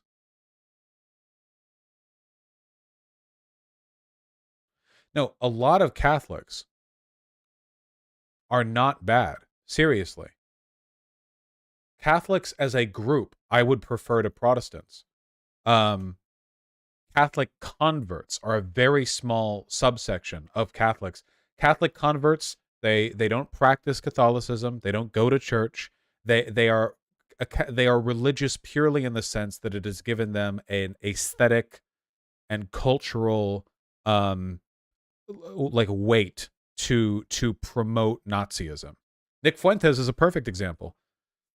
A Nazi, and he's the guy who, when some of his supporters outed him, they were like, he didn't even do, like, prayer circles or whatever. Like, Nick had no interest in doing anything remotely religious, and nobody's ever seen him in a church. Because he's Catholic purely for the aesthetic. He just wants to be able to, like, wave around the Deus Vult aesthetic as he, you know, does and says Nazi shit. Vosh, I'm a Catholic convert. I'm sorry. And I work with RCIA in a metro area. We've seen quite a few young white guys being hyper-nationalist about it. Creeps me out. Yeah, it's a whole thing. Can you clarify your mass arrest position? Like, Who exactly would be arrested? Republican politicians complicit in or supportive of a coup against the United States government or the destruction of its democracy. And what would they be charged with? Sedition. That's a crime. Sedition is a crime that they have empirically done.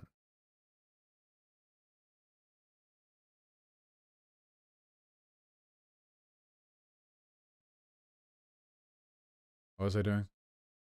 Oh yeah, let's finish this. As it's traditionally understood in Catholic political thought, subsidiarity is a principle about the limits of government. It states that whenever possible, the more powerful authorities in a society should defer to less powerful authorities to perform responsibilities that either entity could legitimately carry out. But in common good constitutionalism, Vermeule offers another reading of subsidiarity, according to which powerful public authorities have not only a right but a duty to step in when less powerful political entities fail to protect the needs of the common good. There should exist a public authority with the jurisdiction to act under exceptional circumstances where the operation of subsidiarity fails, so as to promote the common good through policy overriding, if necessary, the views of any subordinate jurisdiction. What he's arguing here is literally if a local or state or even federal government puts forward a rule that fails to protect the common good, such as letting gay people adopt, then it's our moral responsibility to override it. Taken together, these two arguments read an awful lot like a defense of a pseudo-constitutional dictatorship, or at the very least as a plausible legal justification for a right-wing coup. Thank you. Vermeule doesn't go to great lengths to obscure this conclusion. At the end of the section on subsidiarity, he cites the Catholic theologian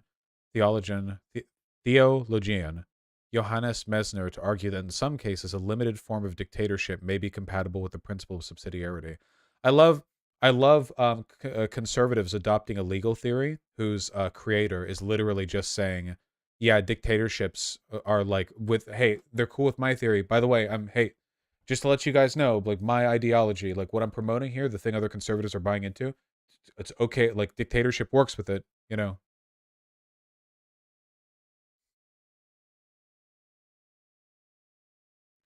The original proto-fascist was a Catholic convert who literally only converted to defend fascism. Man. God damn. Born 1868.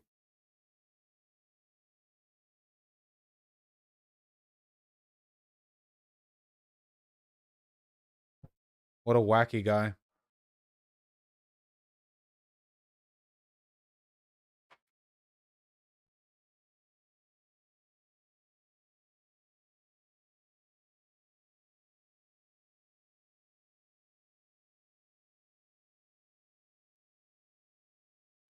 What is clear is Vermeule's ideas are still finding an audience with influential members of the conservative political establishment. 2 weeks before the symposium, Vermeule delivered a keynote address at a small conference at a Franciscan University of Steubenville in Ohio, which featured a guest appearance by then Senate hopeful and now Senator-elect J.D. Vance. A week before that, Hammer offered a fiery defense of common good originalism at the National Conservative Conference in Miami, which included speeches from DeSantis, Hawley, and Florida Senators Marco Rubio. They're literally promoting this alongside their next prospective president.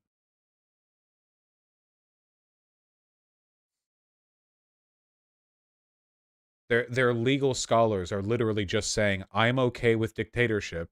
This is an ideology of dictatorship. Please appoint me to the Supreme Court. I think you could justify fully the arrest and abolition of the Republican Party based on these grounds. I have no idea in what fucking world. Isn't the whole point of sedition the whole point of sedition is like an attempt in part or in whole, successful or not, to impede the U.S. government in its processes or stop the enforcement of its laws from within the government. Yeah, we will suspend constitutional rule and promote a dictatorship. Also, we are elected officials. Hello.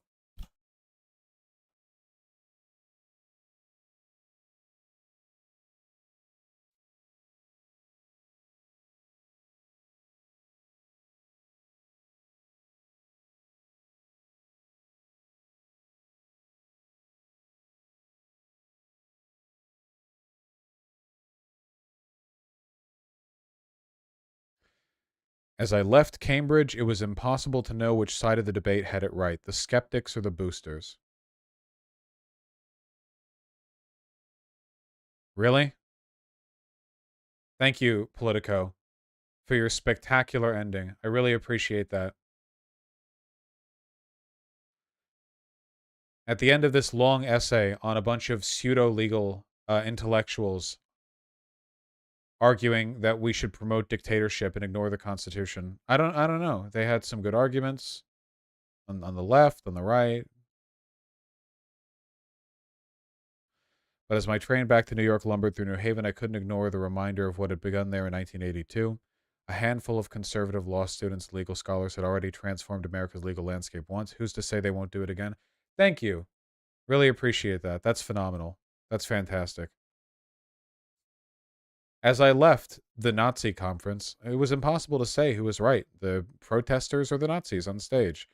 But, you know, as I remembered, as I remembered the Weimar Republic, the Nazis have made a change to the world before. Who the fuck is this guy? Who wrote this? Ian Ward. Don't cheapen my name.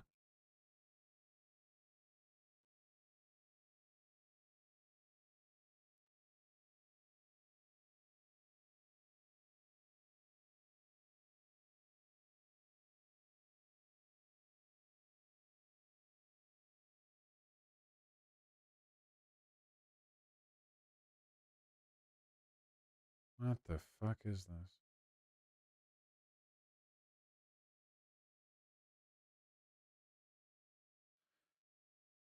Is this guy like a professional enlightened centrist? Imagine if Marx debated William F. Buckley, the podcast socialists and conservatives love, by Ian Ward. The new liberal campaign to flip the bench, how judges became the newest target in criminal justice reform. How Democrats learned to love activist athletes. Fuck you.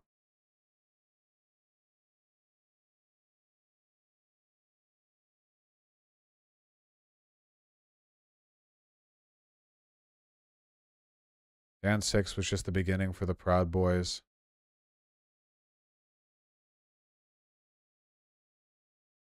I hate this guy so much.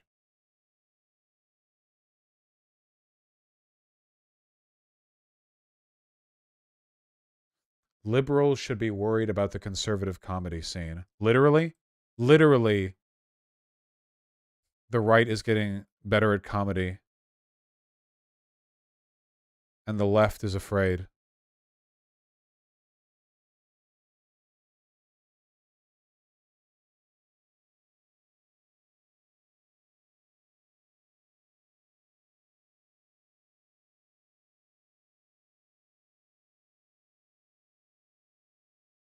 Inside the progressive movement's TikTok army.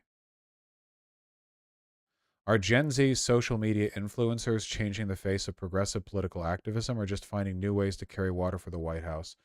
Man, I love this centrist guy. He goes to Nazi conference to hear Nazi guys explain how they're going to undo the Constitution and institute a dictatorship. You know, who can say whatever? A bunch of like 17-year-olds on TikTok make progressive arguments. Is this good? Who can say? What's the conclusion on this one?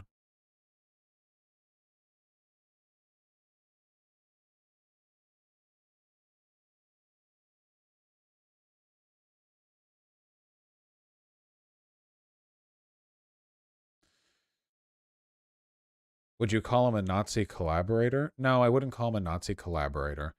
I would definitely say that his article is a form of apologism. Who writes this dreck? Well, I guess I know who writes it. He does. At a Trump golf course, a country's rancor finds its perfect brunch spot. The Democrats' privileged college kid problem. Wealthy people are more likely to vote Republican.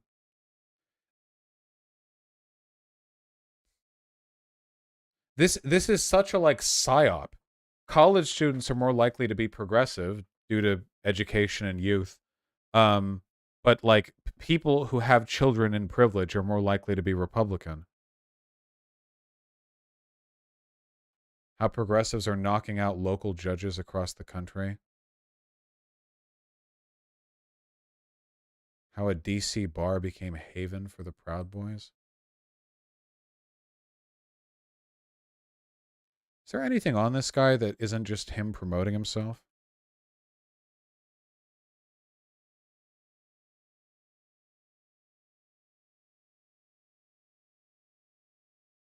Like Twitter?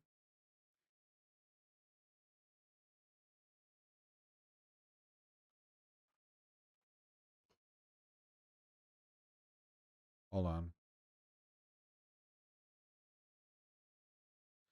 Just a lot of him retweeting what looks like his own articles on Politico, which is a pretty normal thing to do for a professional Twitter account.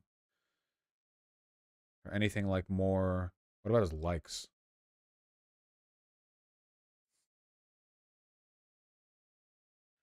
He is liked a fat cat sitting on a yacht in a wacky position.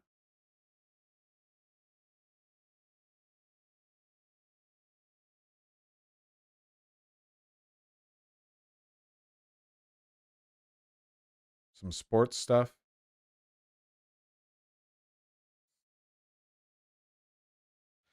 Fuck, guys. I'm really sorry. I wish I could tell you he's like a covert far-right guy. I think he might actually just be an enlightened centrist. I think he might actually be a guy who, either for intellectual or professional reasons, finds it prudent to cover literally every issue with the air of like a non-committal, morally distanced, you know, like unopinionated objectivity.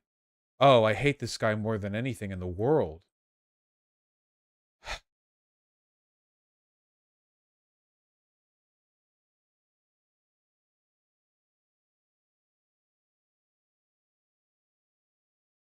Okay, last thing before we go on the other thing. Hold on.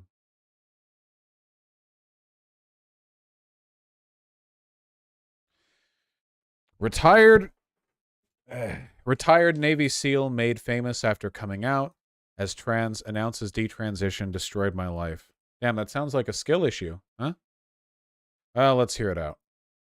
The New York Times reporting that in 2015, 4 prominent American gender clinics were awarded $7 million to examine the effects of blockers and hormone treatment on transgender youth. 7 years in, they've yet to report key outcomes of their work, but say their findings are coming soon. Oh, we already have other stories. We already have other studies on that, and yeah, we already have studies on that. But yeah, so I look forward to these coming out as well, I guess.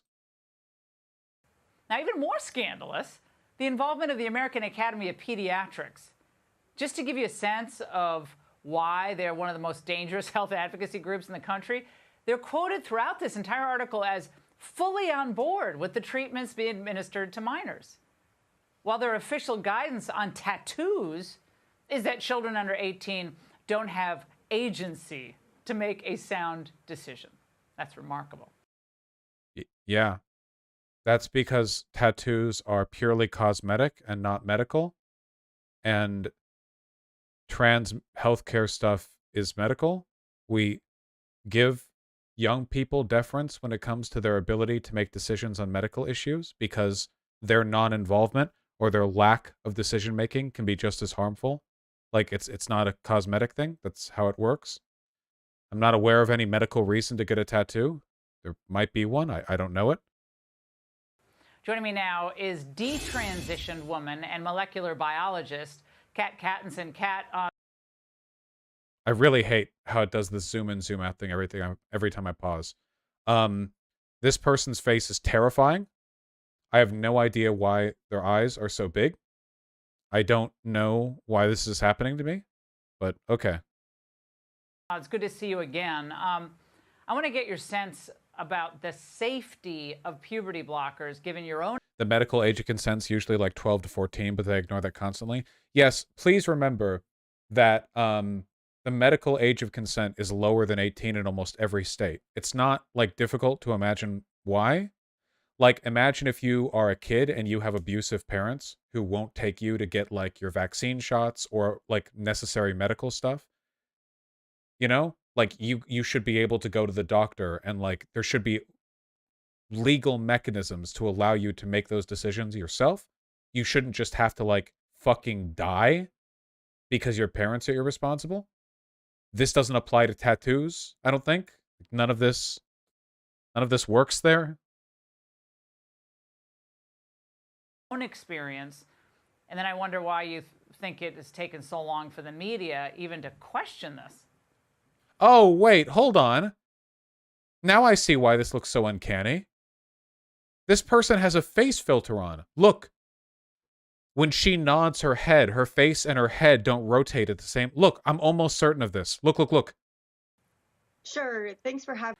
And then I wonder why See? you think... And then I wonder why you... You see that? I wonder why you think it has taken... And then I wonder why you think it... And then I wonder why you think it has taken so long for... You see? That's not just me, right? Is it just me? It's a little weird to have a face app filter when you're on the news. I don't know. Whatever. I don't know. The media even to question this. It's just you? Oh, okay. Sure, thanks for having me again, Laura.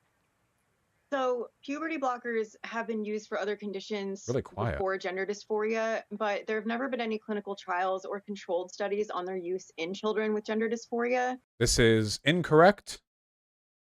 I'm just going to fact check this, I guess. That's not correct.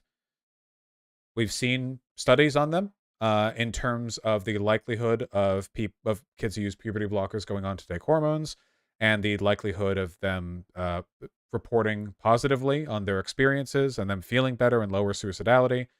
We have studies.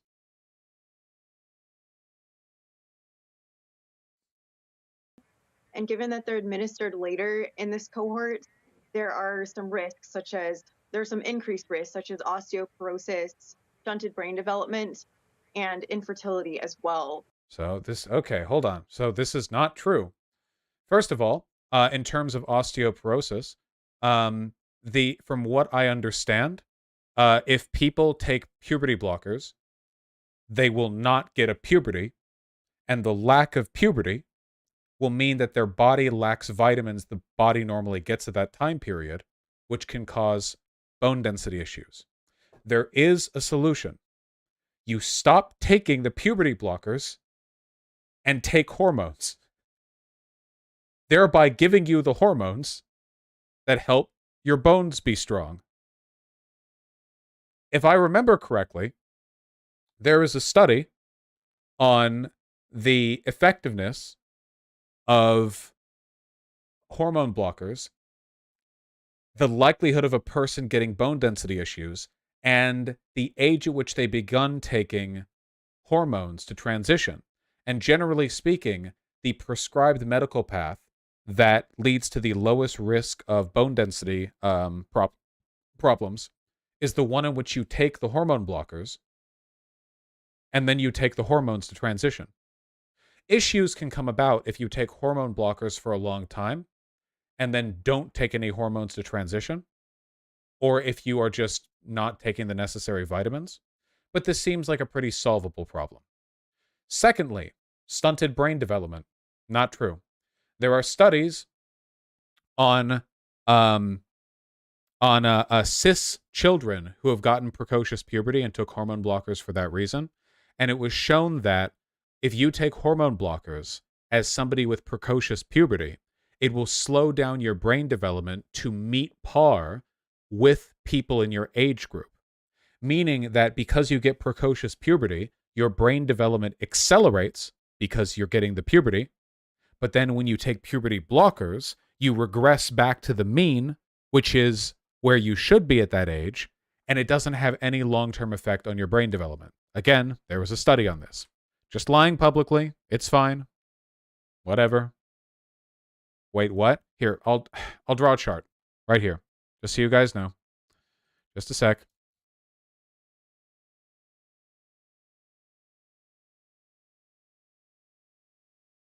Okay. I'm going to draw 3 graphs, okay? Let me make this thicker. Okay, 3 graphs, okay? So right now I'm going to draw like brain development brain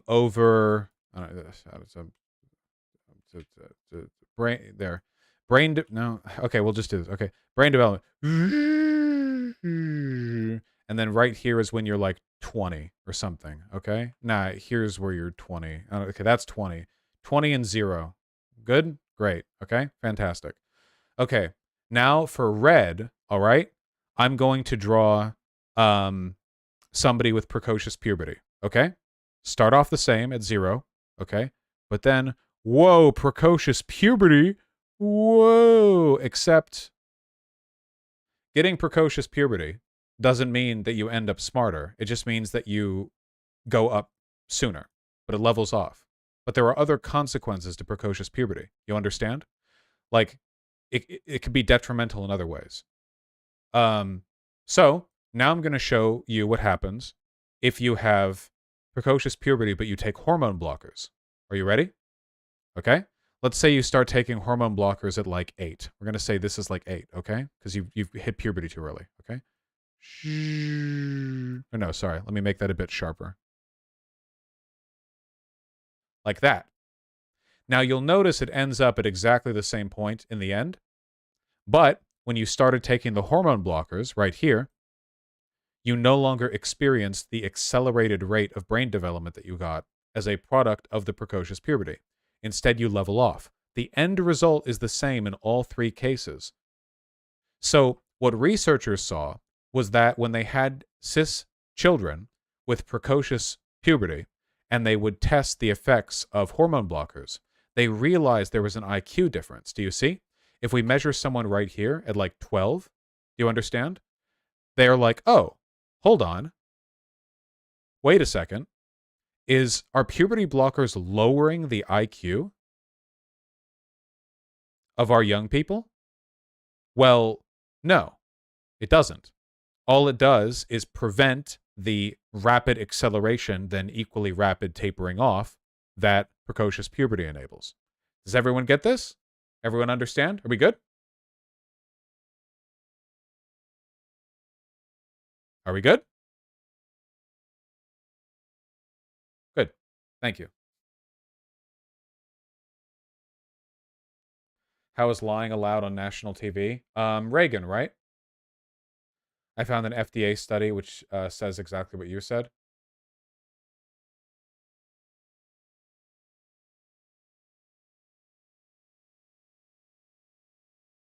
What is this? It's a lot of words.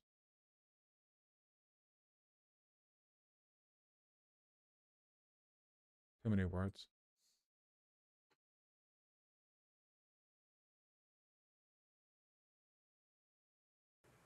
And so personally, I identified as trans starting at age 13, but thankfully I did not transition until I was an adult because I was not affirmed by my pediatrician. I was not affirmed by my parents.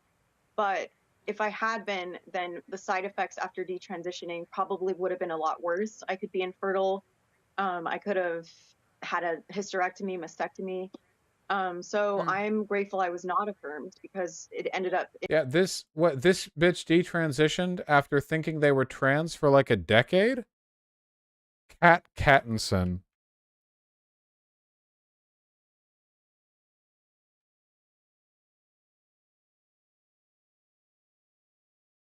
Oh. This is a TERF website, I think. Detransitioner loses natural singing voice after gender-affirming care. Oh no, did nobody tell you that testosterone lowers your voice? Did nobody tell you that? You really gonna tell me that nobody told you that testosterone will lower your voice naturally? Oh no. Nobody told me that my career as a pianist would have been affected when I got into this pirate phase and put a hook over one of my hands.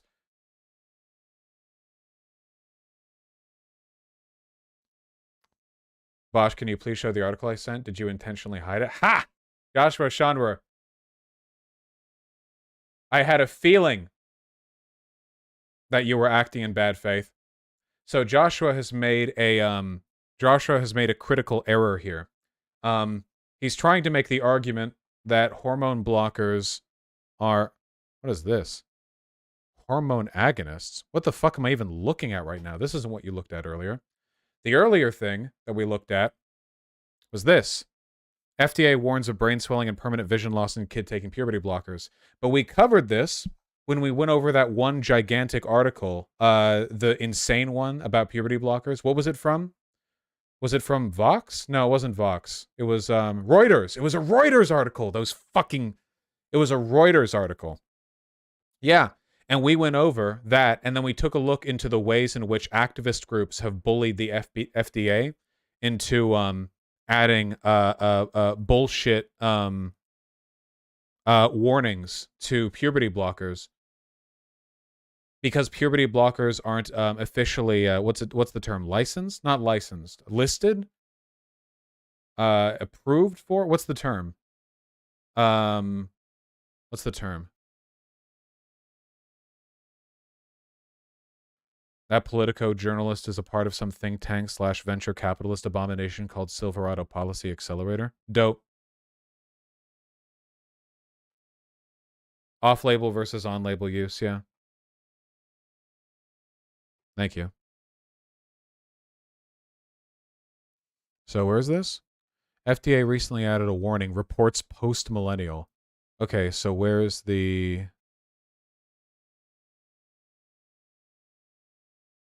As the post-millennial observes, puberty blockers are used for gender transitions. Where's the statement from the FDA? What? I don't have access to this content. We've already covered this.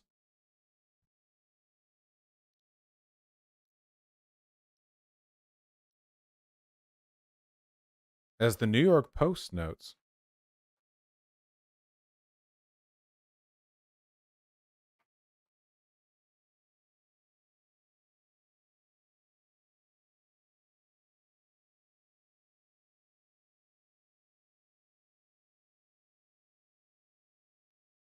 Here, if I like Google search this.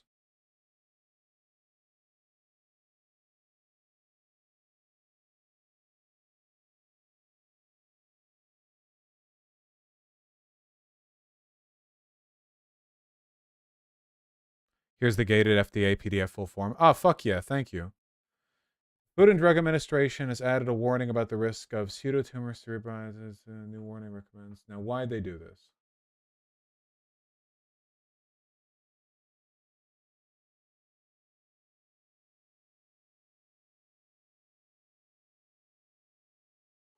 Six cases were identified that supported a plausible association between GnRH agonist use and pseudotumor cerebri. All 6 cases were reported in birth-assigned females aged 5 to 12. 5 were undergoing treatment for central precocious puberty and 1 for transgender care. The onset of pseudotumor cerebri symptoms ranging from 3 to 240 days after GnRH agonist initiation. Symptoms included visual disturbances, headache or vomiting, papilledema, blood pressure increase, and abdomen. I love the frequency of these occurrences. Look at this. Visual disturbances and headaches or vomiting, things that basically everyone gets at some point or another, our number equals 5. Papilledema is 3. Blood pressure increase is 1. And abducens neuropathy is 1. At the time of the FDA's review, symptoms had resolved in 3 patients, were resolving in 1 patient, had not resolved in 1 patient. 1 patient's status was unknown. GnRH agonist therapy was discontinued in 3 patients. The status of continued therapy was unknown for remaining 3 patients. So let me be clear, okay? Normally, when thousands, tens, possibly hundreds of thousands of people have used a medicine, and literally a handful get a jumbled collection of symptoms of which no causative or correlative information has been gathered, the FDA does not immediately add this to the serious risks on the medicine label. The reason why they did that this time is because there's an insane right-wing advocacy effort to get the FDA yeah, it's like the shit anti-vaxxers jump on. Yeah. Where it's like, well, these people got vaccinated, and then one of them got a headache. What are you going to do about that? Look, all I'm saying is that the FDA would never add this to an official list of threats with so scant evidence if it weren't for the moral panic going on right now. 100%, yeah. I mean, I imagine the FDA could be sued for not including it. No, not at all. Not necessarily. Not unless there's some real association done.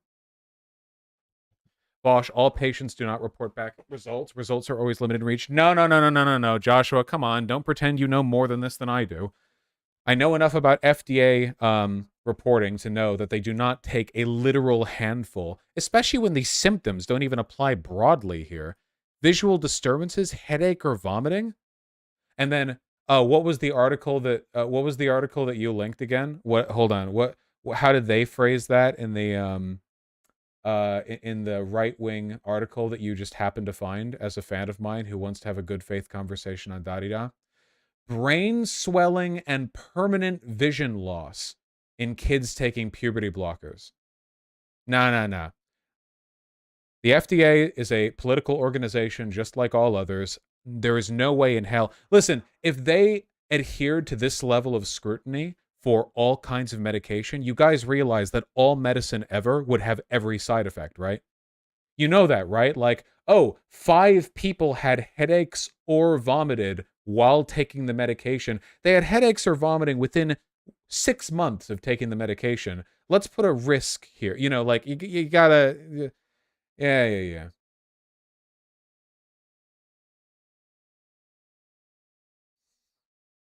For a lot of it, it seems it cleared up, too, so that's nice. I like how the article said brain swelling and permanent vision loss. But, is acetazolamide... No. Abduskins neuropathy? Is that brain swelling? Where is that listed here? No. Abdukin's nerve palsy. Is it possible that far-right article that cited the post-millennial in its opening paragraph lied? They wouldn't do that to me, would they? Sorry, I got way off on track. Hey, to the person who linked this, I'm sorry for being cunty. It's just like your initial framing there came across as kind of bad faith because I was talking about the ways in which fear-mongering over puberty blockers' medical effects wasn't legitimate. And you were like, oh, I totally agree. Take a look at this, where they said that. And then you linked something else.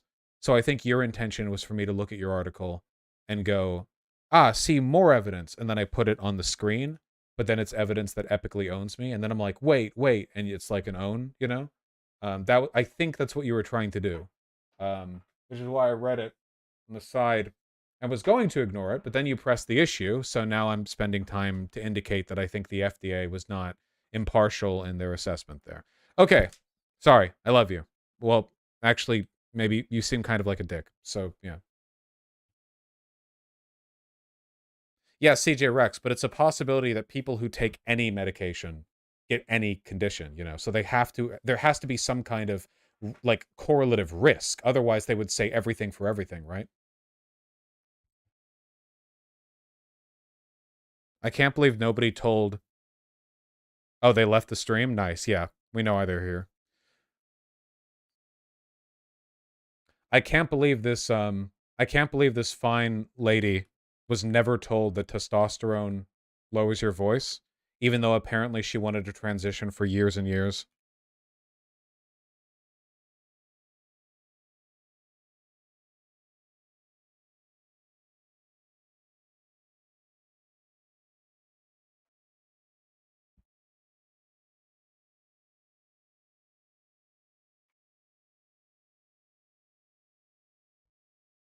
Maybe they're not so bad. Every single post of theirs is them adding me.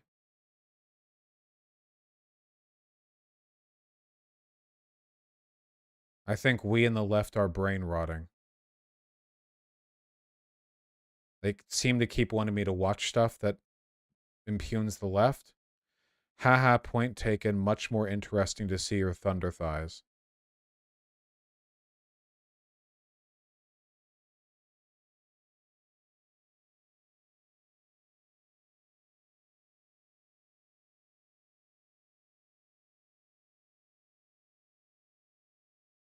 Thank you for being such an advocate for trans rights. Scary time for so many of us. How do we fight anti-trans propaganda and school board meeting harassment from parents who happen to be Muslim? This person's a troll. And puts a lot of effort into it, too. I remember this exact comment back from October. Yeah, high effort troll. This is, yeah. Thank you, but not just defending myself. I see so many of us are scared of talking about such that. Yeah. Literally just trying to, like, yeah. These are really rare in the wild. Yeah, they really are.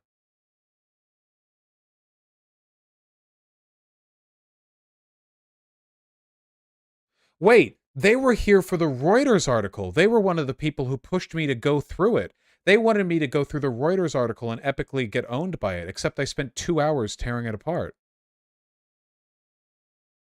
Please, your take on this BS Reuters article. Not enough people watching the stream. We need your voice on Twitter. We trans activists are getting harassed since the article was published. Need your voice, Vosh.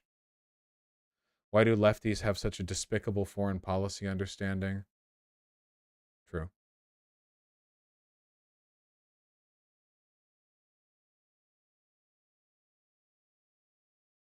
You have to watch this clip from the time code I mentioned. Right-wing old lady openly saying black women don't get married enough, but do a lot of abortions compared to white women, which is a problem.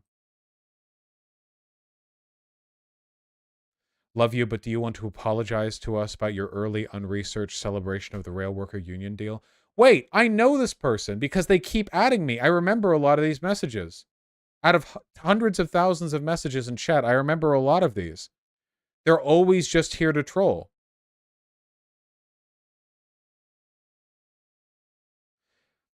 Why do you look at chat so much when debating someone, especially when you make a point you know is controversial? Are you seeking the validation of your chat more than your own self-assurance and self-awareness guiding you through the points? I feel sad and bad for you that you are not secure enough.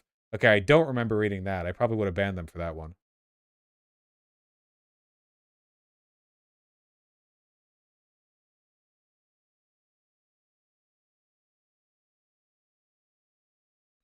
Oh, here they are with the periodic table discourse. Oh, wait, are they DDGer?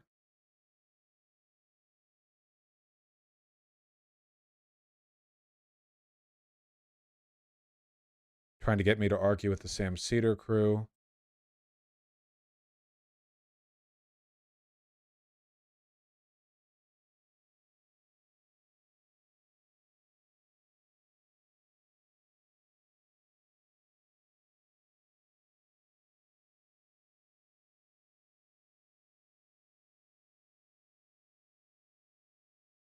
Damn, I don't know. Man, this is like... Wait, they're the one who gave me the FDA PDF file?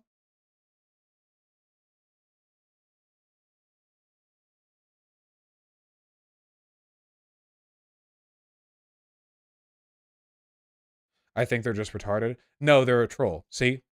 After I talked about the brain development stuff for the puberty blockers, they said, how is this lying allowed on national TV? This is repugnant. I found an FDA study which says exactly what you said, and then they linked to the far-right article that said the FDA added warnings of brain swelling and permanent vision loss, which as far as I can tell, they didn't.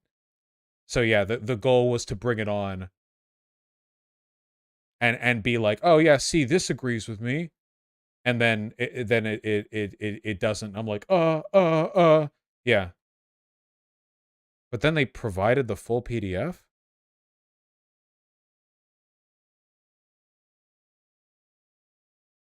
Damn. There are a lot of wacky people out there. What a wild experience. Blessed. In me preserving my health and fertility. Now, Kat, what happened? Didn't you call Planned Parenthood to inquire about next steps? What happened? Yes, so Planned Parenthood is one of the organizations in the U.S. that supplies gender-affirming care, and they do telehealth, so it's possible to be prescribed over the phone, which is what happened with me. They also say on their website that they will prescribe on the first appointment without a letter from a mental health care provider. So I had about a 30-minute phone conversation with a doctor, and I was prescribed that day. I picked up my prescription that day. Prescribed what? You keep saying, wait, you're an adult. Okay. Prescribed what?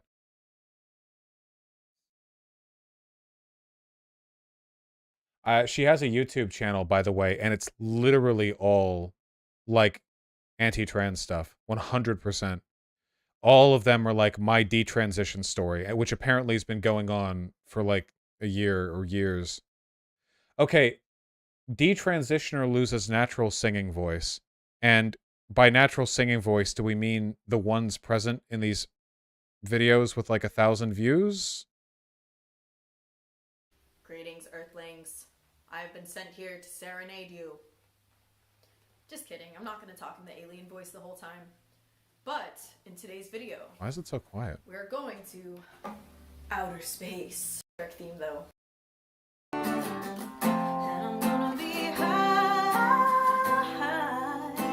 Well, damn, she can sing. It's too bad she never Googled effects of testosterone and then saw in bold letters at the very top, it'll make your voice deeper. That's a shame, I guess. So when exactly did this detransition happen? Because these song videos are... When was this released? This first one? Greetings, Earthlings. March 22, 2020. And then the first detransition video was here. You know, this whole time... July 25th, 2021. Did she transition and then begin detransitioning over the course of a year and 5 months? I was dressing in masculine clothes, I was binding, I was seeing this gender therapist, and... Oh my god, her voice is destroyed. Holy shit, testosterone has ravaged her body, her voice. She'll never again pass as a woman. I felt like my dysphoria was just getting worse and worse. Like, I wasn't taller and I wasn't muscular. So the appeal of the testosterone was there, but I was concerned about my singing voice changing because... So you did know then? I had been a singer since I was a kid, and it was one of the things that I did value about myself, and I hadn't really read a lot of about whether you could sing after tea or not. There's still really not a... Yes. You can sing. Taking testosterone will make your voice deeper. It doesn't take away your ability to sing. Men can what? Okay. A ton of stories about that. Did and gone through a whole journey, some of which I'm going to describe to you today. So, first things first, this channel used to be Tony's Solo Symphony, and then it was Trip and Tony Official, and now I have rebranded as Cat Robot. Okay. So this is the name that my very first EP is going to be released. Evolution of my voice, how 4 months in testosterone changed my singing voice forever, detransition. Okay. Okay, it's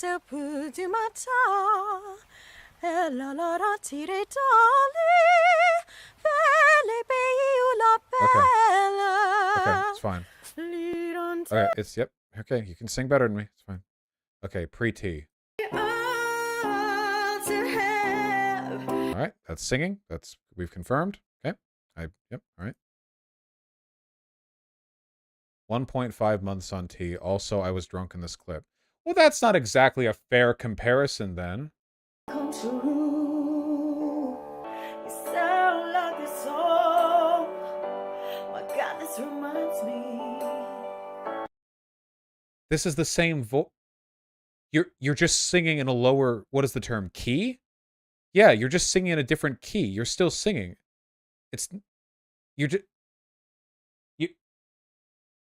The register? Yeah, register or whatever. Yeah, you guys, watch me take a gallon of testosterone in 1 second, okay? Listen to this difference in my singing. How'd I do that? Well, the answer is that beneath my camera, a gallon of testosterone was injected directly into my asshole. Yeah, my voice is ruined. My voice is ruined. When we were young, let me photograph you Okay, you sound good to me. It's fine.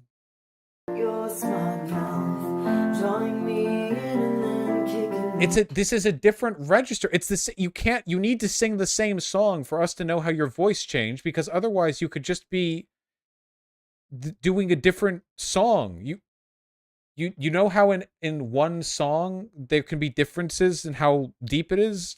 It's called variants of.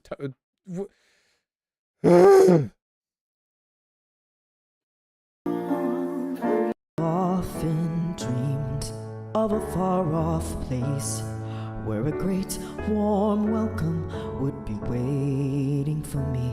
Sounds fine to me.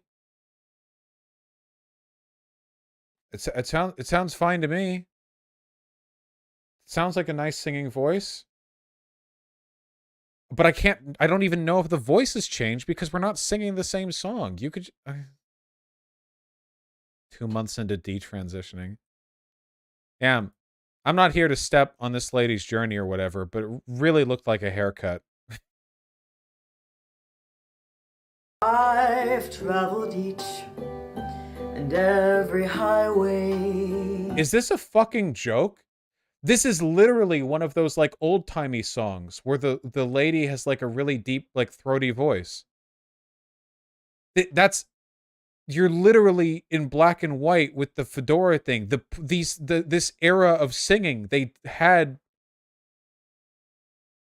Frank Sinatra. Yeah, I don't know. It's Frank Sinatra. Yeah, it's like she's going in like a downward procession where every subsequent song is sung in a lower note or whatever register, baritone. I don't fucking know than the previous one. Lower octave. And more. Thanks. Least under, so I'm really excited about that. Whoa. Wow, your voice sure is sounding a lot more high-pitched in this detransition video where you're not singing a Frank Sinatra song in a deliberately low voice. It should be coming out in a couple months. I'm working on getting some cover art right now. A quick summary, but now I have come to realize that transitioning was not the right choice for me, and so here I am. I am female, and for the first time in my life, it actually feels really liberating and amazing to say that. It's kind of crazy. So one last thing before I really dive in is that I had started posting more videos on TikTok. I've gained... Okay, yeah, my opinion is this person's 100% like a psyop or a grifter. I took testosterone for 4 months, no changes noteworthy. Here I can prove it by singing in a lower key than I did before. Again, like, you know, whatever situation's going on here, like, oh yeah, dude, you're ruined forever. You'll never pass as female again. Sure. Truly a case for life ruination here. I go over to this person's Twitter, and, of course, all liking and retweeting anti-trans stuff and TERF stuff. Look at this. 1 hour ago. I can't stress this enough. Do not comply with pronoun exchange rituals. Do not comply. Do not give in. Yeah. This person who, as far as I can tell, has very little presence. Apparently, they were a former Navy SEAL, right? Weren't they a former Navy SEAL, or was... No, that's a different person. Or is it? Oh, wait. The original article that I was trying to look at is different. This is different. I was going to look at the Navy SEAL. This is a different detransition grift. I can't even keep track of all these detransition grifts. Okay, we'll take a look at the detransition grift article, but first let's finish this detransition grift, in which I want to be clear, YouTuber whose song videos got at most like 2K views, who seems to have experienced no changes to their body whatsoever, is here to speak out about the harm of puberty blockers by demonstrably lying on Fox News. So it's very easy to get these hormones these days, and I've even heard from underage transitioners that they were immediately affirmed. It was extremely easy for them to receive care as well. Well, the NHS in Britain has blocked this kind of treatment for young people. What do you think's taken so long here? Because there's a lot of money being made off this, a lot of money. Absolutely. I think there's some invested interest from plastic surgeons. They make a ton of money from from the surgical procedures, and then of course the pharmaceutical company. So yeah, literally the same bullshit as ever. Like, come on here, detransition grifter, lie a bunch about trans people, um, you randomly get a Fox News spot, you know, and then say that like the other people are doing it for money. Actually, literally, her entire social media presence is just like this shit.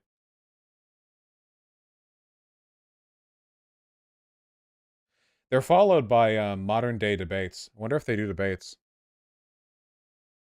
I should pretend to be a detransitioner.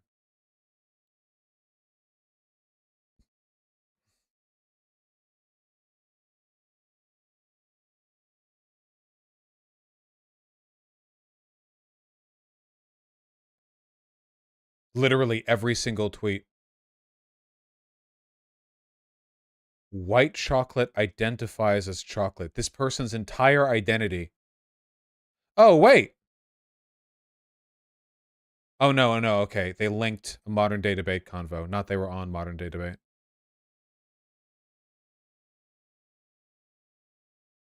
I should pretend to be trans. Or detrans or whatever. Maybe I could say, like, when I had long hair, that was me taking estrogen, but then I cut my hair, and now I'm a guy again? I don't know.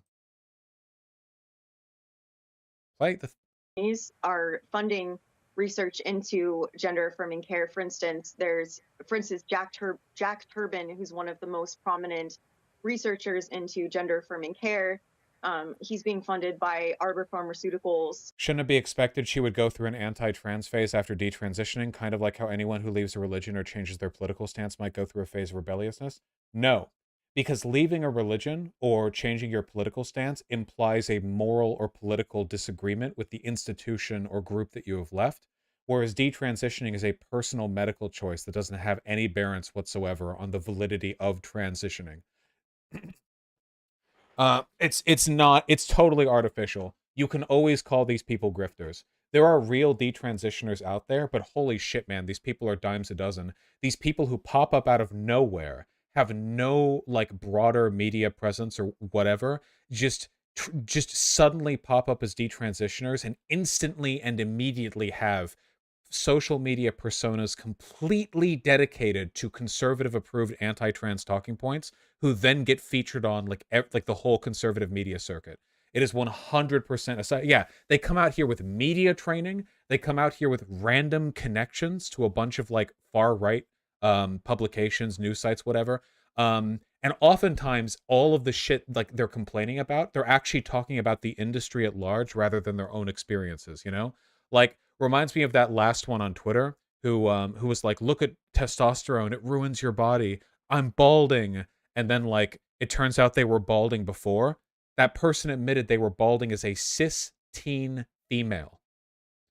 That person was balding as an assigned female at birth, teenager, and then went on and talked about how testosterone makes you bald. Like, holy shit, a stiff breeze would have made them bald. And then went on to say they don't even regret transitioning. So again, like it's a grift. You don't have to respect it. It's fine.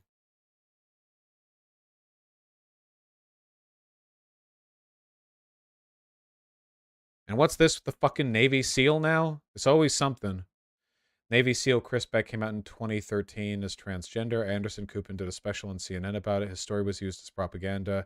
Now Chris is ready to expose the truth. Oh, shit. So you may or may not have seen in 2013 an nice audio quality interview with a Navy SEAL, Chris Beck. He came seriously transgender Navy SEAL.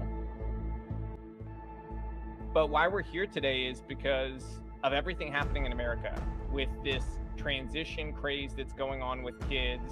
Okay, what's the actual story? Of it. 10 years, they destroyed my life. I destroyed my life. I'm not a victim. I did it to myself. Not a victim. All right, case closed. All right. Maybe I can find another story on this. Oh, this is this retired Navy SEAL shit. This is all from like the past day or whatever.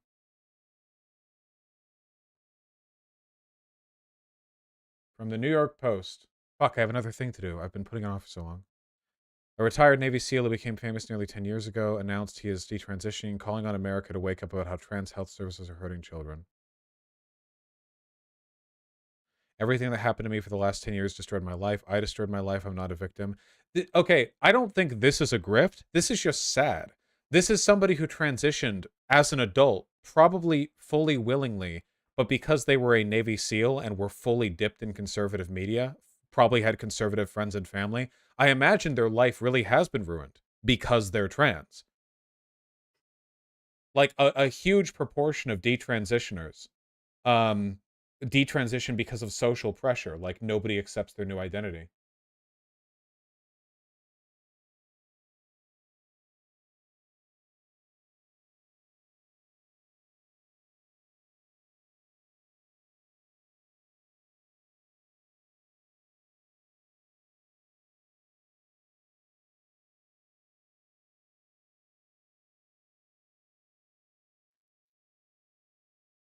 Said during the interview. Okay, I saw during the like Google search results this quote and this quote and this quote right here repeated over and over and over again. Where's the actual interview? Is it like it's on Rumble? I don't fucking care.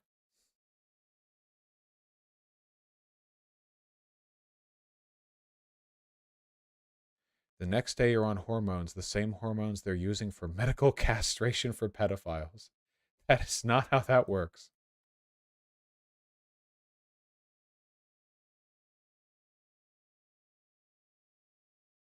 Beck said when he began transitioning, it took just an hour-long meeting at Veterans Affairs to be offered hormones. A 1-hour meeting with the VA in 2013 to be offered hormones? Did you come in there with a game plan, like describing, hey, I'm transgender, I think this, I think this? Or did you just walk in there saying, like, hey, I'm having questions about my gender identity? 1 hour at the VA in 2013.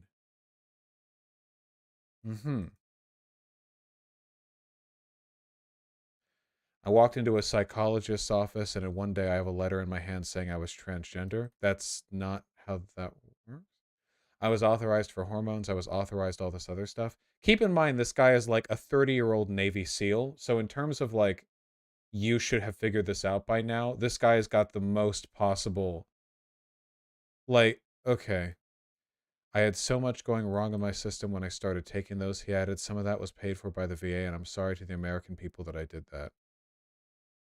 What?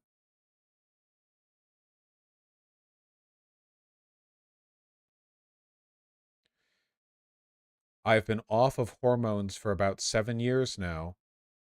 This is a billion-dollar industry between psychologists. Oh, never mind. This guy's a grifter too. This guy got paid to share his story, and this is what his story is. Off hormones for 7 years. Here's all the exact same talking points every single time. Okay, here's a difference you guys have to appreciate, okay? Right-wing and left-wing media will both find people who are victims of social problems to interview. You notice that when, like, MSNBC will interview on the ground people who have, like, experienced police brutality or, like, racism or whatever, you notice how they don't all immediately go into what sounds like a rehearsed media-trained spiel where they repeat the exact same talking points that every single pundit and politician on their side has said. Like, when newscasts interview like people associate like the families of victims of police brutality, like the Trayvon Martin or whatever, or the families whoever, they don't immediately go, ah yes, and this is why I support Joe Biden's eight-step plan to getting rid of, you notice how they don't do that? The reason for that is because when people get interviewed by left media, they're usually being authentically interviewed for their experiences.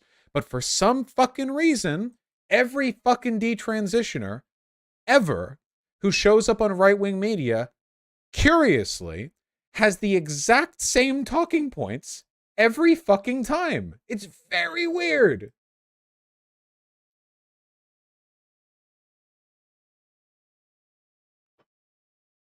Direct refutation of the 2013 HRT.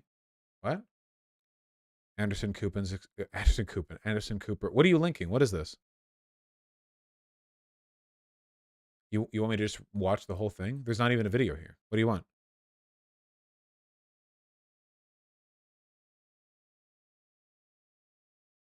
This person said they got transitioning after they left the military in 2013. Yeah. Well, what's refuted then?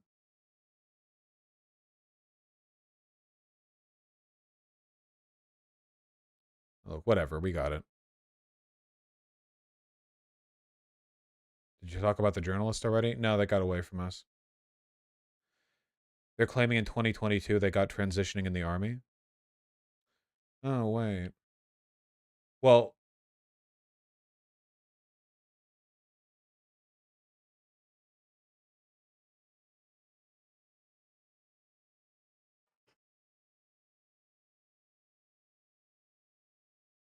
I think that's just a semantic confusion. Whatever, it doesn't matter.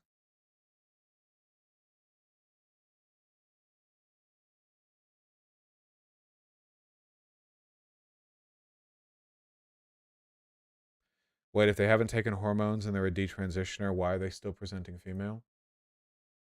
Does Chris Beck still present female?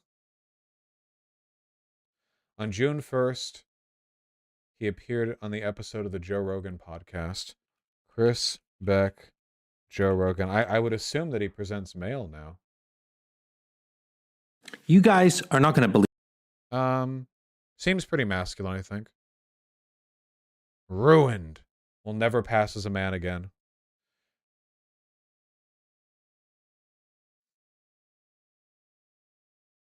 All right, that's enough. We went way overboard, way over time. I still have a convo to have. Can you share Alia's channel? She's a detransitioner, but she's not a weirdo conservative. Okay, yeah, I want to be clear, guys. Detransitioners are not, like, inherently evil or bad people or whatever. This person is recommended by Tempest. And Tempest is cool. To my estimation.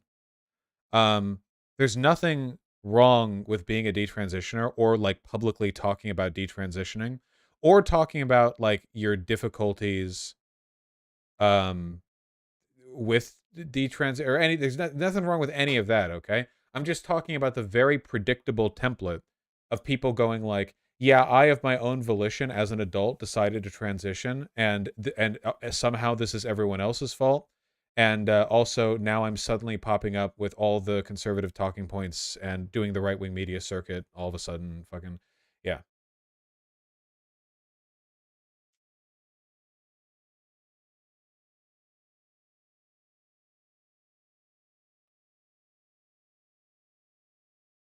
Libs of TikTok. She has me blocked.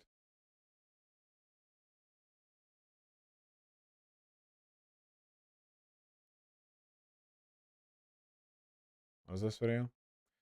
A drag queen teaches a child to twerk while shaking his near-naked butt in front of children at a all-ages drag show in New York City.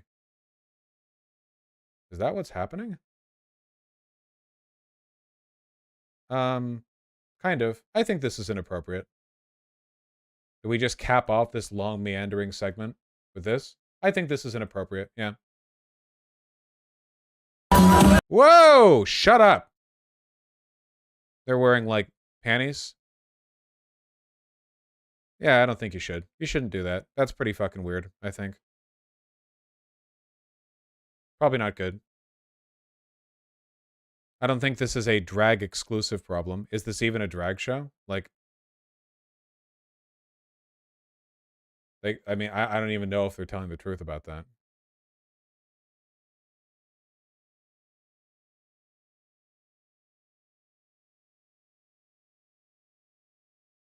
Yeah. I think it's worth pointing out that, like, hold on.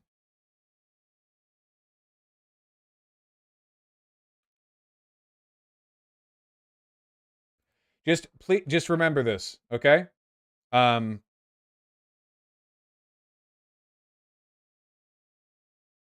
Never forget.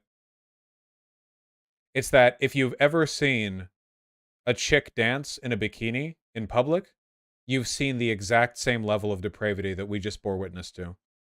I just, again, like, I do think it's inappropriate. I just think it's important to remember that, like, people will see, like, They won't actually care about the ass. They'll care that like the drag show thing or whatever. I don't even know if it's a drag show. It probably is. I don't fucking know. Wait, who linked that? What's happening today?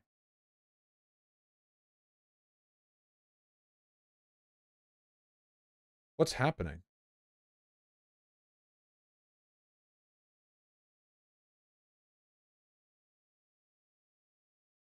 Oh, this is an actual VGGer.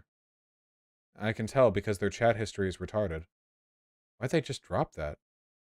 Okay, sorry. We're so off course right now. We're like, we're it's a fucking typhoon. Our boat's not even on the water. Hold on, it's time. It's time. Okay, guys, they're doing a little fundraiser stream over there. So I'm just gonna talk a little bit to a person called Lucy, and you should go over there and donate a bit, I guess. That seems cool.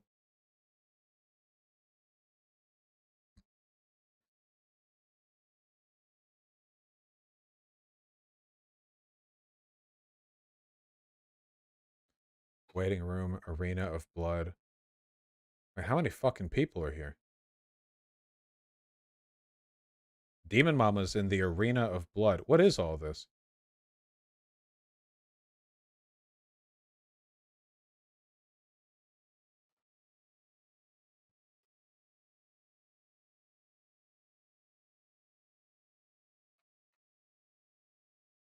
Sisters and dear, as it were.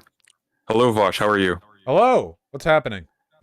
We are just about wrapping up. I just wanted you to have the chance to say hi to Lucy. And by the way, sharing the stream actually helped tremendously. It was very successful. I think we raised, all told, close to $5,000. Oh, that's so a little bit over that. That's a lot of money, actually. That's a good amount of money. It was pretty impressive. Put my camera on. Hold on. Hey, there he is. Oh, hey, Doe. I need to. I am covering him. One moment. Wait. Wait, hold on. Let me get all this shit on my end. Oh wait, no, I'm covering Lucy. There we go. Okay. Oh shit, that's so rude of you. It is. I'm like that. Okay. Here, let me boost your audio a little bit. You're very quiet for some reason. My second. There we go. There we go. All right. No, well, Demon Mama carried the day for most of it. She was debating people for about 6 hours, I think. So the premise of today's thing was people would nominate people to debate with money, and we actually made quite a bit that way. It was really fun, exhausting but fun. Camera do this? Hell yeah! I'm glad it went well. Why the fuck does my Discord camera do this? Why? It didn't used to do this. Was it flickering? Yeah, it like jitters for a second. You see that? Wait. Yeah, I do. It seems okay right now. I saw it a second ago, but it seems okay. Oh, like a glitch. It used to be a lot worse. It's gotten better. I don't know why. Fucking hate Discord. You can hear me, right? Howdy. Yeah. Hey, Lucy. Hey. Turn you up. Well, I'm way the fuck too tired to debate anyone. Is there still debates happening? Who's debating? Yeah. It's you against all of us. That was it's an ambush. I was lying about my opposite position. I agree with all of you. Actually. Oh. I agreed with you all the entire time. Yes, we're a monolith. Actually. So congratulations, Lucy. You've won your first debate against Wash. Nicely done. I did not expect this. You're Polish, right? Yeah, I'm Polish. Yeah. Oh, nice. Happy to see somebody repping my ancestry. It's the strongest ethnic connection I have to any other part of the world. It is true. I would like to thank you for all the takes on Ukraine. I have been hearing very bad takes from U.S. sphere about that topic. Yeah, I just wanted to nuke Russia, which I think is a common sense position that a lot of people should have adopted a lot earlier, frankly. I know this is the common Polish position as well. Wash wills it. Actually, the government was a lot more calm than I expected about the whole incident that happened some time ago. Oh, unironically, I was actually really happy about that. Yeah. The Polish government, it didn't even make any threats. It just called Article 4. Yeah, it was very calm, very unexpected because the Polish government is very, very far right. it was the only I think it was one of the only governments that openly supported Trump during his candidacy. And the Polish president had his own campaign at the time, right before Trump's. And right before the voting, he left Poland to meet with his daddy, Trump, to discuss things. So it was a whole thing. And of course, the Polish government was the only government that openly, via its media, entertained the theory that the election was probably stolen in the US. Wait, So, they did? Really? Yes, they did. Oh, I didn't know that. Damn. Well, the irony, of course, being that it will be Biden to be the one to pull the keys to the side and hit the red button and end Russia. Right. Yeah. So, funny how that worked out. Yeah. So it's a whole thing. And of course, the Putin's whole ahistorical speech made me want to make historical content, Yeah. He created a whole alternate history of the world, especially of this region, about Ukraine. And because Ukraine is actually pretty closely tied historically with Poland, Well, you guys are next to each other. Well, it's also that Poland and Ukraine used to form a single country called the Polish-Lithuanian Commonwealth. Polandia. For a long time. And that whole thing is really misunderstood as well, because it's basically called Poland when it was not that, It was a union that comprised of today's Poland, Ukraine, Lithuania, and Belarus. It was a composite state, At that time, there was no notion of national identity, so it was totally different than how the Polish government tries to sell it abroad right now.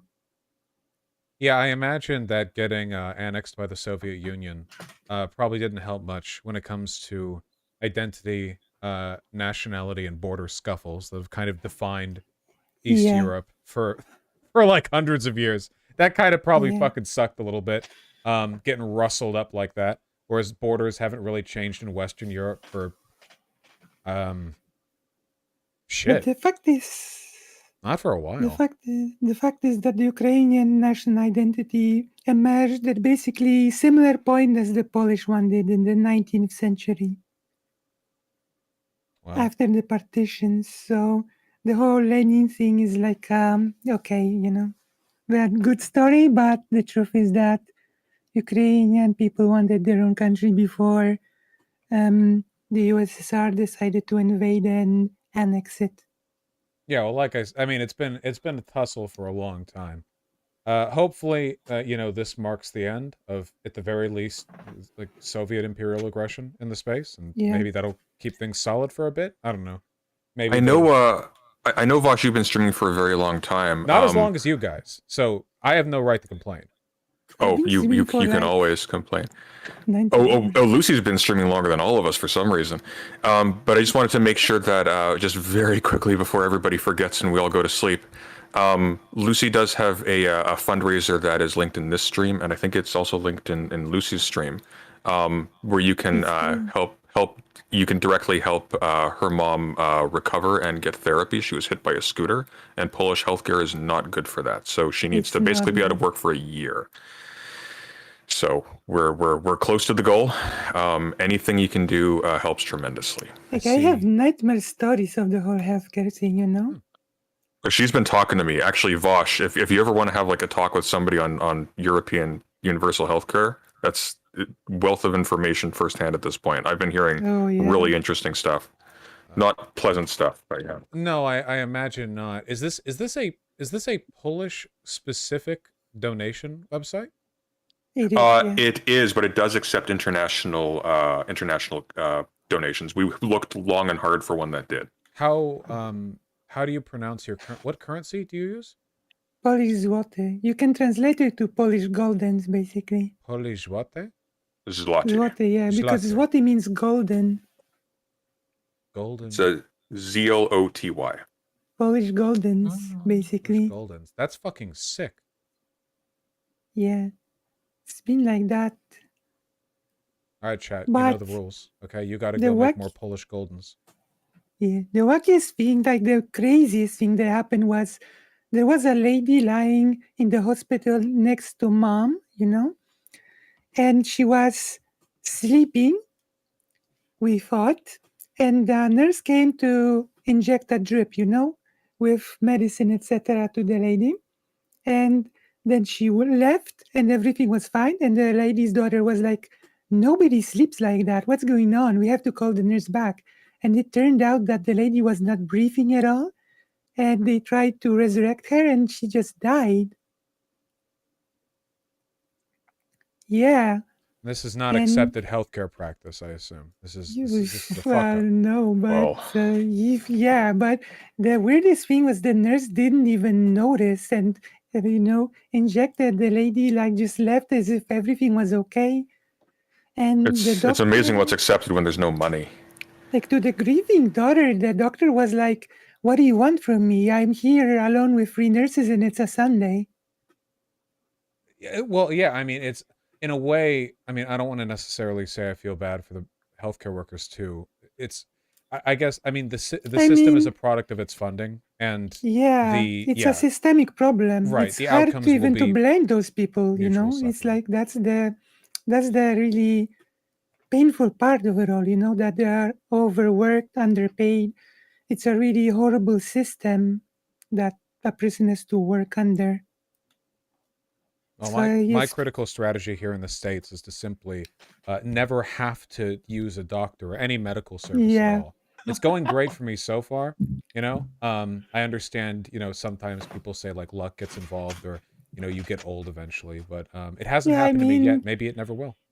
I mean, my mom was pretty unlucky because she was just waiting for the bus and suddenly some person decided to just ride into her from behind on a electric scooter. So I'll just never go outside. See? Never been a bus in this house. I see. I am I very, mean- very sorry. Some people do have to go outside. I've read. No, I'm very happy to hear that the fundraising has been going well. Do you mind? I want to catch myself up a bit. How have the debates gone? The only thing I know is that at some point earlier, Mr. Girl hopped on, which is presumably good for the fundraising.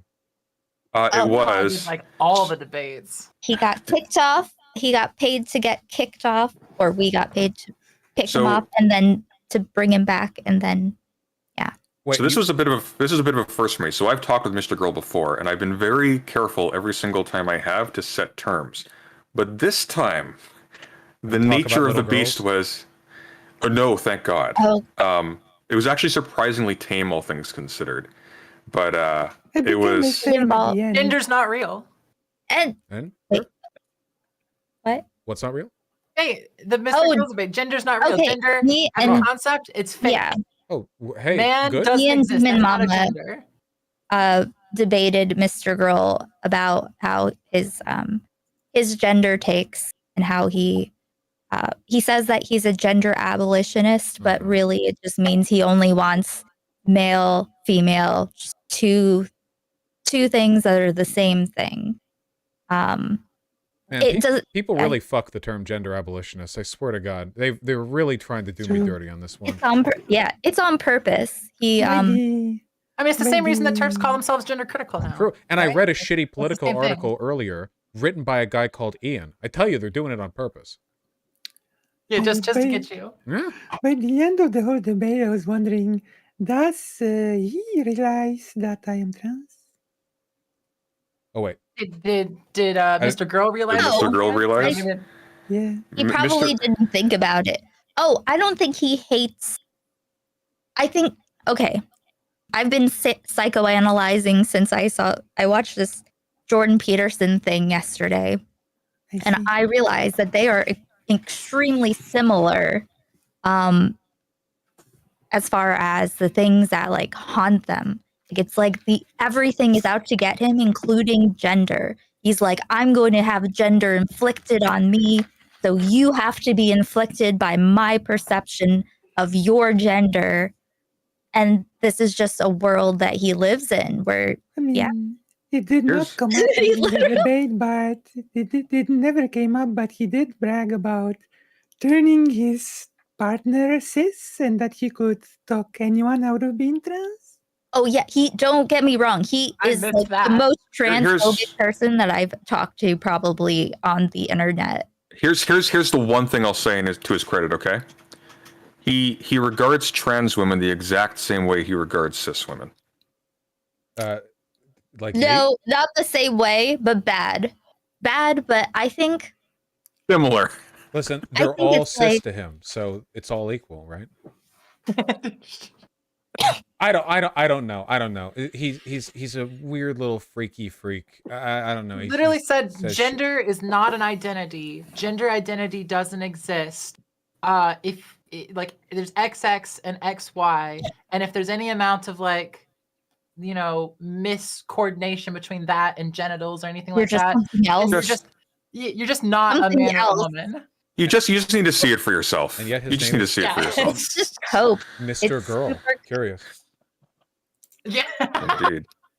I just Up with that? personally thought that hanging up was the wise thing to do during a talk with him, you know? Oh, he was just look. I can entertain. Look, I'm fine talking to. Wait, we're on Twitch right now. I'm fine talking to developmentally challenged individuals. If I didn't, I wouldn't have a career. That's fine.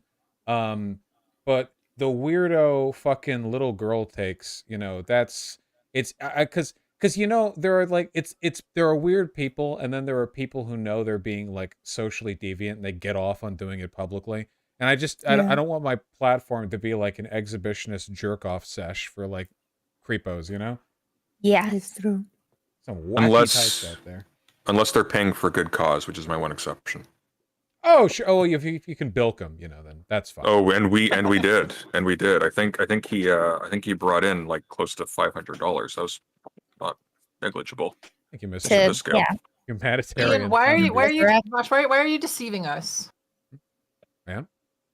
Yeah, you've got like facial hair and you like chose glasses and Oh, you've also got like a that's shirt right. on. Why are you deceiving us? I don't Yeah. understand why you're not showing us who you really are. Yeah, I'm so okay, so all right, listen, first of all, Oh, okay. no. Fuck you. And second of all, yeah, it's listen, it takes more effort to shave than it does to not. My holy shit, Aiko. That's so many things happening. It's crazy. Yeah, that's Ico. She was a tampon and a pad earlier. This is nothing. Unironically. Ico, do the Biden one. Wait, Unironically. listen here. This is what this dude said, and I was like, this is fucking exactly what it is. So like with the shaving my legs thing, like I want people to love me for my hairy legs. I want people if I Yeah. That was beautiful. Exactly. I got so many meme clips. I am set for my remixes. I will say though, and listen, I don't normally, I Yeah. try not to lean too hard into like the liberal feminist guy, kind of, oh, you can do what you want, I'll fucking, you know, whatever. I hate women. But I will say this. Me too. Thank you. Brave, all of us. I will say this. People, it's like this, makeup is deceiving. Nothing comes close to a beard. The only thing you can do to top a beard when it comes to obfuscating an appearance is one of those fucking Mission Impossible Tom Cruise flesh masks that they 3D sculpt and put on to impersonate someone for a heist. That's it. Beards do, so assuming you have the genetics to, like, some people just have wispy little, you know, but if you have a real beard, you have no fucking idea what my jawline could be like. I could have no lower jaw. This could just be like a tuft of hair. Oh, hanging- we saw the photos. Oh, It's you've seen the highly libelous photos that are not real. Of for those who don't know, it's the photos where they like, here's what Vosh would look like without a beard, and they use the clone no. tool to just sample 1 square inch of my cheek and make the fucking Baron from Dune They face. superimposed my chin at my worst angle on you. Is what they Yeah, did. they Don't basically agree with me. Okay, sorry. constructed the I sent you my dick pic, please respond face from like 1 square inch of my cheek. Anyway, highly libelous. I will be suing. But yes, beards are deceptive. Men are deceptive. They should all shave. It's the only way to keep things fair. Yeah, But you can there's, keep a bush and you know, what do they do with the bush? Weed whackers, or I don't fucking know. Shrubbery. You burn it off. Yeah. I've already mentioned there's a moral dilemma involved here, you know? Because socks are wearing socks is like deceiving people, but on the other hand, being barefoot is apparently really immoral. So there's like this moral conflict. True. Yeah, True. what you need, okay, the only solution, all right, is Dutch clogs with a sliding door, so that in the private space you can slide them open and people can see. Do your toes look nice? You know, because you don't want to fuck around with no bitch-toed individuals. But when you're walking around, obviously you keep the slide closed, and you're not pedophiling on any neighboring like individuals or like young birds that might be in the area. This is going to be my new channel description. President Sunday, a chin you can trust. But brave enough to show it. Yeah. That wasn't nice. No, brave enough to not just grow a beard. I like how President Sunday looks. That wasn't a fucking insult. How dare you interpret it that way? Oh my God. Well, I like your beard, Vosh. Thank you. And you know what? I'm glad that it's there, because honest to God, you know, whatever bad faith interpretations there might be of how I look without a beard, I don't know. I've had one for 7 years. Oh no. Vosh, I've seen your younger photos. Frankly, it's deeply disturbing that someone who looks like that could actually physically look like you at some point. You're messing up my whole thing here. I don't know which category you are. It works, but I'm deeply confused. Where's that picture of me at 15? I swear to God, I have a 5 o'clock shadow in this picture. Hold on, I'm gonna link it. Like what the hell? That's not supposed to be possible. What the hell is this? How does that turn into this? What happened?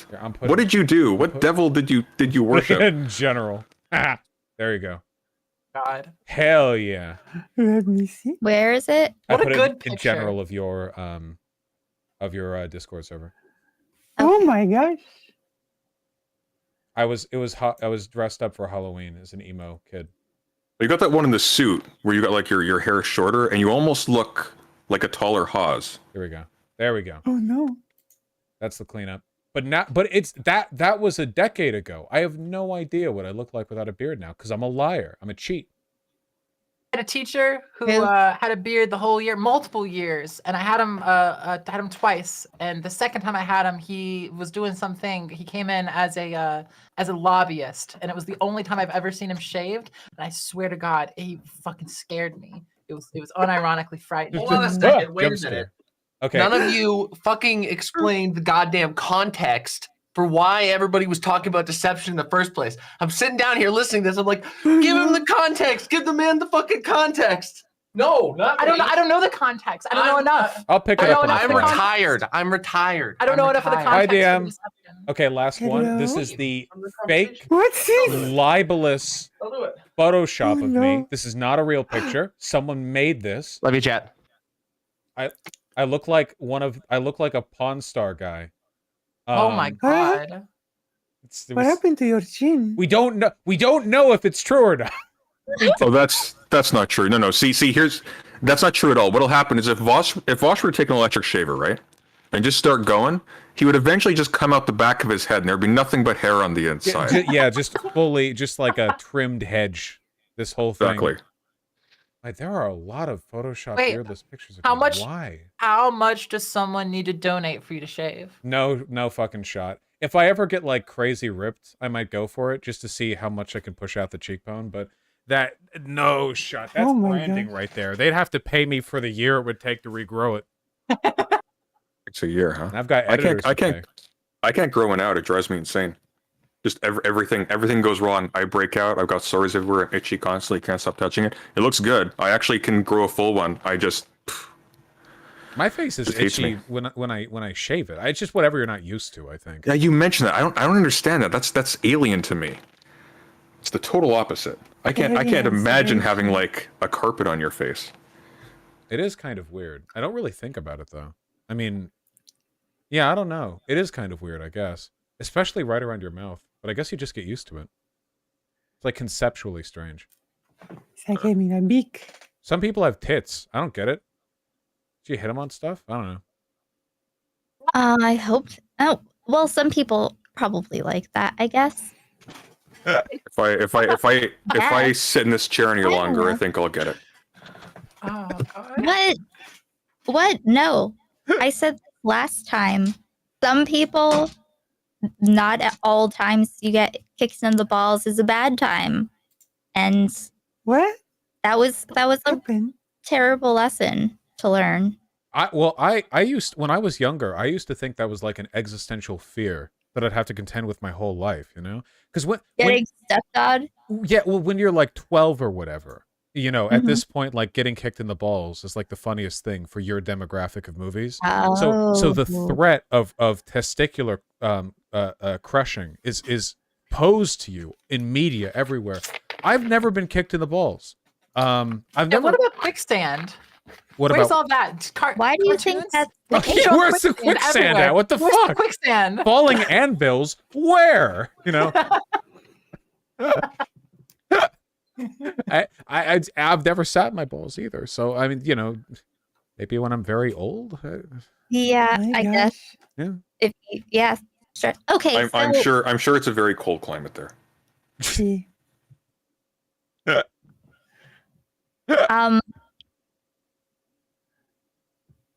Oh, I'll keep going. So anyway, yeah. Yeah, no, please do. So yeah, never been kicked in the balls, never sat on my balls. Still the existential terror, right? You know, and now because in retrospect, right? Like what's that thing? It's like the boy and girl like in your playground, like bullshit, whatever. You know, like oh, well, getting childbirth hurts. Oh, getting kicked in your balls hurts, right? This interminable debate, you know. And I realize now what a little punk bitch I was. Because, like, even when I argue with my mom, I swear to God I said this, which was bullshit on both sides, because my mom had a C-section, and I've never been kicked in the balls. So neither of us have any shit to say, frankly. But this is a stupid fucking argument. Tell your mom that getting kicked in the balls is worse than pregnancy? Well, I was like 12. I don't fucking know. But... You, Mom. Mom, you don't even know. What do you mean? I was like, someone just tore into your organs, moved them around, opened up your womb, and then made sure that you didn't die right I have it on afterward. good authority. She was asleep for all that. So frankly, I don't want to hear it. I don't want to hear, you know, like I wouldn't complain. You put me to sleep, then kick me in the balls, fucking whatever. Or I wake up, they're a bit sore, Well, whatever. I'll live. I hope. Well, that's if that's the thing that someone likes, you should tell someone how hard constitutes as kicking. You can't complain about how hard it was if you don't specify. If it ricochets, it's kicking. No, I mean, like, how do you know if it's too Simple. hard? If it leaves the end of your foot and then it returns to the end of your foot, then No, if you're supposed to be kicking someone in the balls in a good way. Oh yeah, well, lots of people are into that these days. Yeah, so it's like I figure Yeah. you have to tell someone in advance the right way to do that, because kicking has a lot of meaning. There's a wide spectrum of Oh yeah, there's like a tap, hardness. and then there's like we're like flipping a coin on infertility. Yeah, there's a Mashing. wide range, you know. I tell you Oh, what the no. Kingsters have got to get on, and this is why I tell you they're stupid, I'm smart. Is kinky what is it called? What is it called? Root canals. That's right. Because yeah, well, if you ever, because I had a tooth removed, cavity, whatever, you know, they use a saw to cut off like the flat of your tooth, okay, exposing the rotten interior, and then they use like a drill to burn out the nerve ending. Then they fill it with rubber cement, and then they put on a fake tooth on top. Basically, that's the simple version. So I did this with painkillers.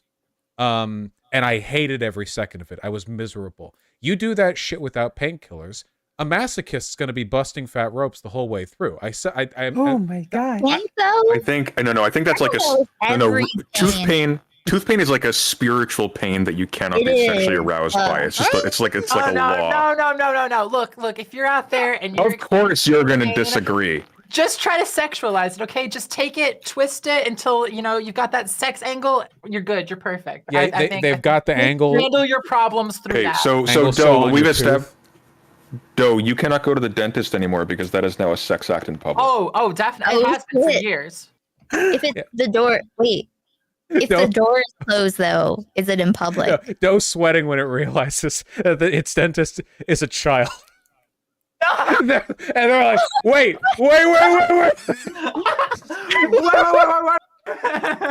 Are we being indecent in here? No, absolutely not. I'm telling you though, man, burning out that nerve ending with the drill, that's gotta kick into top gear. Wait, hold on. Wait, Root. where was that going? I have no idea. I'm pretty tired. I don't even know how we got here. Okay, we were saying something about BDSM and what was it? Aiko, if you don't show that Biden one again, you're gonna be kicking me in the balls. Okay. It's awful. It's beautiful.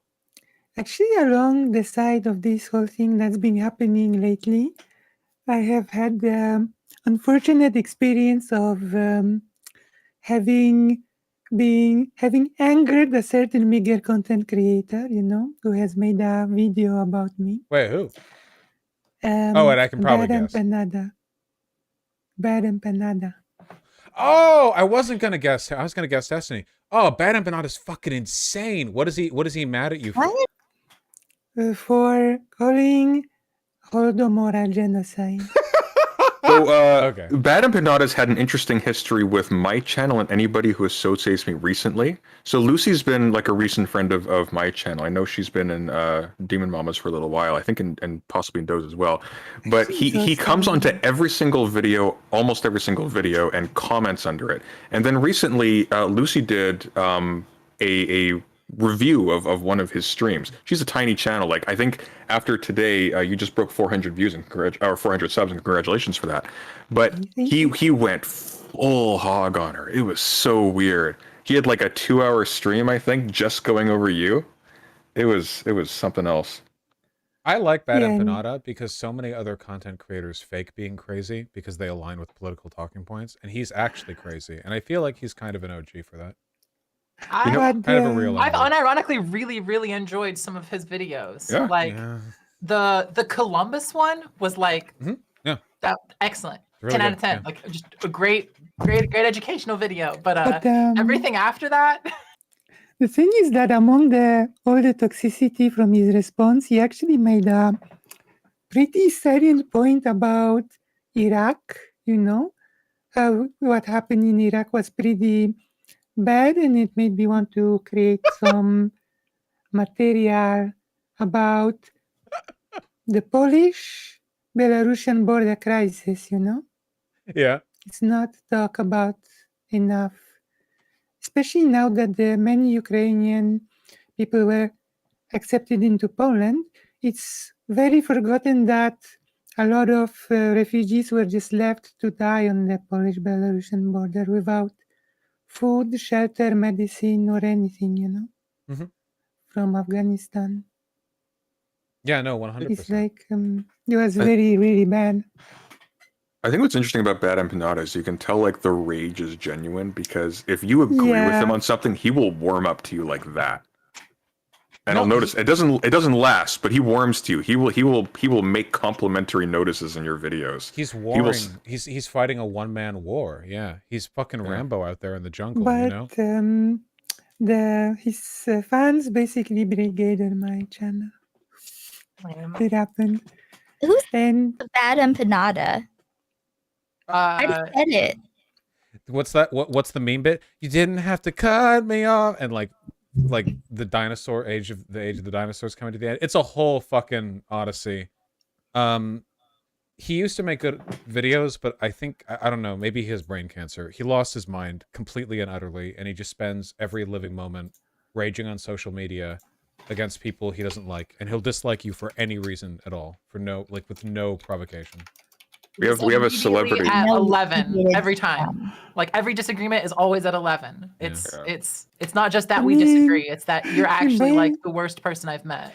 He repeated 5 times that I am allegedly a pedophile. Really? All right, Join the what? club. sucks. Yeah. I mean, Wait, yeah. who? Congratulations. You're among. You've made it. Oh, Yeah. wait, did someone say that you're a pedophile? Bad empanaticals. Mhm. It's a translation Oh, error. He yeah, thinks yeah, it yeah. means hello. I mean, like speaking of which, like we have a special celebrity guest here as well, Vosh. I don't know if you've noticed. Oh shit. Joe Biden. Yeah, he's staying with Aiko at the Oh moment. yeah, no, I was losing my shit at that. Yeah, I Okay, can't. good. That's a very. I don't know I how that's set up, but it's cool. You The know best what? part- Listen. Oh, no, go ahead. I was just saying the best part is that because it's like a facial, like a Snapchat filter thing. If you turn around to try to look at him, he disappears. It's like if you try to catch him, he's gone. Whenever you turn around, he realizes he has a strike to bust. Like so fucking sprints off. Yeah, sprints. That works out real well. I was just saying, you know what? Maybe the red pillars have it right, because I mean, I put Joe in the friend zone initially, but look at us now. He just didn't give up, and I gave in, and that's it. Oh, I would totally fall for his charms. Yeah, back when men were men and women were women, you know, Biden comes in with the tried and true courting technique of deep huffs for 12 hours. Yep. And you just don't get that from men these days, frankly. Barely get 1 hour these days. Yeah, they only do. The fuck? This isn't 12 hours of cock and ball torture. This is 1 hour of cock and ball torture. This is nothing. I mean, Why older women wear so much perfume, they're starving. Poland has its own version of this sort of quote unquote humor when the de facto leader of Poland, you know, the leader of the party that's in charge, makes public comments like, it takes 20 years for a man to become an alcoholic, but only 2 for women. So women are becoming alcoholics instead of giving birth, so we should restrict selling alcohol. Yeah, Let me just sip my whiskey while you all talk about this. That was the nice thing about the 1950s. It was that the sedatives that American women took didn't interfere with their reproductive responsibilities. So you know, the engine kept chugging. You know, antidepressants kept everything well lubricated, which was not, funnily enough, describe those wives. So you know, it was a whole Yes. process. My God. And of course, the whole speeches that because it's becoming more transphobic in the US, of course, the Polish far right parrots everything that happens in the US far right, you know? Sorry about that. So the Polish politicians who's in charge of Poland makes rounds doing speeches how Jane will become Mark in 2 hours and then back again, and laughs like a donkey. Yeah, And everyone claps. we're like the American far right is like the fucking sun, around which the far right. It's the American far right and Putin, like the Kremlin, and it's like the 2 orbit points. I mean, you think Rocking it's out, the Americans, but Canada seems to be producing an You're equal amount fucking as well. feeding us, Jesus Christ! You're like a trough for us hungry boys. You keep throwing far right dripping them pundits off. down. I think it's fair to say at this point that the far right is an international project. Yeah. An international nationalist project. Because the American far right gets a lot of pointers from Hungary, from Orban. Yeah, So and Hungary is like the Polish government. They did fall out a bit on the Ukraine topic, but Poland considers Hungary the biggest, ally in the EU. Cool. This whole thing is just the most ambitious Snickers commercial in human history. You're just not you when you're hungry. I was gonna say, and Hungary gets their pointers from Greece. You know, all the pederasty. I mean, recently there was a project to change the way in Poland how votes are counted, and the way it's thought up just made me, okay, because the idea is this: there would be a commission that would read every single vote, including what the vote goes for, who the vote goes to, and the commission would decide if that vote is valid or not. So as you can see, I don't think this requires further commentary. Yeah, You know? Yeah, dude, it's so fucked. I don't know much about the Polish situation. It's There pretty haven't been bad. many Polish political happenings that I've covered, so I haven't done any of the like adjacent research. It There just was seems like the things are pretty fucked right now broadly. So yeah, there was the famous Polish Stonewall thing when non-binary activist was arrested, and there was a huge protest. 40 people were arrested. The non-binary person had like no lawyer for 2 weeks. There was a whole big thing. that's probably How long something I ago should was educate that? myself on. And there is a good video in English on that actually. It's called the Polish Stonewall. When did it happen? Until 2019. Oh, okay. Oh, that recently. That's quite Yeah, recent. yeah, Our yeah. Stonewall was a little while ago. Yeah, but because, as I say, the LGBT rights in the US are light years ahead of Poland, you know? It's like there's no comparison. When it comes to trans rights, Poland is at the level of we exist at all, you know? Yeah, my understanding of basically every Eastern European country is that they're wildly anti-queer, but if you go online, Yeah. everyone pretends they're full of femboys. Not really sure what the deal is with that, but it seems to be a pretty recurring pattern. I've seen this done with Poland, Ukraine, Hungary, Croatia, Serbia, Kosovo, Albania. I have no idea Yeah. why. People just seem very insistent that Eastern Europe is full of femboys. It's extremely bad. I could like keep talking about like our current Minister of Education infamously wrote on his Twitter that let's cut the crap about talking about human rights. Those people, the LGBT, are not equal to normal people. So let's just cut this conversation short. I'm always saying this, but I do it ironically, so it's okay. Yeah, well, I don't think they said it unfortunately- ironically. Unfortunately, no. And the president's campaign slogan was, the LGBT are not human, they are an ideology. And it We're definitely went trying to to the say that here point, too. yeah, it went to the point when an Auschwitz survivor had a speech, you know. I actually uploaded a video about it, about the speech, when he basically said that he won't bore people about the past, but the way minorities are treated right now will lead to a new Auschwitz, and that the Auschwitz did not fall from the sky, and to not be indifferent about things like this, you know?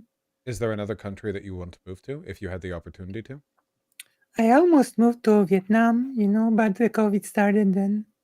Vietnam, that's interesting. I didn't know that. What enticed you about Vietnam? My two best friends are from Vietnam, and I've been there twice, and it's a really nice place. And I could teach English there. You make really good money if you teach English in Vietnam. That's true. There are lots of places in Southeast Asia where you can bring like $1 bill and they just give you a palace as you arrive. It's pretty crazy. It's really good food as well. And actually, the whole thing right now turned into a semi coming out to my best friend, you know, because she's a pretty big YouTuber in Poland. She's Vietnamese. And she's like, oh, your page for your mom. Why the Lucia Zé? I'm like, oops, you know, we're going to have to talk about it in person. But she said she's in India now, and then she'll spend the next 3 months in Vietnam before she'll come back to Poland. Oh, maybe you'll get the opportunity sometime. There are lots of places in Southeast Asia that I'd like to visit. So much so that I think I'd be willing to risk being called a sexpat by literally everyone online for visiting for one day and like going to see major tourist spots and doing nothing else. But there is a lot of cool shit over there. It's just street like food. it just seems like the West is on such an obvious trajectory right now. Yeah. And things are different in other parts of the world, right? Like there's some good stuff happening in Latin America, right? Like Chile has had some good stuff happen. I know they rejected the constitutional reforms, but there's some other good stuff. And Actually, I don't know. Yeah. When it comes to Vietnam, I've been told by my best friend that there's really cool things when it comes to mutual help, like street food vendors, and this is like really high quality food. They will basically sell food to people who cannot afford it at almost zero price, so that nobody will go starving. You know. In Which is Japan, pretty- they have panties vending machines you can shake, which gets them like kind of for free. Food is really cheap in Japan, actually, even in Tokyo. I get yeah, what there you are mean. places like Food's a lot cheaper. I think the broadness and the international nature of the right wing just general increase in recent years, it's obscured the fact that I mean, first of all, it's both very powerful but not as powerful as it seems. And it obscures the fact that there's still a lot of power in. Sorry, what's that, Eka? Candy machines? What Candy were you machines. saying? Is that what you took from I was a that? little behind. Yeah, panty vending machines. You glossed over that part. Oh, well, hold on. If I can, it's as I'm wont to do. If I can ramble for a I minute. don't know what we were talking about, but You are my guest. Make yourself at home. Okay, I love doing this shit, especially when everyone else being more serious than me. Yeah, Japan, they got some panty vending machines. They got girls' panties in them. I don't even know. I thought the point of fetishists getting girls' panties, they're supposed to be used, but they're not. I don't get it. It's a Well, whole hang on, thing. wait. Do you put them on at the vending machine or? Well, I think you bring them home to smell them or whatever, but they're regular, not used. They're just they're It's fresh. like imagine that Belle Delphine bathwater, but abstracted. There's no e-girl. I'm It's clearly just too water. young for this conversation. It's just what they're like. Yeah, here's Yeah. Gamer Girl bathwater, and it's a cup of water from tap. Literally, and they sell it. Okay, but I'll tell you, Tokyo, beautiful place. Got drunk there for the first time. Great sushi. Food's very cheap there. Didn't expect that. You can get a full course meal for like I got it for like $11 or whatever that is in yen, like 1,000, 1,200 something. And I mean a full course meal. Like it filled me up, and I eat a lot. But I remember in my many samplings over there, I'll say, okay, so I'll just do one story, okay, just one. I'm eating all this food, and I had it was like cold noodles, I think, soba, something. It was on a bamboo bowl. It was real tasty. The point is, I nearly died, because you know me, I'm a hungry boy. I'm deep throating these noodles. All right, I'm the glizzy gulper. I'm a fucking champ. I'm like. All the Japanese businessmen are cheering me on because I'm acting exactly like the last prostitute they hired. And, you know, invariably, at some point, my throat gives up, all right? It's not moving this shit anymore. And I get what I assume is maybe 3 or 4, like, pounds of noodle lodged in my throat. And this hurts tremendously. I start choking. And my friend is sitting across the table, and she's watching me eat. You know, she's having a great time. This dumb bitch doesn't realize that I'm choking because I'm a funny bit guy, because I love doing the funny bits, you know. So oh my god. So I'm doing like gestures, you know, who nobody has in their in their head, like, well, how exactly do you indicate to somebody? Sure, yeah, no, now you can do this. I don't think that. I'm fucking choking. So I'm flailing around, and maybe she was drunk, I don't remember. She thought this was hilarious, you know. Eventually, the glizzy gulper, I come through, I swallow this lump of noodle in my throat. Hurt my throat so bad I couldn't eat the next day because of all the. My God. Yeah, it fucking hurt. I got so goddamn mad at her after that. We had to leave the restaurant because I yelled because I was fucking choking to death. I couldn't breathe at all. They don't tell you this about choking. Turns out it's not actually sexy like the people on Twitter say it is. It actually hurts, and you can't breathe during it. I didn't. It keeps you. Yeah. Yeah. That's a serious safety risk. It is. And You nobody should talks about probably this. Cut your grapes and try at home by yourself. They have vacuums in the restaurants that sell mochi because people suffocate on it so often. Jesus Christ. Oh yeah, because it's very thick. Yeah, and you because you're drinking the yeah. Like memory foam for your lungs. And if you decide to go to Vietnam, I will host you. Okay, it's true. Wait, you what? Were you choking? Host you in Vietnam. Oh, stew. Host. You know? Yeah. Host? I don't know what's happening. I don't know what you're saying, Lucy. You got to start from the beginning. Lucy, you have an incredibly like angelic, soft voice. She does. I've told her she needs to put ASMR into her video title. She'll make bank. Yeah. You hit me with that one more time. If you come to Vietnam, I will host you. Oh, I would love. Oh. Thank you. That's very sweet. Okay, I got the sentence that time. Yeah. I heard toast. Also in Saigon, I have noticed I've been there. Many Japanese people like living in Saigon. There were stores when, there were signs we speak Japanese in this store. And even some street foods had like menus that were in Vietnamese and Japanese as well. Makes sense. A lot of people leave Japan because of the high cost of living, and also it fucking sucks to live there. Their population's still shrinking. I think makes sense. That's the thing. It looks beautiful, which is why all the righties fetishize it, because it is legitimately like one of the most gorgeous examples of like civic planning. Reasons, but the population is dropping. Vietnam sadly has its problems with the ground still being polluted by Agent Orange. Oh yeah. Sorry about that.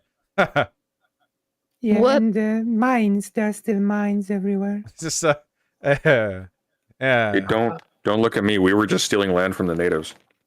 But actually, Japan is starting, like right wingers like it or not, Japan is starting to open itself to receiving foreigners to bolster its thing. They I got know really that mad it has about a that. deal. It has They're a gonna deal have with to, Poland. like they have to. It has a deal with Poland that makes it a lot easier to for a permanent stay to work.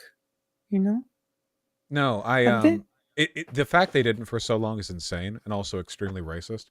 Yeah, but I'm glad they're finally like moving over on that. But then again, Japan had really strange relations with Poland historically. Do you know about World War II history with Japan and Poland? World War II. Start from the beginning.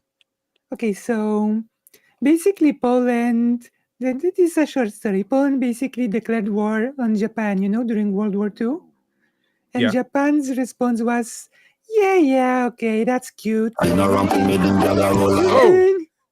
You're being controlled by the West. We know, it's okay. We're just being forced to do this. It's cute, but it is what it is. Nice. You declare war on us. That's They didn't nice. accept the declaration of war? They didn't. That's So what in God's name was that? They literally said, we're just being manipulated by the West to do this, so it's okay. We understand. That's so fucking condescending. That's It's actually really, really funny. It's really strange. I mean, what is Poland going to do from over there while being eaten by Germany and Russia anyway? It doesn't. Yeah, that's a whole different story. That it's like wild. Like when for a person from from Poland to hear that anyone could doubt that the Holocaust happened would be like, it's like crazy, Yeah, well, especially they're not since the many most people evidence-oriented types. People don't know about the history of the ghetto either, the Warsaw Ghetto. Oh right, yeah, the Warsaw ghettos. And the Germans hated the Poles along with the Jews as well. It's a little bit. That's it's kind of because astonishing.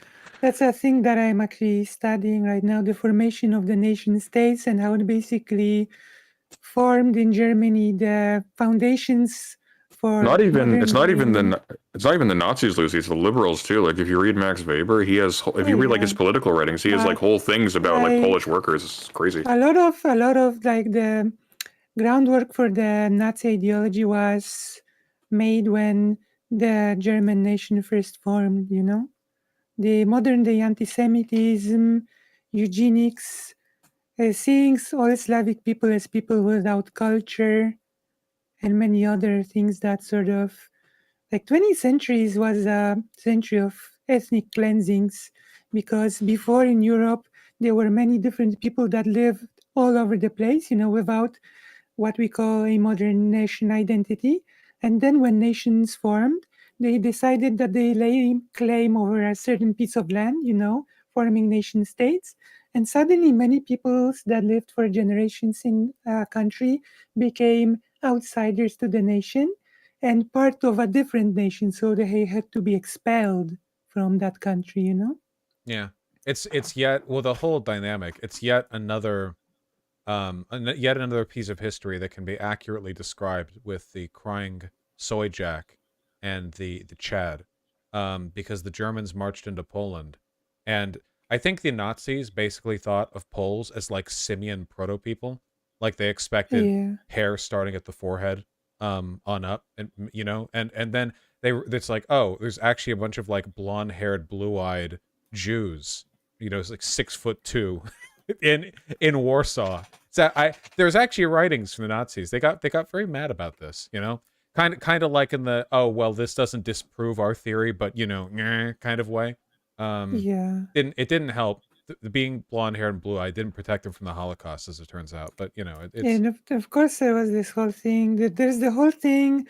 The Polish government will hate anyone to say this, but there was the fact that many times German people did not know who the Jewish people were, so they had to be informed by the local populace. You know, that is a fact. which they were pretty Sadly. complicit in. Yeah. Yeah, and there was the Volksdeutsch. You know what the Volksdeutsch was? Well, the people of Germany, Volksdeutsch. Yes, basically in Poland there was a thing, the function a person could take if they could prove that they had German ancestry, then they could basically become German.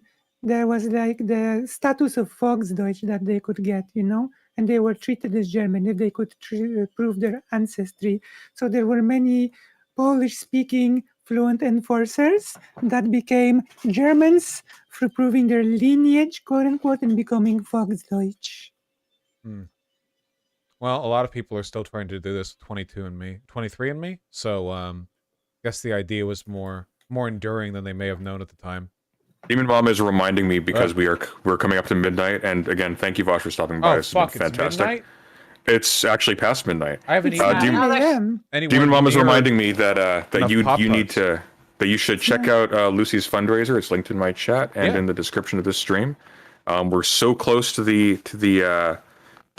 goal, and honestly, the goal is modest. They will probably need more, so anything you can give, it's gonna make a real difference in someone's life. So Yeah, dipshits, give the money number. Go, do it. Do that. Wash wills I it. think I'm gonna have to head out now. But you all, this was really wonderful, and I hope you all continue to raise more. Lucy, I hope your mother is doing much better after this and stuff. Yeah, thank you. Yeah, of course. We're But I hope gonna you all have a really prolong good night. Thank you. Thank you I hope very we much, Doe. can Yeah, Doe, talk have a more good later. one. Hey, you too. Yeah, nice talking to you. Yeah. All right. Sorry, I'll see you all later. Yeah. Oh, I'm sorry, I'm figuring out the pay thing. Hold on. Okay. You click buttons. I think I got that part so far. Chat, I'm donating, which means that you have to donate. Them's the rules, idiots. Fucking dumb. Rules. He's spoken. That's how it goes. I can't stress this enough. Like I had not intended to not debate, as I guess I didn't really debate much at all, except for a couple times I was allowed to come in with Demon Mama. Demon Mama and Doe carried this. They did a tremendous amount of work. Their mods were responsible, even though like we screwed up at times with it, because I'm a technical disaster. But they made their mods made up all of the tier stuff. They were managing in the background, adding up all of the super chats. This was an ensemble project, and I probably did the least of everyone here. They did a fantastic job, and they deserve massive props for that. Especially Demon Mama. This was entirely an act of generosity on her part, and she was originally going to do 4 hours. I think she did like 6.5 of just straight boom boom boom boom boom debates. She must be exhausted. So that was really great. So. Debates. I'm clicking the buttons. I'm clicking. Oh my god, they put this fucking Polish website in Polish. Holy shit. There is an English link in my description. I think it should be bilingual. What? Yeah. No, hold on. You can switch to English. My ancestry. I should get this. Yeah, we should speak in Polish. Oh god. See. Wait. Mucho gusto. ¿Quieres? Wait. Huh? Mi casa es su casa. Wait. Hold on. Be careful, bad empanada might catch your racism. Oh, fuck. I was embarrassed I couldn't ask if that was Polish. Hold on. All right. He did accuse me of being racist for making fun of his name, so. Well, it's the name. It Bad says empanada? bad empanada. It's already bad. Literally. We already knew this. It's George, isn't it? Hold on. I'm clicking the button. Ah, goodness. Almost finished Angry, clicking the button. furious George. I'm doing it. I'm clicking. Sorry. I'm being fucking annoying. Okay. I did it. I clicked the buttons. It has been a pleasure to drop in. I'm sorry that I did so late. Stream dragged on a while. I know it's been a terrible misfortune for your mother, and I sincerely hope that the fundraiser helps. Well, I mean, obviously, numerically it will, but I hope it helps more than you expect it to. It's nice to have met you. Thank you. Yeah. We Thanks can very do much. stuff in the future, Absolutely. Okay, wait. What other button? I'm slowly growing as like the biggest Polish trans creator.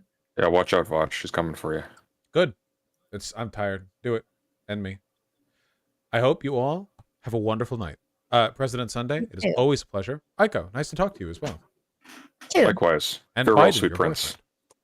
Oh, yes. Well, we're getting married tomorrow. Or as they call him, Bidel. The what would that be? The second lady? Impressive. You all take care. Take care, Vosh. Thank you very much. Bye-bye. Bye. Come on. Button. Did it. Nice. I didn't expect stream to go this late. I love you all very much. You're beautiful people. To everyone who donated, who I have not read the donation of, I will do so tomorrow at the beginning of stream. Oh, there was another thing I was supposed to do. Okay, I'll do that tomorrow as well. I love you guys. You're beautiful people. You're all very pog and champ. Really, you're so... Oh, my little pog champs. You're so beautiful. Such nice people. Right, President Sunday? Is President Sunday on Twitch or on YouTube? What about the stream of the lady? Where?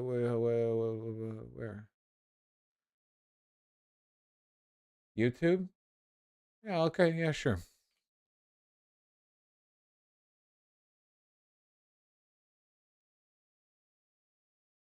President Sunday. Not actually a president. It says Vosh. Okay.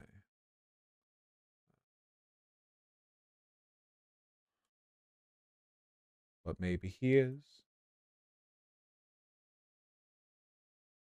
Host. Video. Show me my mouse, damn it. Stupid OBS. Okay, here we go. Let's look at this thing. How is everybody? No Oh. audio.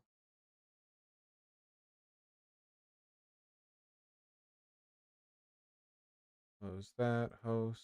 YouTube VOD. All right, go. Go, go, go, go, go. I love you guys very much. Go, go, go, go, go, go, go, go, go, go, go, go, go, go, go, go.